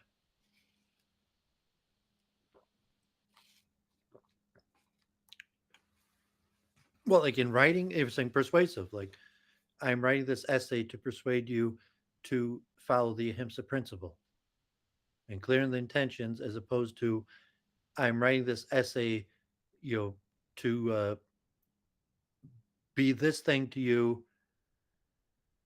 because you want me to be this thing to you. Saying stuff that every time I say it, I get insulted? That's maybe not I mean, something to I say want like to do. I'm writing this I'm not essay talking about to you, be by the kind. way, here. When you say you're trying to be scientific, that's deceptive. It's not really what you're trying to do. So you're trying to be all things to all people. You're to save a few souls. So, to the scientific, you appeared scientific, but you're not really scientific. You're just using that to persuade people of something. Well, if science is such a useful tool, oughtn't I be able to do that? I'm Well, not that's saying to I all things am. to I'm all just saying, ought people. that not be what is, I mean, isn't To that the the claim? scientific, you appeared scientific. To the spiritual, you appeared spiritual. To to the No, you're materialistic, you flattering appeared. me. You're reminding me of a Krishna lyrics here. Well, I mean, that's the Paul, all things to all people. It's Corinthians. I'm just rewording Corinthians to the Greek, to the weak, It's from to the Krishna as Jew. well. He appeared differently to different people. We're saying to the scientific, you appeared scientific. To To be the atheistic, honest, you a lot appeared of times atheistic. scientific people disagreed with me when I was saying scientific because I had to dissent against orthodoxy sometimes for pushing technology forward. It happens. It's fine. It's part of science. Yeah, because you're just appearing to be scientific when really you want to persuade something to something that really isn't scientific. No, I was doing my job, and being proficient in my job is something that is important because an incompetent person won't be trusted to make a ahimsa. So I'm saying my interpretation, I mean, people in the audience are say that your narrative voice comes across as all things to all people fallacy because it sounds like you're trying to persuade me to something that I'm not really clear what you're trying to persuade me of. And it comes across like you're trying to sell yourself as all things to all people. Okay. So that's the problem with your narrative voice or my interpretation. Like it would be, because like no, I don't think you're all things to all people. Oh, And nobody could and be if you're that. trying to We could convince me nobody of could if be you're that trying even to if they convince were me of trying. something, Even it if would be someone was trying, easier they couldn't if do you that. just if I just knew what you were trying to convince me of. You think I'm trying to convince you of something, but I, through my studies, have realized or concluded or however, or provisionally accepted, however you want to word it, that people become resistant when they get the impression someone's trying to convince them of something. But you are What else? trying to convince me of something. I'm not. So instead of being, so you come across as all things to all people when really you're just trying to convince me of something. So if you are just trying to convince me of something, it'd be easier if you just told me than as opposed to this fake appearance of being all things to all people. So you want me to explain why I don't feel that talking to you, my job is to persuade you. Um, I like to hear your arguments. I was saying that's your narrative voice. Uh-huh.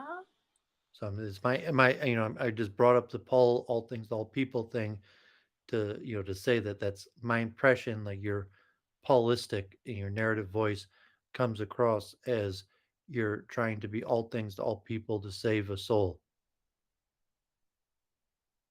And what exactly you mean by saving a soul isn't even clear. It's You know, more like I respect you too much to try to trick you into into consent. And so I'm just saying, let's have some arguments for the sake of arguments in themselves that has nothing to do with you. If you get persuaded, great. But if not, my friendship isn't contingent on that. well, I mean, that's because your narrative voice to me specifically, which is still a remnant of your overall narrative voice.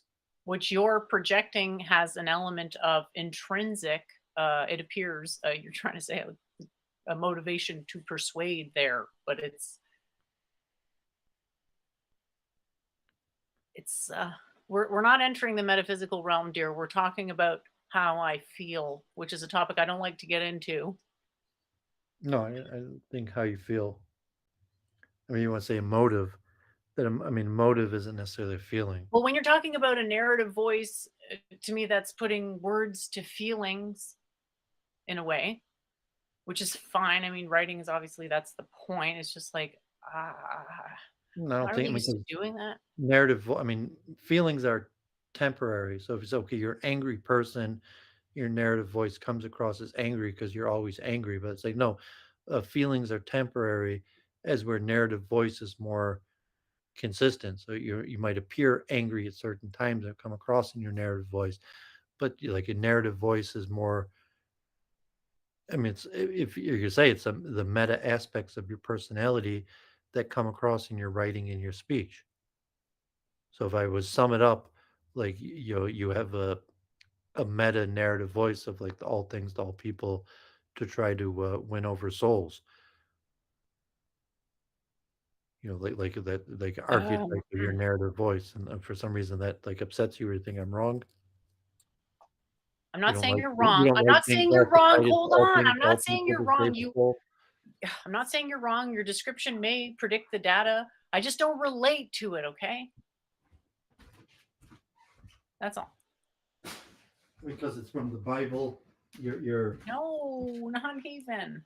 It's just I you're mean, I saying don't it, know. There and might be I can't. another origin I'm looking to the through my all things my to all memories, and people. it's not in my memories. It's not in my memories of what you're saying, and I don't want to lie and say that it is. I'm not really like like a New Testament guy, but I just that's the origin. When I say the etymology, like what the all things to all people to save a soul, and I've mentioned that a few times, and usually I'll quote Corinthians because I think that's the source for it, and I'm not sure if there's another source for it. I mean, it doesn't have to be Paulistic or Christian origin, but I think people could understand the type Christian missionary that you say, well, you're trying to make me a Christian, but really it sounds like you're trying to, be all things to all people, and you're selling Christianity. You're not really selling Christianity, you're selling all things to all people.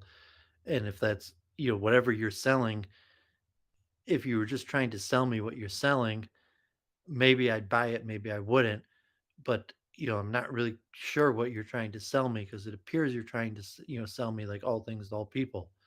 Like I got this really, really great product. Okay, I'm can like, I what's just the like product? say The real product is quick, let me just say everything something. to Let me just say something everybody. real quick. You're already like to me selling someone something is like that they're missing something that they need it to become a completion. I feel like you're already complete, and I don't really like it almost sounds like you're offended that I'm not trying to sell you something.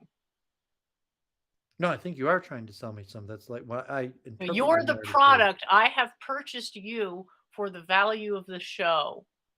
Uh, and I mean, I don't want to liken you to T Jump because obviously I think you're way more valuable, but it's the same kind of with T Jump, like for like a back and forth of ideas. And I'm not saying it's specific to me. Like I say that presumably your narrative voice when you speak to me is largely the same narrative voice when you speak to everybody or when you speak to an audience Well, at what if I'm large. just completely absorbed in the Doovidian experience, and it's like that for everyone I meet? Well, I mean, because I'd say like really you want to speak to the world at large or the audience at large, and so you're speaking to just me right now, but you're training yourself to speak to the world or audience at large. Just like a lot of times, like like when I'll pop off a week in review, you'll talk to the audience, and or like I mean, you're trying to write. You're not trying to write for me. You're trying to write for an audience at large, and like just like me, like I'm not writing If just for there was you. something where Like I'll you, write just for you. if You we could read both my felt writing, you'd but I'm be trying to write. benefited by, hold on a minute, I would consider writing for you if we both thought it was useful. I've written for other people. Pretty much everything I write is for someone in an inspirational sense. Well, I'm saying like, okay, that's if you wanted me to know something, and so like you just wrote like okay, you wrote some essay just to teach me something, and it was literally just for me. And a lot of great literature, was Well, that written never for. happened. That never happened, by the way, because I think you're already fine. I don't need to teach you anything, certainly not indirectly. Well, maybe that was what I was trying to teach you, was that I Well, I mean, if didn't you need were to trying teach you to anything. teach me how to use like OBS or something like that, and it's like, well, I don't have time, so you're going to write out like an email, the instructions on how to use OBS that isn't like complete or something. You know, you have something to teach me. To make the point, like a lot of famous literature was written for like a son. Like it was, and eventually got out to the larger public, and we were measured like Ada Lovelace or something like that. If it wasn't uh, written for a public at large, it was written for one person, and then eventually became uh, published. But you said like no, I mean I at least I feel like both of us that we have an intention to write for a larger audience of the public at large,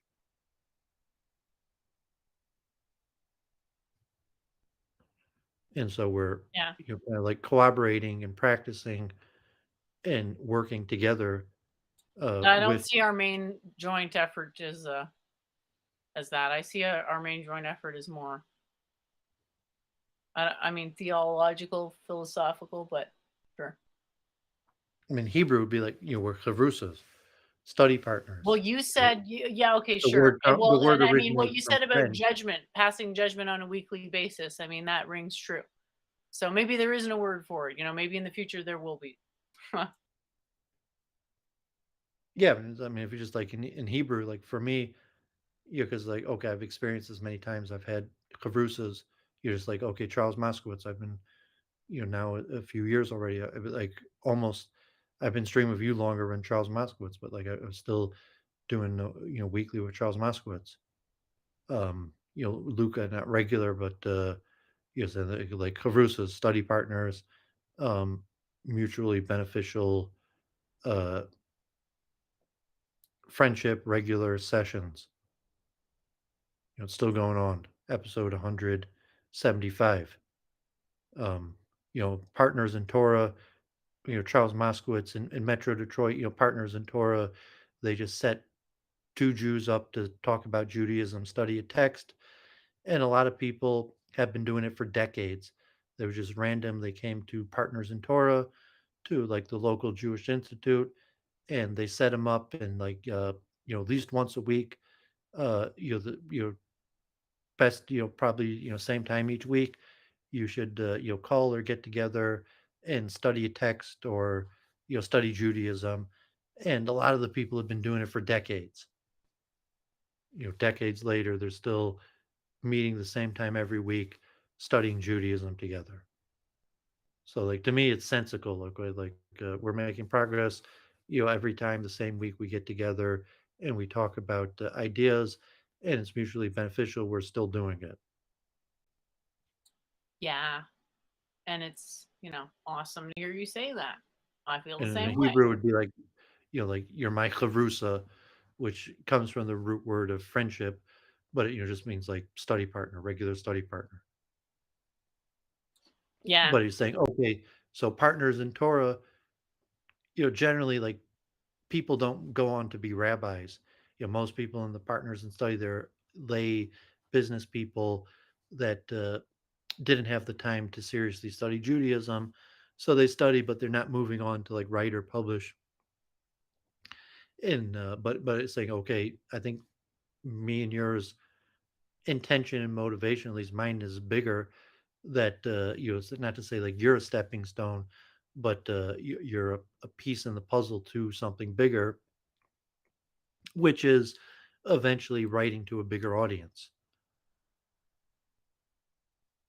which would mean like, okay, we're talking about ideas, we're working through these ideas, and then hopefully at some point we'll clarify these ideas well enough that be publishable or writable or shareable, interesting to a larger audience. And that's saying that's why we do it live in front of an audience, and you could be participatory, and they're as opposed to partners in tour, like, okay, I do it with Charles, it's also live and we put it out there.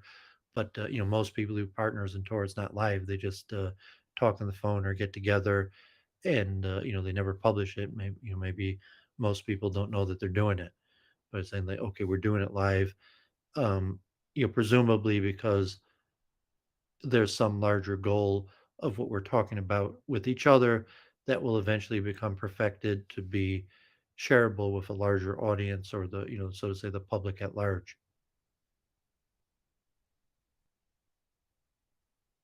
That's not the way you feel about it.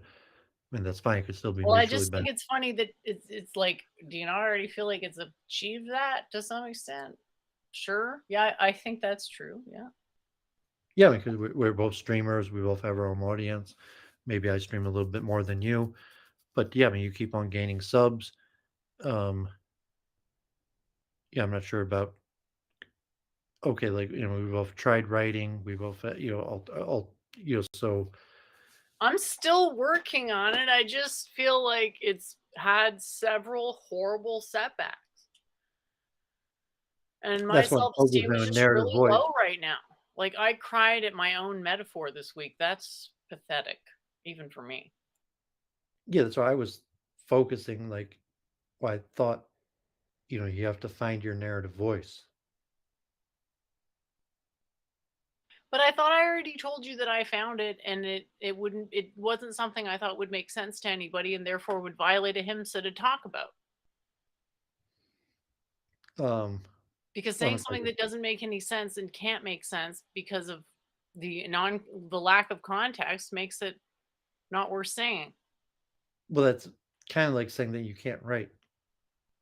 Like, I wanted to write, but Well, no, I could come up with a synthetic protocol which then dictates the processional order of the writing. well, I mean, it'd be fake. Saying, like, you're saying, okay, Implying everybody isn't fake. I'm just saying. I mean, the I'm only saying that difference you between you my found your fakeness narrative and voice, but somebody you else's can't fakeness use that is that narrative voice. I'm on a level where I can rationally access the fakeness.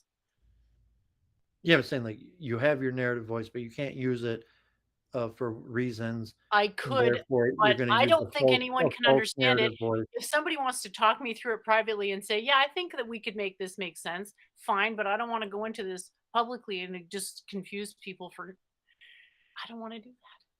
It's pointless. Yeah, so I mean, you still maybe have confusions. That's what, like, the set theory. Your narrative voice is an element of you. It's an expression of you, but it doesn't mean you. It doesn't mean people have to understand you. It means they have to understand the relationship between you as the author and them as the reader in terms of that narrative voice. They don't have to understand everything about you or certain information, but there has to be some sort of relationship between author and reader that comes across as a truthful, honest narrative voice. Like, I mean, truthful, honest, but I mean like And by that, an I'm yeah. interpreting that as, well, you have to make it something that is sufficiently similar to what other people in similar fields are writing so that it doesn't seem totally out of the left field. It's got to be similar to that. And you're saying it's got to It be doesn't truthful. have I'm to saying, be. well, pick one.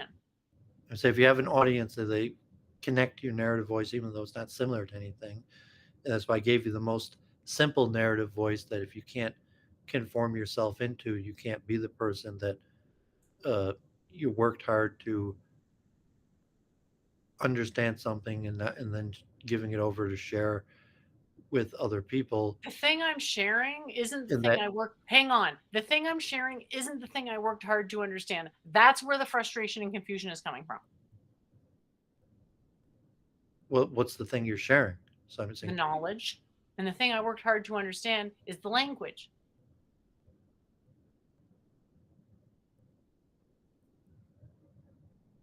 Or else I'd sound like Siri. Yeah, exactly. That's my fallacy. Robot fallacy. yeah, but so I mean, even if you express that, um, so if that's your narrative voice and it comes across like that's your narrative voice and you stick to it, that and I'm saying that's just the most general narrative voice. And so if that's not going to work for you, it's not going to work for you. But you have to have a narrative voice. I mean, you do have a narrative voice, whether it comes across or not. And so if your narrative voice isn't coming across right and is being misinterpreted, then you have communication But issues. you're talking about motives. Well, your It's, motives but come it sounds across like in your narrative voice. okay, yeah. So you're. It sounds like you're saying, uh, The give me a motive. I mean, model so that reflects your motives. you have a motive that you're sharing with other people. There's an assumed motive that you're out of your own volition doing what you're doing. So you're voluntarily sharing with other people, I mean, because you are voluntarily sharing with other people, and so that some sort of understand why you're sharing with other people. Was that a serious question?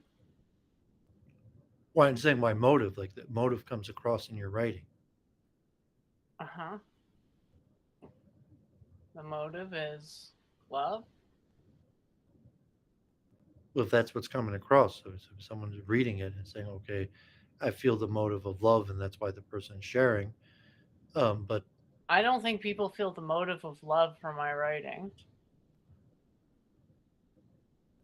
yeah, so if that's your motive, why isn't that what people feel? Because I'm doing a more effective way of teaching. So you're kind of looking at two paradigms: the adding positives or subtracting negatives. And there's a lot of people adding positives right now, and I just don't feel like I need to kind of add anything to that cacophony right now. I'd rather subtract negatives, which can lead to a temporary dissatisfaction and dissonance and whatever. But then it's like with the, So if again, the you've lost your 500. narrative voice, so Have say you like, understood why I see the 500 anti what I said in the evolution debate thing comments? Have you seen that as why I see that's a good thing?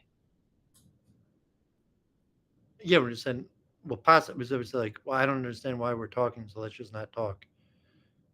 It doesn't make sense to me, so let's just stop it. What? Well, I'm saying that if it's you're writing, and if it's coming across like, okay, like I don't understand why the hell I'm talking to you, so let's just stop talking. And so when you hit that in your writing, like I don't have a narrative voice, like I don't understand why I'm talking to you. So um, I told you. You mean you or the audience? I'm confused what you mean. I'm talking hypothetically Okay. that you're saying like it's like there's no purpose in us talking. We're not going to talk unless it's forced upon us. Like okay, like you're like I'm at the store and you're cashier or you're standing in my way to accomplishing something I need to accomplish. But it's saying like no, there's no purpose to our interaction. So um, our interaction is voluntary. So let's just not interact. So if you're writing, the interaction is voluntary, and so you say there should be a purpose to it. So the narrative voice is the purpose to the interaction. So it's coming across like, well, there's no purpose to the interaction. Well, there's no purpose to me reading your art. You're reading your what you wrote. Okay. The purpose would be to let people know. Like, what about letting people know that it's like possible to hurt yourself doing it, and like you should be careful when you do it, like a cautionary tale. So I Uh, mean, your purpose to writing to other people is to warn them of the dangers of themselves. Not themselves, but I And the don't want that to purpose be of the only someone thing. That's not reading the it will sole be to purpose. be That's not the warned. sole purpose, but that's important, I think. So I mean, it's coming across like, okay, so that's your narrative voice of warning people about the dangers of themselves, and then the reader of it, the value proposition of them accepting, your narrative voice is that they want to be warned of the dangers of themselves. Yep, I would think that might be useful. Possible risks of certain techniques, etc.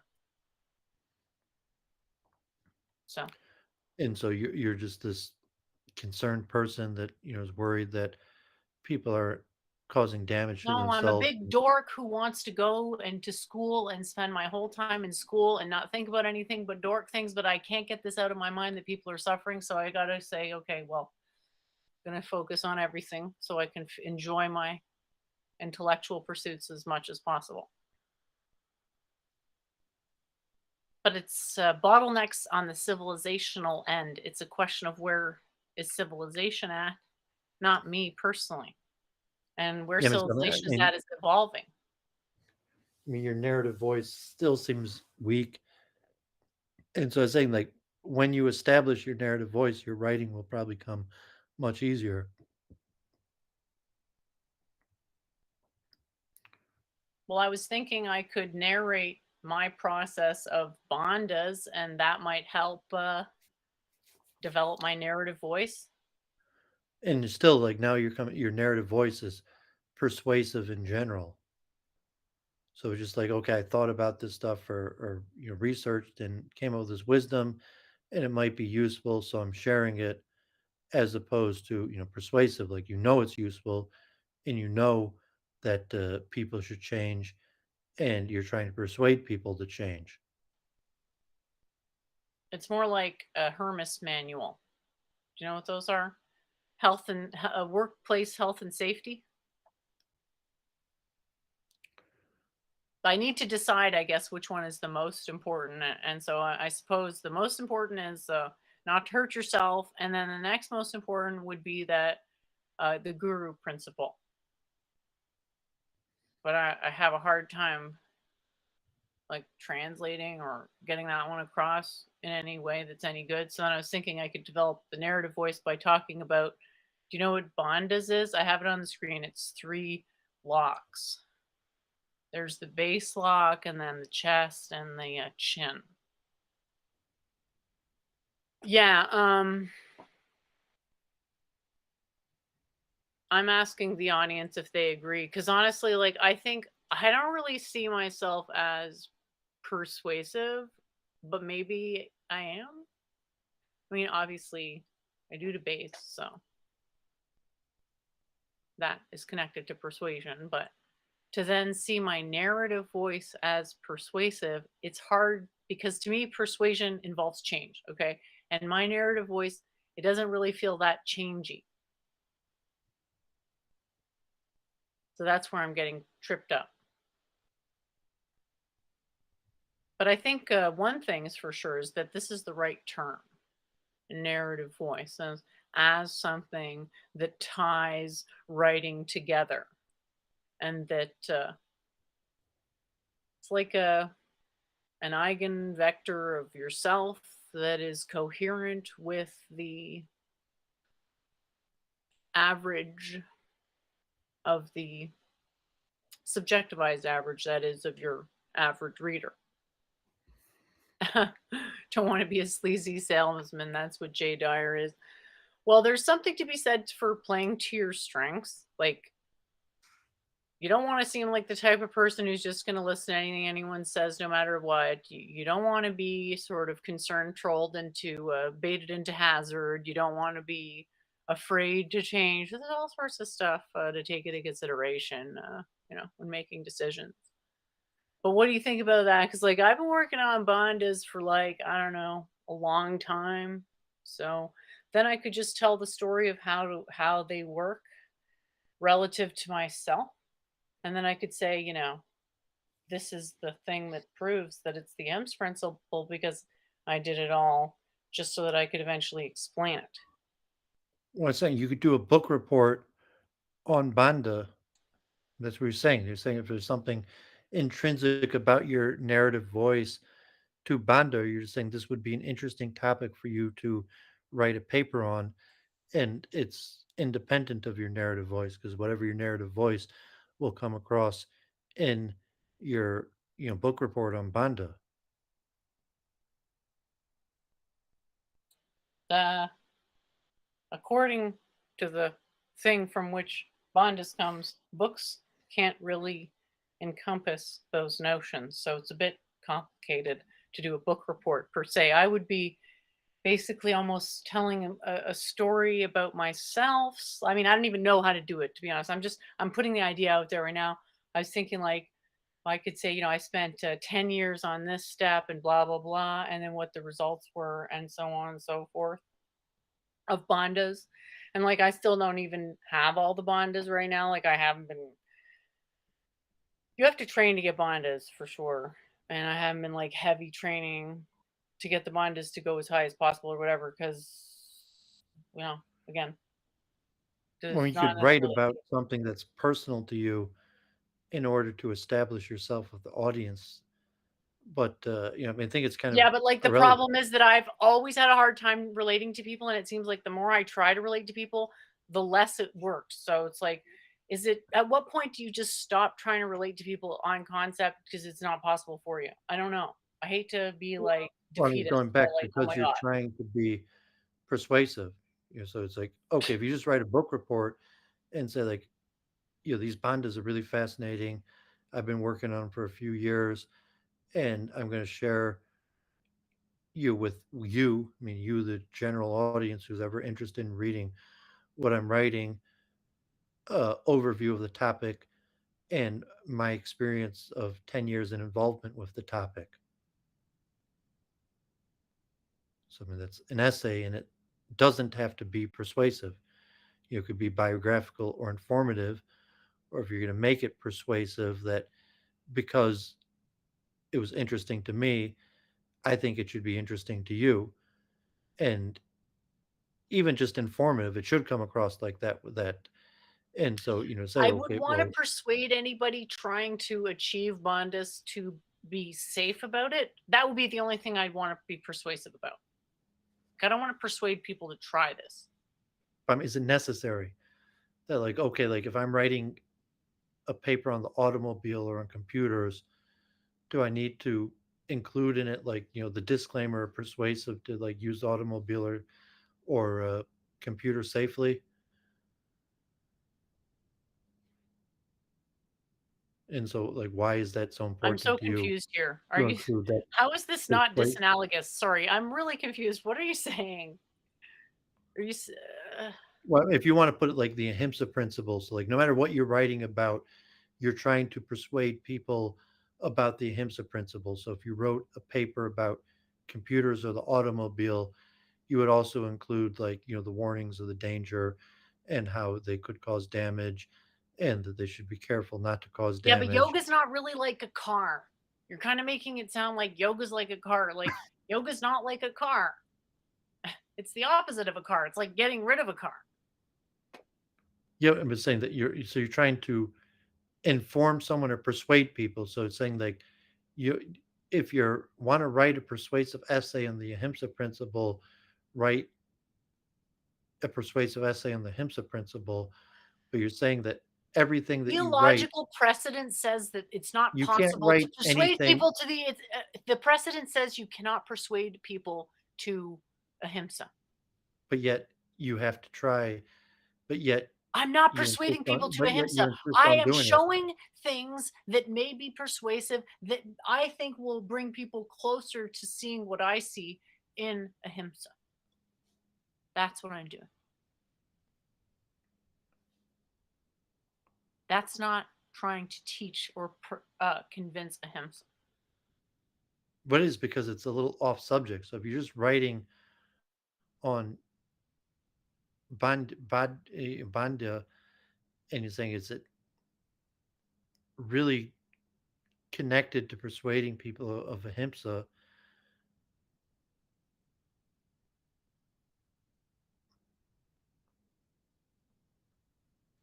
So, like a person who learns bandhas get enlightenment, and then that minimizes the suffering for them, and then they can help other people because they don't have the shackles or hindrances of their own suffering mechanisms anymore. Yeah, And so you have like a simple narrative voice of a basic informative essay where you have an introduction, that you introduce the subject, then you define the subject, you explain your relationship to the subject, establish some level of expertise or proficiency in the subject to why you're the one writing and informing other people about it, and why you think, feel, want to persuade others that they should find this subject interesting, and then you write about the subject. So I mean, as Claire was saying, like you tell him what you're going to say, you say it, and then you remind him of what you're going to say. But so you tell him what you're going to say. So you're going to talk about Badia, then you talk about Badia, and then you remind him what you said about Badia. But in your introduction, you introduce the topic, you define the topic, your relationship to the topic, why it's interesting to you, and why you feel it will be interesting to the people who are reading it. And then in the conclusion, you might touch on different aspects of the same thing, of a few more points on your relationship to the topic and why you feel that the topic should be interesting, or the utility of it to other people. So I mean, just a simple, like if you wanted the exercise of writing essay on Bandia, that it that, and you would do it in a standard essay format with the introduction to the topic, definition of the topic, your relationship to the topic, the establishment of your credibility to be writing about the topic, why you think the topic should be interesting to who's ever reading it, to the topic at hand, and then in the conclusion, where you'd again return to a little bit of your relationship to the topic and why you feel other people should develop also a relationship to the topic, The context being that I don't think that my own personal narrative is coherent to the general public. So it doesn't I mean, if you're coherent, well, like the you have a last few relation. things you said is your relationship to this topic. It's like, what does my relationship to this topic matter? Isn't it just my competence to the topic?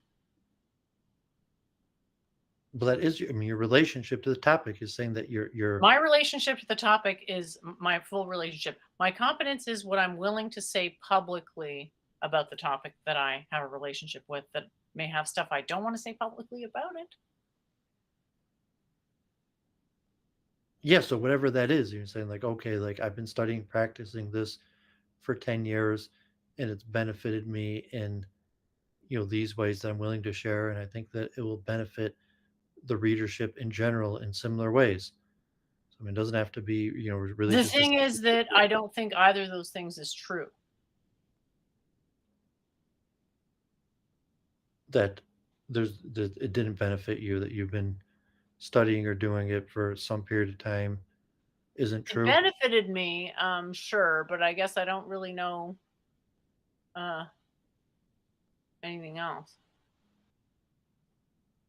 I mean, you could say it vaguely, but then you're sort of say less persuasive, a less clear narrative voice, and saying, well, this person, why am I reading this essay of yours? So say, okay, because this person, like came across this topic's been involved with it for this period of time, Hold on a and it minute. really Can my benefited them in six these pack ways. abs be an argument in favor of being right on this? If you're say like that, this Bandu yoga has helped with your physique and um, weight and abs, and you feel that it could benefit other people in the same way. Yeah, I mean, you could put that. I mean, Yeah, but neither of those things is true, though. No offense, I'm sorry to say that, but it just, you already have to be in good shape before you can start bandas. The bandas don't make you in good shape.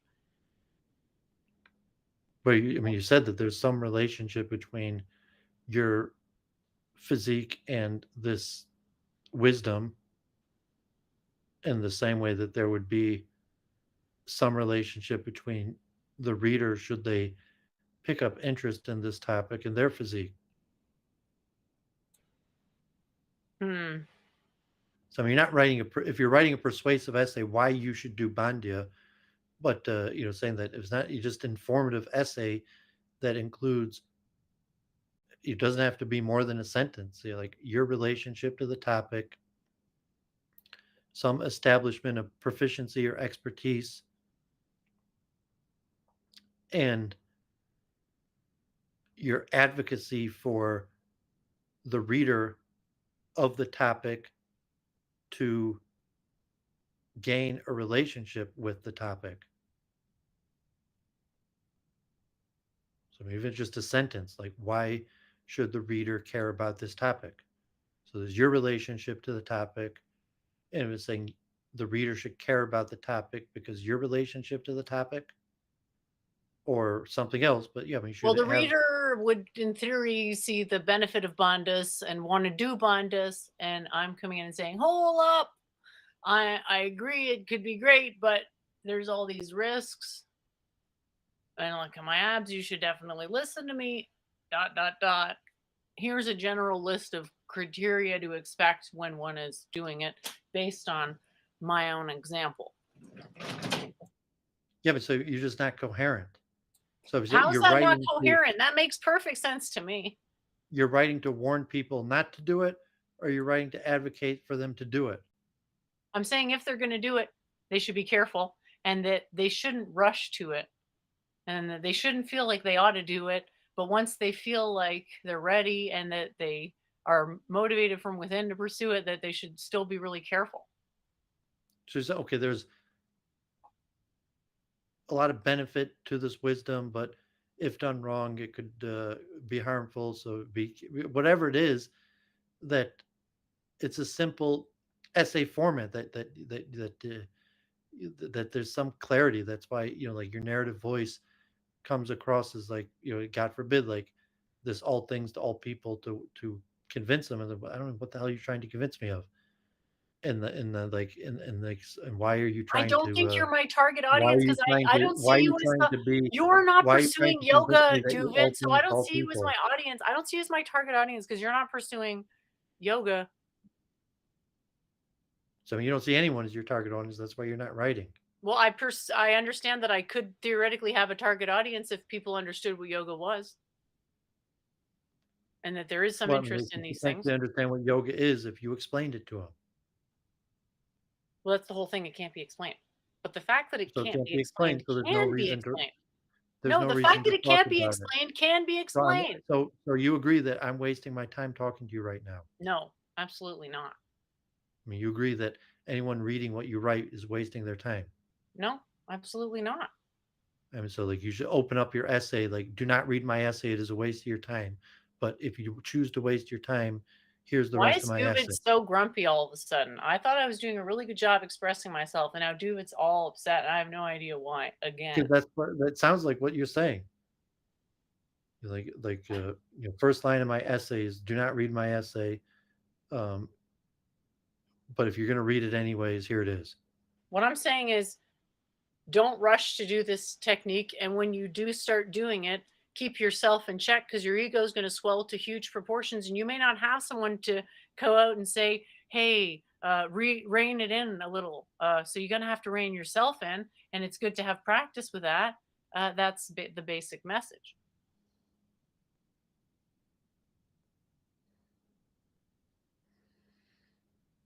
Yeah, so you got to keep on working it because, like, it doesn't even make sense to me. And Me explaining me doing Bondas doesn't make sense to you. What about just an explanation of Bondas? That wouldn't make sense either. Excuse me. well, it probably would, but I don't know if it would make sense from you because there's no narrative voice for you haven't established a narrative voice. Somebody could read Wikipedia, and probably Wikipedia has a narrative voice. Wikipedia has a narrative voice for Bonda, and so you don't need to read what I write about it. Is that it? Well, I don't know. Have you written something about it? I haven't written about Bondas. No, I'd be translating it into English according to my own understanding. So that would be a big undertaking, but it's not too bad. And I thought if I could just write it out as descriptive stuff, it wouldn't lead to anybody attempting to do the practices unguided. It's it's really mostly about getting guidance than just generally telling people not to do it.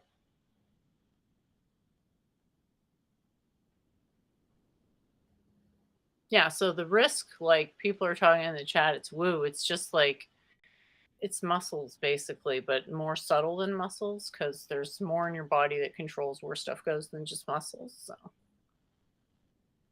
it's something that has technology to it, but again, it's just like it does work, and sometimes works a little bit too well.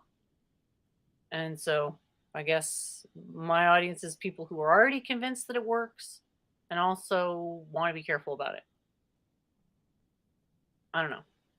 Does that help at all? And then is that enough for a narrative voice? Like me practicing it for whatever 20 years, is that enough to be considered an expert? Do you think? I mean, possibly. Saying, I mean, you establish proficiency or expertise. You don't have to establish expertise to have a narrative voice to write about it.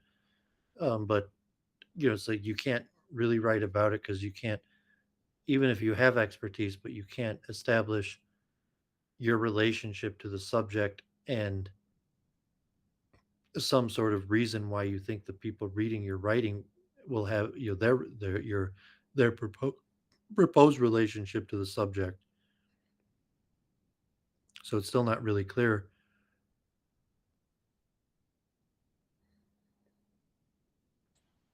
Well, I'm working on it. We've got ahimsa, and then we've got narrative voice, and then nothing I say being something that would sensibly trace back to me as a person, and then thinking, hey, Bonda's like, because I'm thinking, the whole problem is I'm not talking about my quote unquote feelings or whatever. So I'm thinking, well, I feel Bonda's, so if I could talk about Bonda's, then I am talking about my feelings in a way that I understand isn't really talking about my feelings, but it's on the path of putting people in the front seat of my subjective experience, which apparently is and definitely truly is something required for writing success.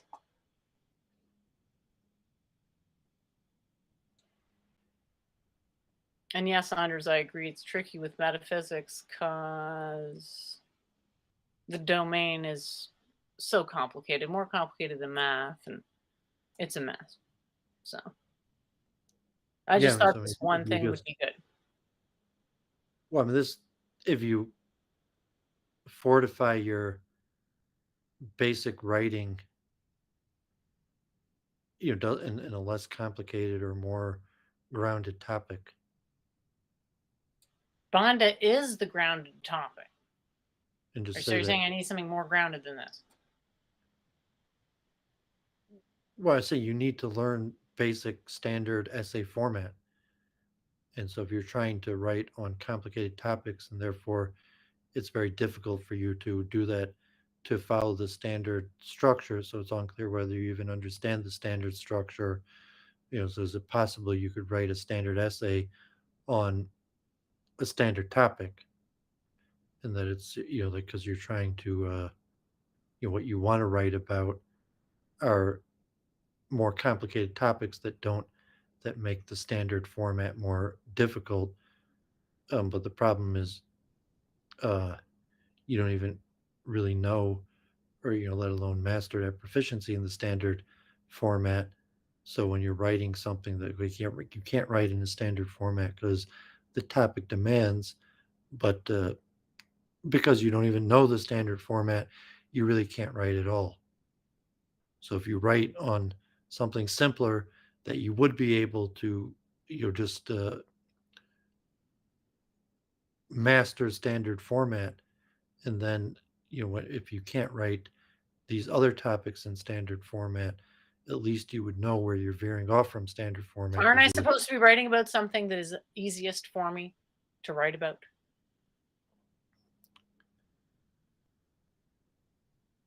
Yeah, I mean, you could do like a book report on anything. Well, I wouldn't be writing based on reading stuff. I would be writing based on having memorized something and then reciting it from memory, a description. Okay, so this is literally the easiest thing I could write about, or one of the easiest things I could write about. I'm sure there's some easier stuff I could write about that nobody would give a shit about in a million years. But it still didn't sound like you would be able to do it in standard format. Well, I would because it has, I mean, I think I would be able to do it better in standard format than any other topic because it means so much to me personally on a, personal level.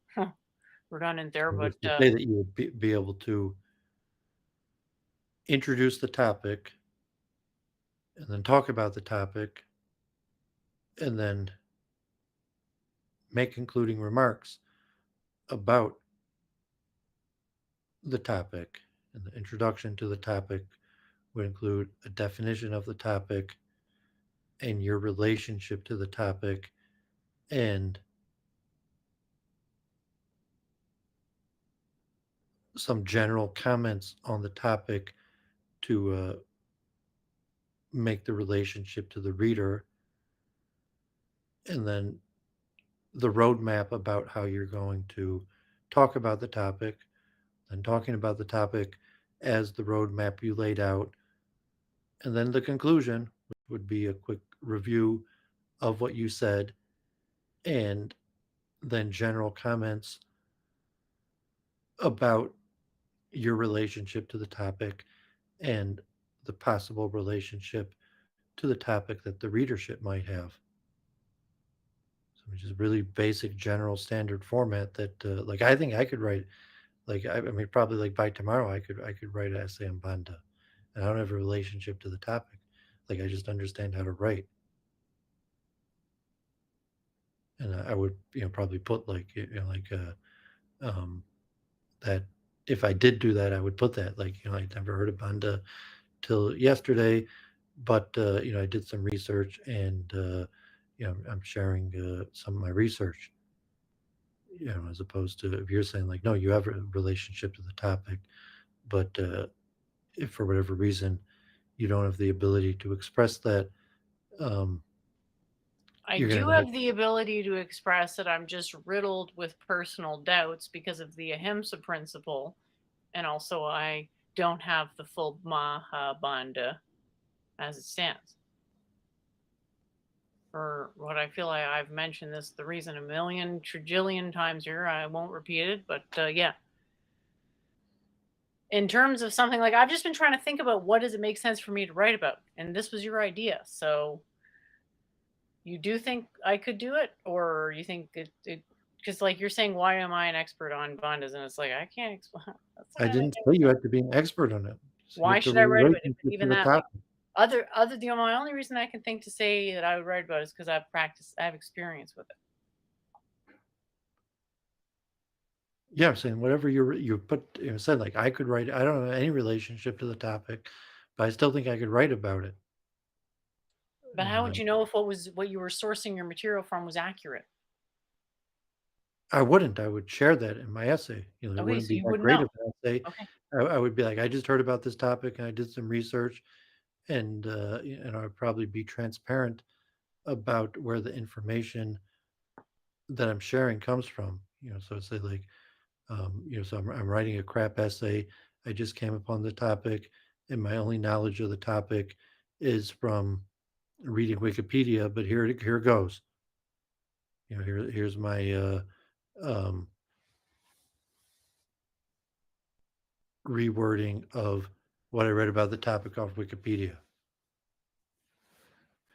And then, after I did that, some conclusionary remarks about, okay, now that I've done that, what, some how this topic might affect me in the future, or how I feel that someone who doesn't, um, but saying no, I probably wouldn't write about this topic. But I was saying that even I still feel like I'm competent enough in writing that I could write about something I don't know about.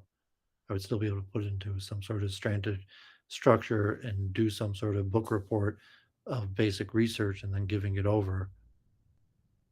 But it's saying you actually have knowledge on this topic, um, or relationship to the topic, so therefore it should be easier for you to write about. And if you're like hold up over a HIMSA, that might be a hold up over all of your writing. It might be um, in Hebrew they say like ma'akav, like stopping of you writing. It might might be preventative of you writing in totality, whatever your holdup is And that's over okay. It's over a okay to have HIMSA it's okay to have a temporary will be. setback. Well, I'm not saying it won't. It's not temporary. It could be preventative. Well, I'm That saying whatever it's a your holdup temporary is setback, and it's okay with to the have ahimsa temporary means that setbacks. you will never be able to write. It's preventative of you developing a narrative voice to write, and whatever your holdup is over ahimsa will be preventative, and you'll never write.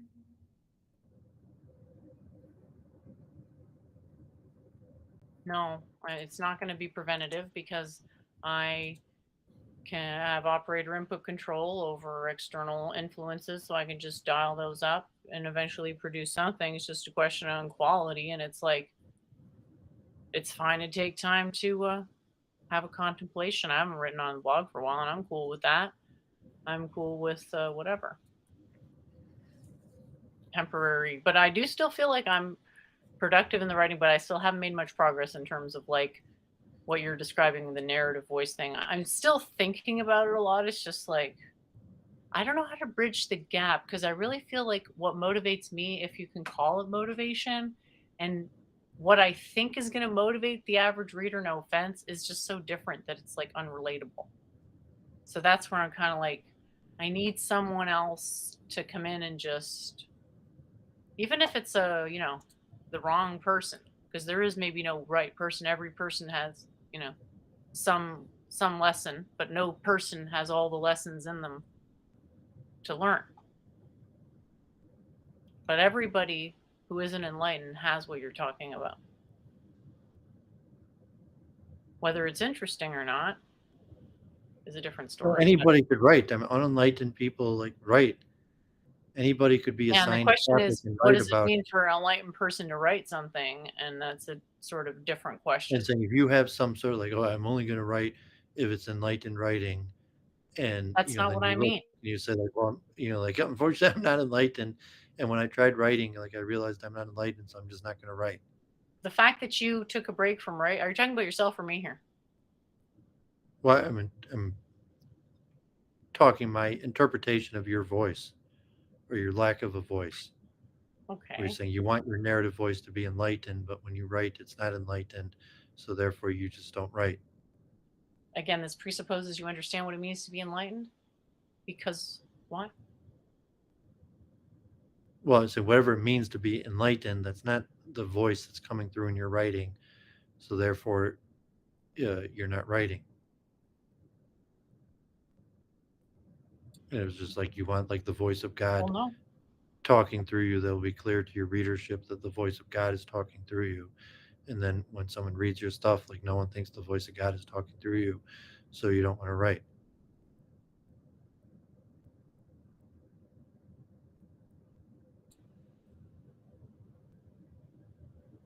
I am writing. I'm just not putting any of it out there because it's As still opposed, not like if you were finished. in school and had an assignment, and it's like, okay, you're paying for the class, and if you don't write, you're gonna, you know, fail.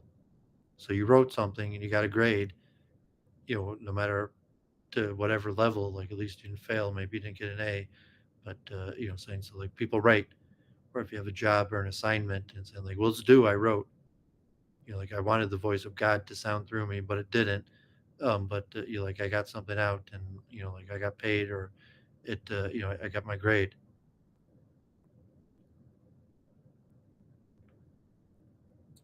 So you think I'm not writing because I don't hear God voice in my head?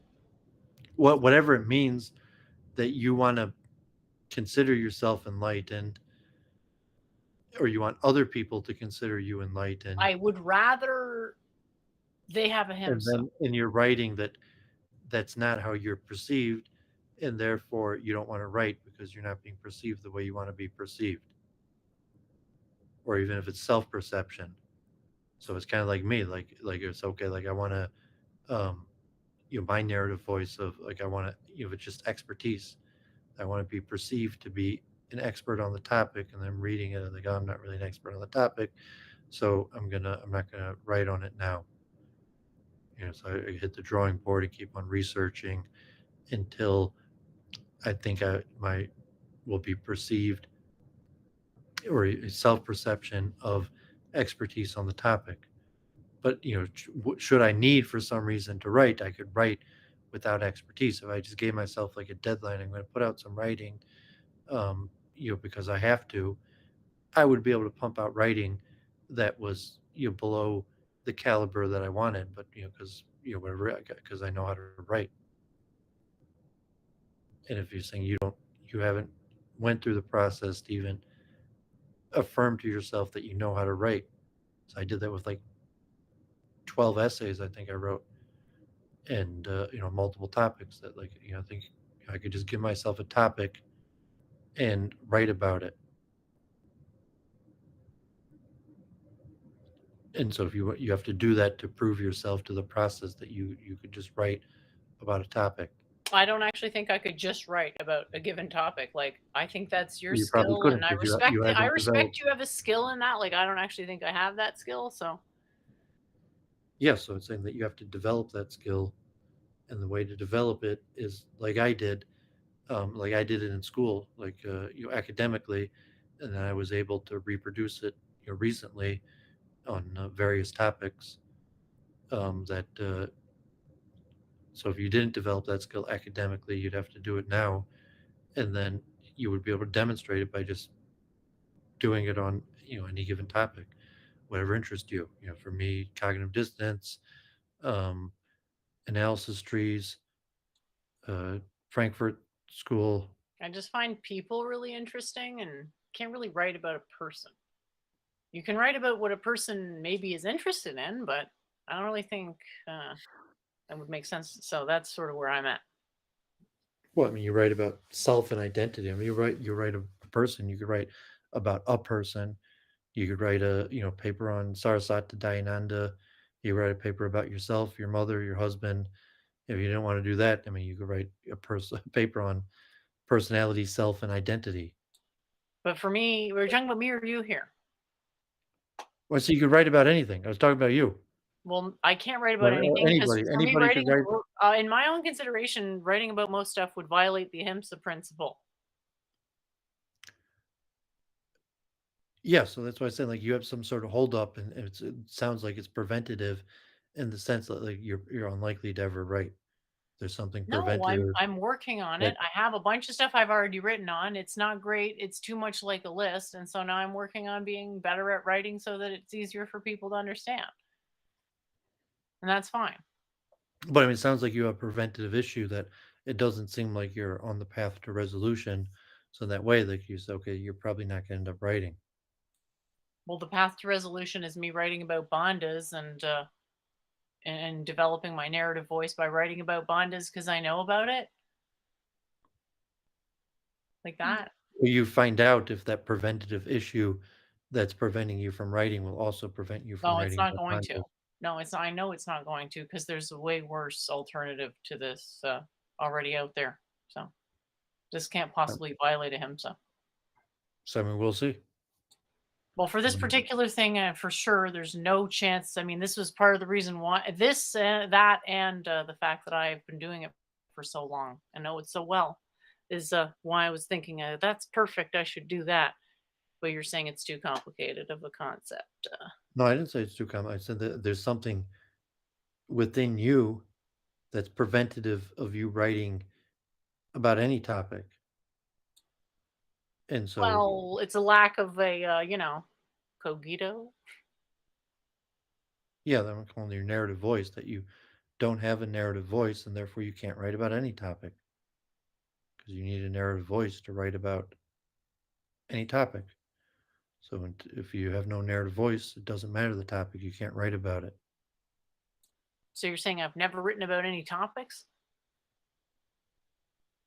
Um, it could be you never have. Like you've just, your blog, you just made some lists, and so it could be you really never have written about anything. And your blog isn't. I mean, it's you call it like like set theory. Like, well, it's writing. It's obviously writing. It's a Well, set. now it's time for that to change. So like it's obviously a set. The XYZ component is obviously a set. So it's like it's writing, but I mean, it's not really writing in the same way that it's not proper writing. or however you're gonna.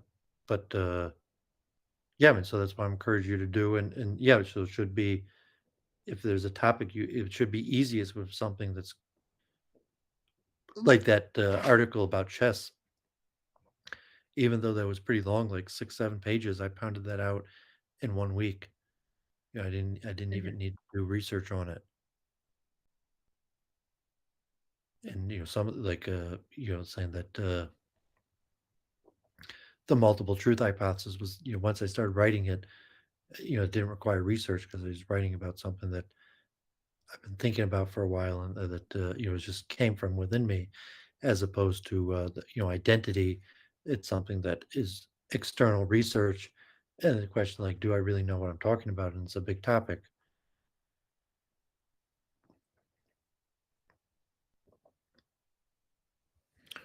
I guess, Yeah, at some you point you know have to invoke your own definitions to justify or make whatever point, and then making the point of that becomes its own digression. So, even yeah. ahimsa, like, I basically just converted the presentation I did on Jaideva's into an essay. So when I actually wrote the ahimsa, it didn't take me that long.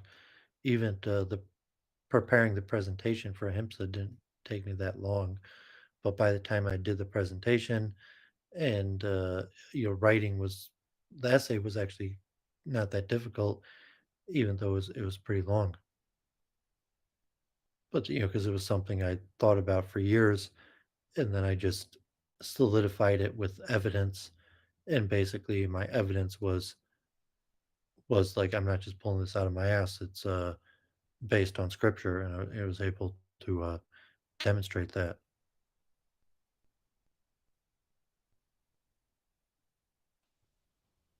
But yeah, I Yeah. mean, it's easiest to write about the topics you know the most and care the most about, and then it should be easiest to develop your narrative voice in terms of the introduction of introducing the topic, defining the topic, um, explaining your relationship to the topic, why you're compelled by the topic, and why you feel the audience might be compelled by the topic, and then to explain the topic. So if it's something close to you, it should be easy to explain your relationship to the topic. That implies And I can relate to other people, doesn't it? with something that's preventative, if you can't relate to other people, like I you may want not be to, able to but write. I struggle to. So I'm being realistic here. It's like, yeah, I don't really uh relate to I other mean, you people can't that even much. say, like, oh, the him, so like something horrible is going to happen because like I'm relating to other people, and so That that is not at that's all how I feel. That's not how I feel. That's not how it is I can't relate to other people because I'm always thinking about God, and other people aren't necessarily always thinking about God. And I'm not like trying to come in and say, you ought to do the same thing as me. So it's yeah, but like then you're I can relate to you're someone saying who's thinking about God all the time. Sure, you're that makes you're a not lot of writing sense. about yourself. You're writing about the topic, and that's the only just talking about a few sentences about yourself, and it's not about yourself, it's about your relationship to the topic. And then some sort of voice where it comes across why you felt compelled to write about this topic, why other people might find this topic interesting. To establish you have a relationship to the topic and you have reasons to feel why other people. Isn't me thinking about what other people are gonna get out of it sort of predicated on me being able to relate to people? Yes, I mean, it's almost mind-boggling, like, how you don't understand this. So, I mean, I because am very dumb in a way, and it sucks. And I'm sorry. I don't know what to say about it other than I've always just relied on other people to help me with it. So far, so good. Doesn't no, mean I because, can't like, improve. people can't talk for you. So, I mean, if you can't What? talk for yourself, you I'm can't really basically have fine. any. I've let people talk for me for a very long time. Yeah, but, I mean, they convey very little that, if you They can't convey talk for more than yourself. I could. If they're better at it than me and I agree with what they say or I don't disagree with it, what's the problem? Well, God forbid you say a minimal uh, conveyance of information. It's not though. I'm so out in the left field that having somebody else say it makes it way easier to understand.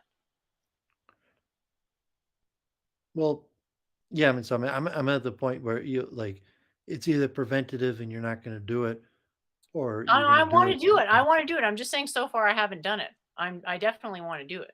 So I mean, you either will or you won't, and like talking about it isn't getting anywhere. So you either will or you won't, and like I've laid it out like 1,000 times, like what it is, and so like to argue, saying at least you're coming to admit that the problems within yourself, and then you say, okay, well, the problems within yourself, and it's unsolvable, therefore you can't do it, or the problems in yourself, and you're going to come up with a solution, then you'll be able to do it.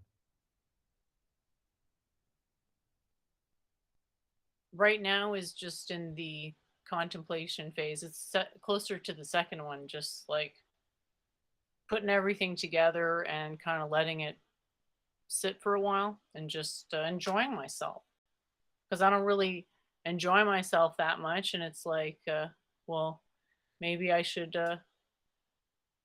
enjoy myself a little bit and get some perspective, and that'll I'm make not sure it what writing has easier. to do with enjoying yourself. You say if you don't enjoy it, you don't want to do it, but so like okay, like say if you're going to do it, even if you don't enjoy yourself, Um, I don't see the relation what enjoying yourself has to do with writing or your narrative voice. Like okay, like I'm an unhappy person, for but creativity and inspiration. I don't enjoy writing, but I still do it. I'm an unhappy person in general. These No, activities don't bring me happiness, but I do them anyways. that's not how I feel. Well, I say that's how I feel. So I don't see like what enjoyment has to do with it. So even if you don't enjoy it, like like therefore, so what? Like you can't write if you don't enjoy it. Well, enjoyment makes it easier to write, better. And since I'm already so bad at writing, I have to, pad the odds as much as I possibly can due to the incredibly low probability of success. And saying okay, like I went through this because I had to. Like it was I wanted a college degree, and like taking writing courses was a requirement for my college degree. So like like I struggled through it, and like I even took a course pass fail, and then eventually I wrote more. But like even the one first writing course I took, that was for my requirement. I took it pass fail because like oh man, like I hate this. I'm not good at it. So I just took a pass fail. But like I did it because it was a requirement, and I wanted the degree. And then I took more courses that required writing because I realized the importance of it, and I struggled through it, and I wrote those papers, and I got proficient where I understood what it meant, and to do it. And I don't think I ever enjoyed writing. Even today, I don't really enjoy writing, but like I did it anyways. I don't know if like I'll find an enjoyment in writing, and even say like I'm going to write even though I don't enjoy doing it. And if it's okay, like, is there something wrong with me that, okay, maybe it's an unhappy person. I don't enjoy anything I do, but like I still get up and live a productive life, even though I don't find happiness in anything that I do. Maybe I would do more if I found happiness in it. I don't know. I'm not sure, because I do a lot more than a lot of other people, and I don't really find happiness in anything. Well, like I tell all high performing people, like you being better than other people doesn't mean you couldn't still be even better. Um, if you were having enjoyment in your routine, I don't. I think it's something that needs to be incorporated. It's like vegetarianism. You have to incorporate it wisely. if you're going to incorporate it, but I've always incorporated because like I lean into my emotions for memory, for logic, and emotional maintenance is improved by pleasurable stuff. Like obviously it's not the only thing I pursue, but it's one of the four pillars. Comma enjoyment is one of the pillars of practice. So Yeah, if it's duty or dharma, and saying like you write because it's important, and even if it's not enjoyable, you're gonna do it anyways. well, it's possible I'm not able to for whatever reason. So I'd be, trying to do something, even if that's just I You don't could say know, like, well, meditation or maybe writing is not going to be enjoyable, and so you have to look at your dharma and say, I'm going to do it even though it's not enjoyable. Or they say, well, it's not enjoyable, so I'm just not going to do it. I'll go the rest of my life without writing.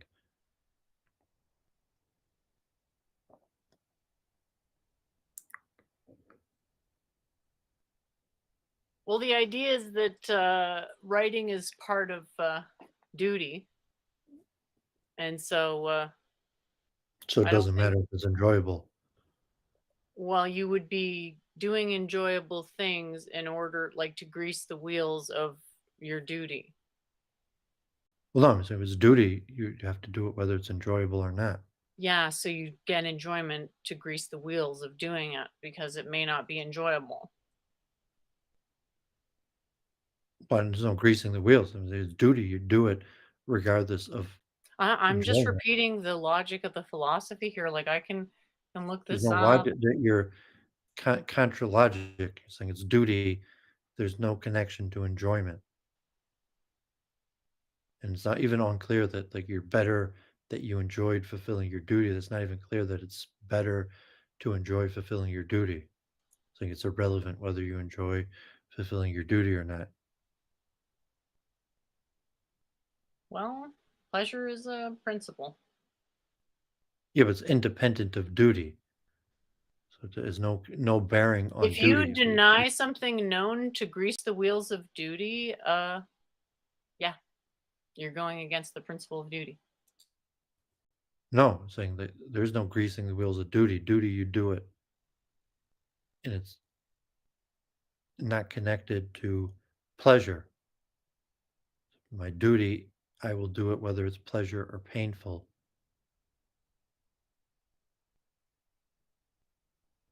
There's Yeah, no I know. connection. There's no connection. I don't perform the duties that I enjoy more than the duties that I don't enjoy.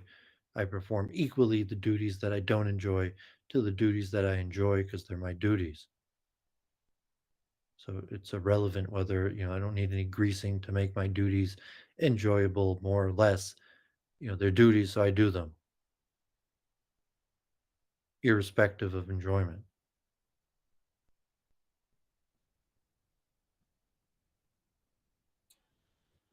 Okay. So, is it possible that having some enjoyment in life may make you more productive? Well, possibly, but it's saying it's independent of duties. One could say you have a duty to yourself to get the proper amount of enjoyment to maximally perform your duty. No, I don't see the connection between enjoyment and maximal performance. So I would say that there might be not everything is duty, or there might be levels of enjoyment. There might be obligations towards enjoyment, but fulfillment of duty is independent of enjoyment.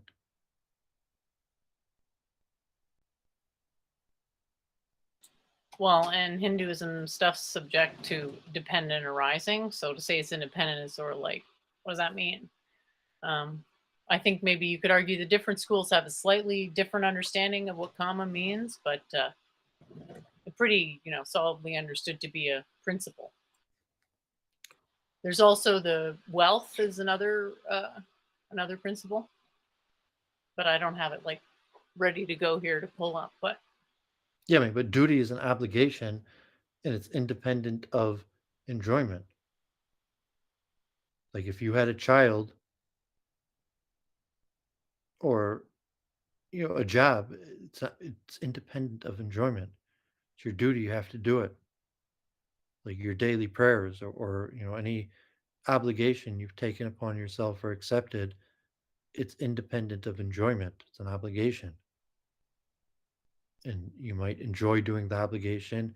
You might hate doing the obligation. It's irrelevant. Fine. I'm not disagreeing with that. I'm just saying that pleasure can grease the wheels of duty. No, I don't think so. Maybe You the have opposite. no experience, therefore you can't. How can you possibly speak to it if you have no experience with it? I do. I mean, I've experienced with pleasure. I've experienced with duty, and I'm saying that I fulfill my obligations as a matter of principle, not as a matter of pleasure. Okay, wait. Do you not believe in non-sinful pleasures? I do like I enjoy good food, or like good things. I enjoy good things, but that's independent of my duties. So okay, like I enjoy pleasure. I enjoy nice things, but that's independent of my duties. I don't do my duty. There's no dependency on my duties and pleasure.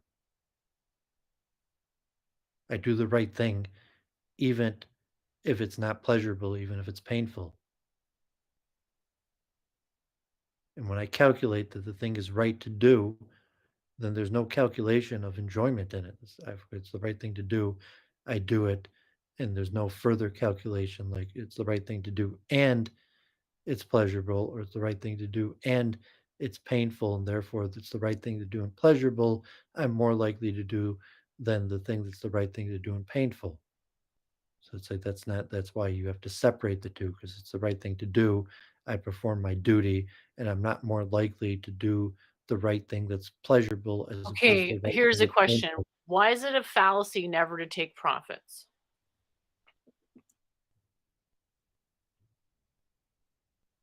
A fallacy to never take profits? Well, there's tons of people that invest and then they ride it all the way to the top and all the way to the bottom and never took any profits the whole way. Well, it's a fallacy. I mean, some people claim a material gain, but I'm a businessman. I take profit. You buy low and sell high. I mean, it's a fallacy to say, if I can say that So there's no not negative taking pleasure karma, in life is like there's not no taking negative profit in karma, stocks. there's no negative karma acquired. Not Right? taking pleasure in life is like not taking profit from stocks, except it's not a bank You account keep balance on that's at saying stake here. something irrelevant to the question of duty. So I didn't say austerity and no pleasure at all, although someone could say that. I said that duty is independent of pleasure. So if you have duties that are pleasurable or painful, that there's no preference to do the pleasurable duties. You're saying duties are duties, you do them irrelevant or pleasure or pain. And say that you deny all pleasure in all aspects. I just said duties. That duties are independent of pleasure and pain. That if writing is your duty, it doesn't matter whether it's pleasurable or painful. You should do it. And Well, if hence you're is my or duty. if Yeah. it's your duty and you're not going to do it because it's not pleasurable, then you're deficient, because your duty should be independent of pleasure and pain. If writing is your duty, even if it's painful, you should do it just as quickly as if it was pleasurable, because it's your duty. That doesn't mean that pleasure seeking isn't worthwhile part of That's principled practice. irrelevant. If when I eat tomorrow, I choose to eat something that's pleasurable and Then tastes we good, agree. or It's that irrelevant. doesn't, because I mean it's a duty, and if it's okay, eating is a duty, and the pleasure that I gain from eating Eating's may not be a duty. independent. But saying if eating wasn't pleasurable, so say eating is a duty, um, and let's say brushing my teeth is a duty. Eating is pleasurable, and brushing my teeth is painful, but I do both. Well, what principle are you espousing when you eat?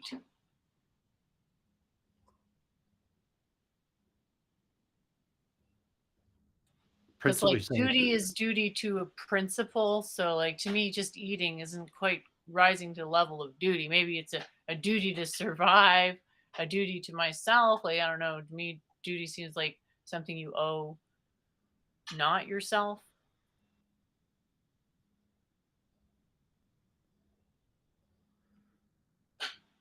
yeah, I mean we get chased into another word game, but saying if writing's important, you'll do it even if you don't enjoy it. Well, no, we are not chasing a word game. We're talking about your personal development and whether you should go attempt to understand the pleasure principle as something that can help with your doing your duty. And you just sort of doubled down on saying it didn't matter. And then I agreed that it shouldn't matter, but probably does matter for a lot of people, but it shouldn't matter, sure. But that doesn't mean that pleasure is not valuable. And it's sort of need. I think there needs to be a balance.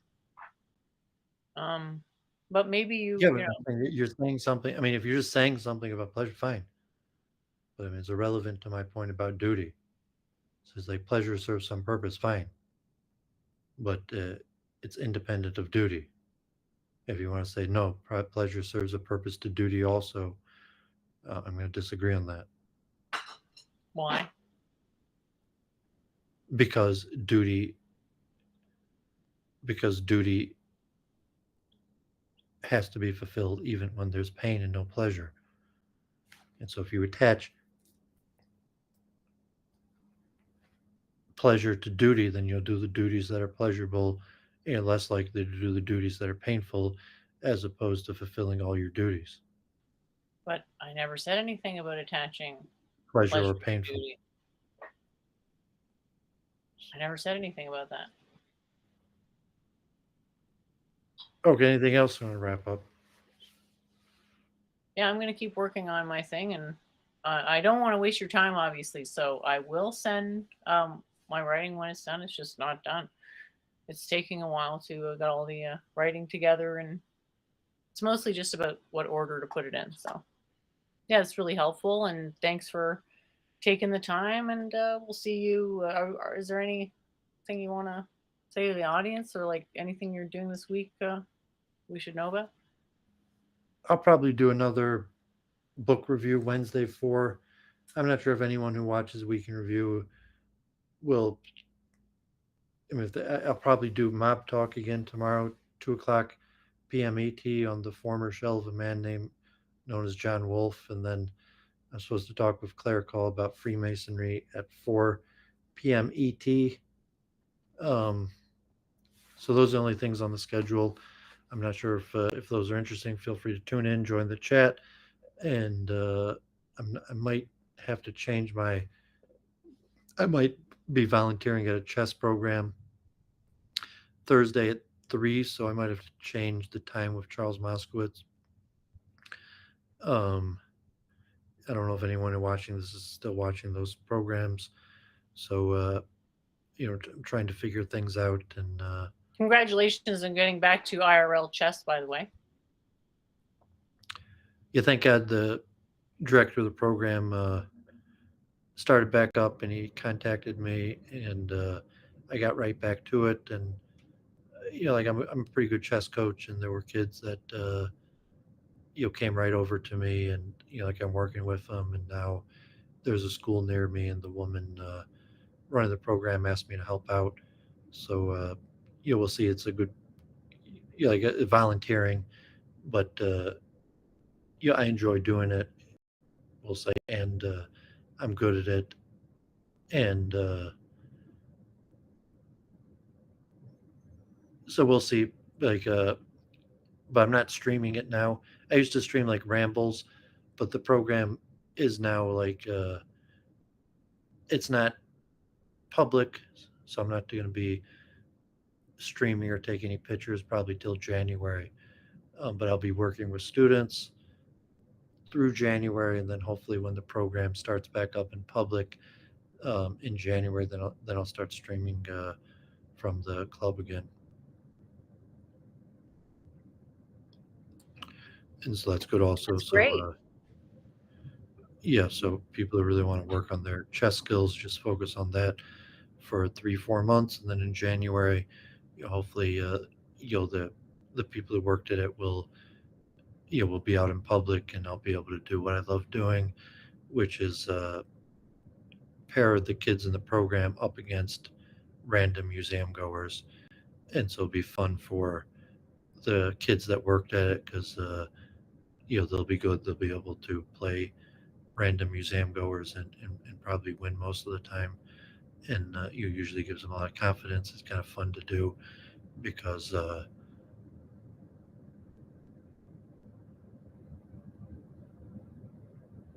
I don't know, enjoyment in the sense that sense of fulfillment, or say like I coach chess to give back, and I have the most impact in giving back in coaching chess because I'm pretty good at it. Like I could donate money. I have some money, but I'm not the richest guy.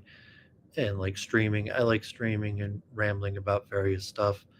Um, but like chess is probably where I have the most impact, especially in Detroit because chess is very popular, and like from the better people in in the whole city. So there's demand for my service, and I could benefit with my talent sector for the demand sector, as opposed to streaming. It's questionable the match between my talent and demand. So chess still serves probably the biggest match between my talent and demand.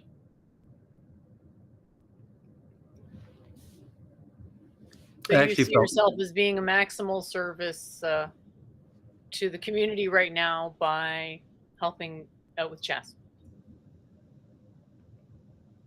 yeah, and I actually felt like all the work I'd done in writing on self, that I had more impact in coaching and expressing these ideas and expertise. So we'll see over the next 3 4 months where I'm doing a possibly 2 times even a week now at the Detroit Institute of Arts on Fridays, but now it's not in the public. It's like in a private room, so just training kids that want to. So it's not open to the music. It's not open in the public part of the museum, um, and then also at a local school. So it's more people that are more interested in just improving their chess skills. So I think it'll be also more good for what I'm trying to do in understanding expertise and self and self formation, and then hopefully in January when we open up to the public, it'll be more successful.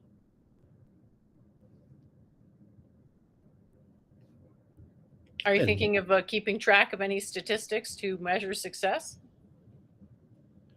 um, well, chess has ratings, so I mean the performance of my students, I guess, and how they perform. Um, and like usually they do pretty good. Like a lot of times they've been state champions or even going to nationals, but they'll have ratings. And I think that I've been requested to more students requesting my service. Their better performance. Uh, yeah, I'm not going to do like my own testing more than that. Like just my methods. But also like I think I'm getting more into coach training, where now there's coaches that want me to train them to be coaches. So that would be more interesting to test cognitive theories of what works and what doesn't, and possibly various things. So we'll see about that. So I'll work with that over the next few weeks. Maybe we'll talk about that over the next few weeks, where I actually have more feedback, and will be obvious progress. Like anyone who knows chess, like it's like it just basic things that there's benchmarks for students, like mating with a king and queen, mating with a king and rook, mating with a king and two bishops, or various things where you have students like clearly they've accomplished some sort of benchmark of performance, and then they'll play in a tournament. So I don't know the results, but yesterday they played in a tournament, the state capital, and I wouldn't be surprised if they did well. But so there'll be benchmarks of performance of competition. Congratulations. It's great to have something to look forward to. Great. Um, I hope yeah, you're it's not too it's really like discouraged. I hope you're not too discouraged about things. Like, I feel like things are going in a really good direction, but I guess it can seem like stuff is slow. Uh, it feels good for me yeah, though. I'm a pretty driven person, so I'm always doing things. So what I want to be Me too. doing are my desires versus what my duties. So I focus on my duties and fulfilling them, and then my desires. Psalms, the majority of my desires remain unfulfilled, and then even what I think will be the direction of my life. Um, extenuating factors, like I'm basically not even involved at all with the synagogue downtown anymore, or even the promotion of Judaism. So I still do my Judaism, but I've fallen out. Like I'm not involved at all with the promotion of Judaism, or like a synagogue that I worked with for years. I assume Hanukkah will come next month, and probably the rabbis that I help out with the Hanukkah celebration will ask me to help out. But I mean that so maybe I'll even start going to synagogue again. I haven't. I stopped going to synagogue and to the Hare Krishna temple. I spoke with Luke about that. Like COVID-19, and my whole life, like I always went to synagogue for like over 20 years, without exception, every Saturday, even every day for years, but like without exception for over 20 years, I went to synagogue every Sabbath, and then COVID-19, I just stopped going, and then to the Hare Krishna temple, I went every week for years, and then COVID hit, and I stopped going, and now COVID, it's still around, but things are back to normal. Hardly anyone's wearing a mask anymore, but I haven't picked up and started going again. And so the chest, they actually requested me. I don't think anyone's going to request me to come to the temple or synagogue. Like I could just show up. I still get like their email, but like the chest, they actually like they reached out and requested me. So I felt that was kind of a sign. But maybe I'll start going to synagogue again, maybe even to the Hare Krishna temple, but I'm not sure about that. So we'll see you next Awesome. week. And okay, have a great week. And there, Take care. We'll John. see you next Sunday, if So, not sooner, and I'll blab to the audience for a little bit. okay, you might see John in the chat Work too. on my horrible narration voice or whatever it is. Well, I Can't say even that your remember narrative narrative voice and voice. writing and streaming is parallel. There, it'll be a little different than but your narrative voice is you, whether it's writing or streaming. So I'll see you tomorrow, 2 o'clock, John. Hopefully, if you're listening, John, maybe work on your tech, see if you could figure out how to do like a screen share, and then you could do your week in review um, and do share some stuff.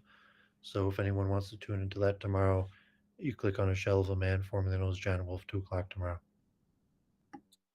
Mob Talk tomorrow with John Wolf and Doovid, star of Week in Review with Doovid. So yeah, thanks for offering help. Blah blah blah. So I think I kind of actually got somewhere with my explanation tonight, where I was saying that just to understand what I'm doing is there's a demographic that might enjoy my writing, and then average the demographic into one single person, quote unquote person, a model of a person, a super person, superposition person, if you will, and then try to cram that down to some sort of an axiomatic decomposition. And this is the part where I'm saying that's literally way easier. Way easier. So the problem is like it's not meant to be selling it. It's sort of saying like if you do it right, it works. But you know, it's uh, it's very easy to get it wrong, and so it's meant to balance that out as well. Slash the whole, I don't know. In a lot of ways, I don't know what this average person looks like. Like, I can tell you mathematically, okay, there's hypothetically a set of people who, let's just say that, call the first set the people who would read it, if it was written correctly. And then we take that group and try to simplify it into one entity and just sort of think of it as like a dialogue with this synthetic entity. Possibly. Now that's one option. But I'm going based on the problem with that is that it bottlenecks at my understanding of other people. And I don't have a certain understanding. I think there's a certain understanding I do have, and then there's one that I lack. And so there's like going to be, if I'm generating my own dialogue, which is how I interpret what Doooovid is saying to do, like he hasn't called out to me, it's generating a dialogue. To do that, there's a level of contrivance that is generally avoided because it's like generally the sort of you have an interpreter and then the interpreter. I mean, this would be more true now than perhaps in the past, but there's sort of an unstated, or I don't know if it's been stated, but yogic knowledge is not always conventional. And so, I don't know if you want to call it knowledge or what when it's conventional, but there is utility for being familiar with conventional concepts. The person with knowledge may lack.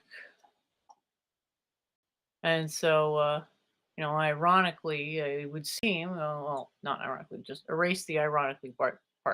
At first glance, you'd think, oh, well, me going through this process myself actually does help. But I'm thinking the whole time, well, no, like going through the process with an interpreter is what would help. And then I'm not even saying the interpreter needs to write the thing. I just need to have the interpreter basically be there to like be like, yeah, okay, that kind of doesn't make sense, and this is why. Because at this point, it's just more like, well, it doesn't make sense, and you can't say why it doesn't make sense.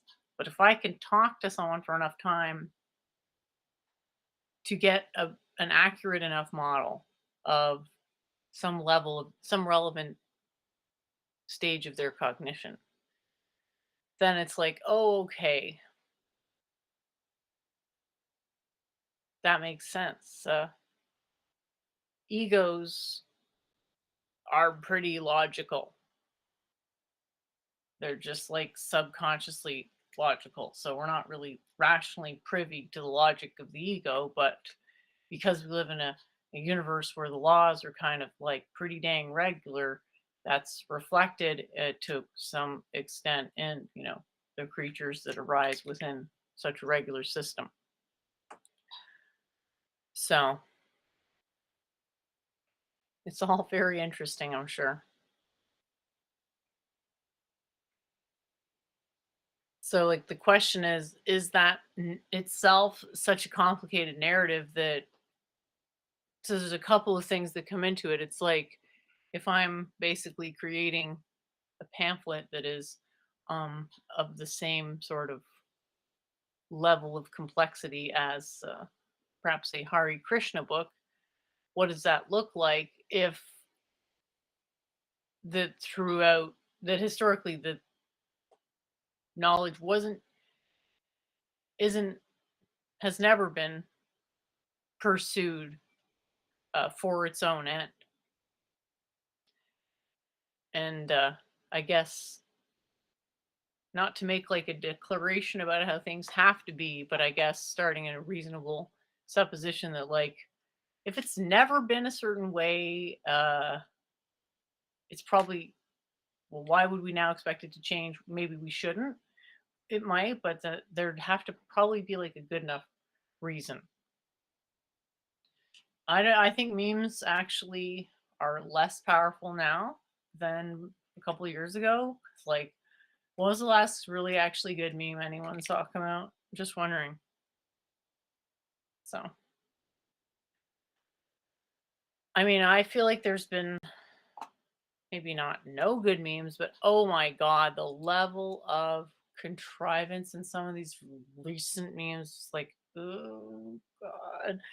It's like someone got a book unironically memeing for dummies and was like, okay, well, here's how you can learn to meme. And it's like, oh, you missed it. It's the induction problem again.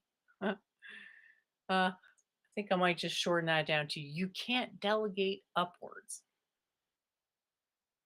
So, yeah, thanks everyone for tuning in. I had an awesome show.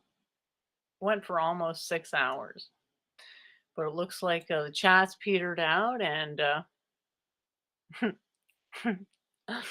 I didn't notice what John said about reducing myself to a symbol. Yeah, that sounds really contrived because I can't even get myself down to a narrative. I'm expecting to have to produce some sort of contrived narrative because I just don't even think whatever my internal considerations would be that they would lend themselves to anything remotely close to conventional language. Like, conventional language is basically something I don't want to say your mom would understand, but like there's value in things being accessible conventionally. And so I guess I don't want to come out and say it, but I guess even if I'm going to fail at this attempt, I want it to be obvious that I like tried, that I wasn't going for some sort of an elitist thing, that I was like really, I almost don't even want to say it because I feel like if I say it, that somehow just makes it, I don't know. But I do want it to come across that I know it's hard. The point isn't whether it's hard; it's whether it's possible. And to have someone go through the experience is demonstrating, yeah, it's a possibility. And then it's like, well, to me, the connection between abs and knowing how to do body locks is an obvious thing. But then, and question, I guess, for the audience, like, is that obvious? It's probably not. Therefore, uh, I mean, I'm not trying to say everyone with great abs has command of abundance. I'm not saying that by a long shot, just saying there's some, and I attribute my ability to have that abs without really probably working out on it way less than you think I do. I just wanted to attribute that to that.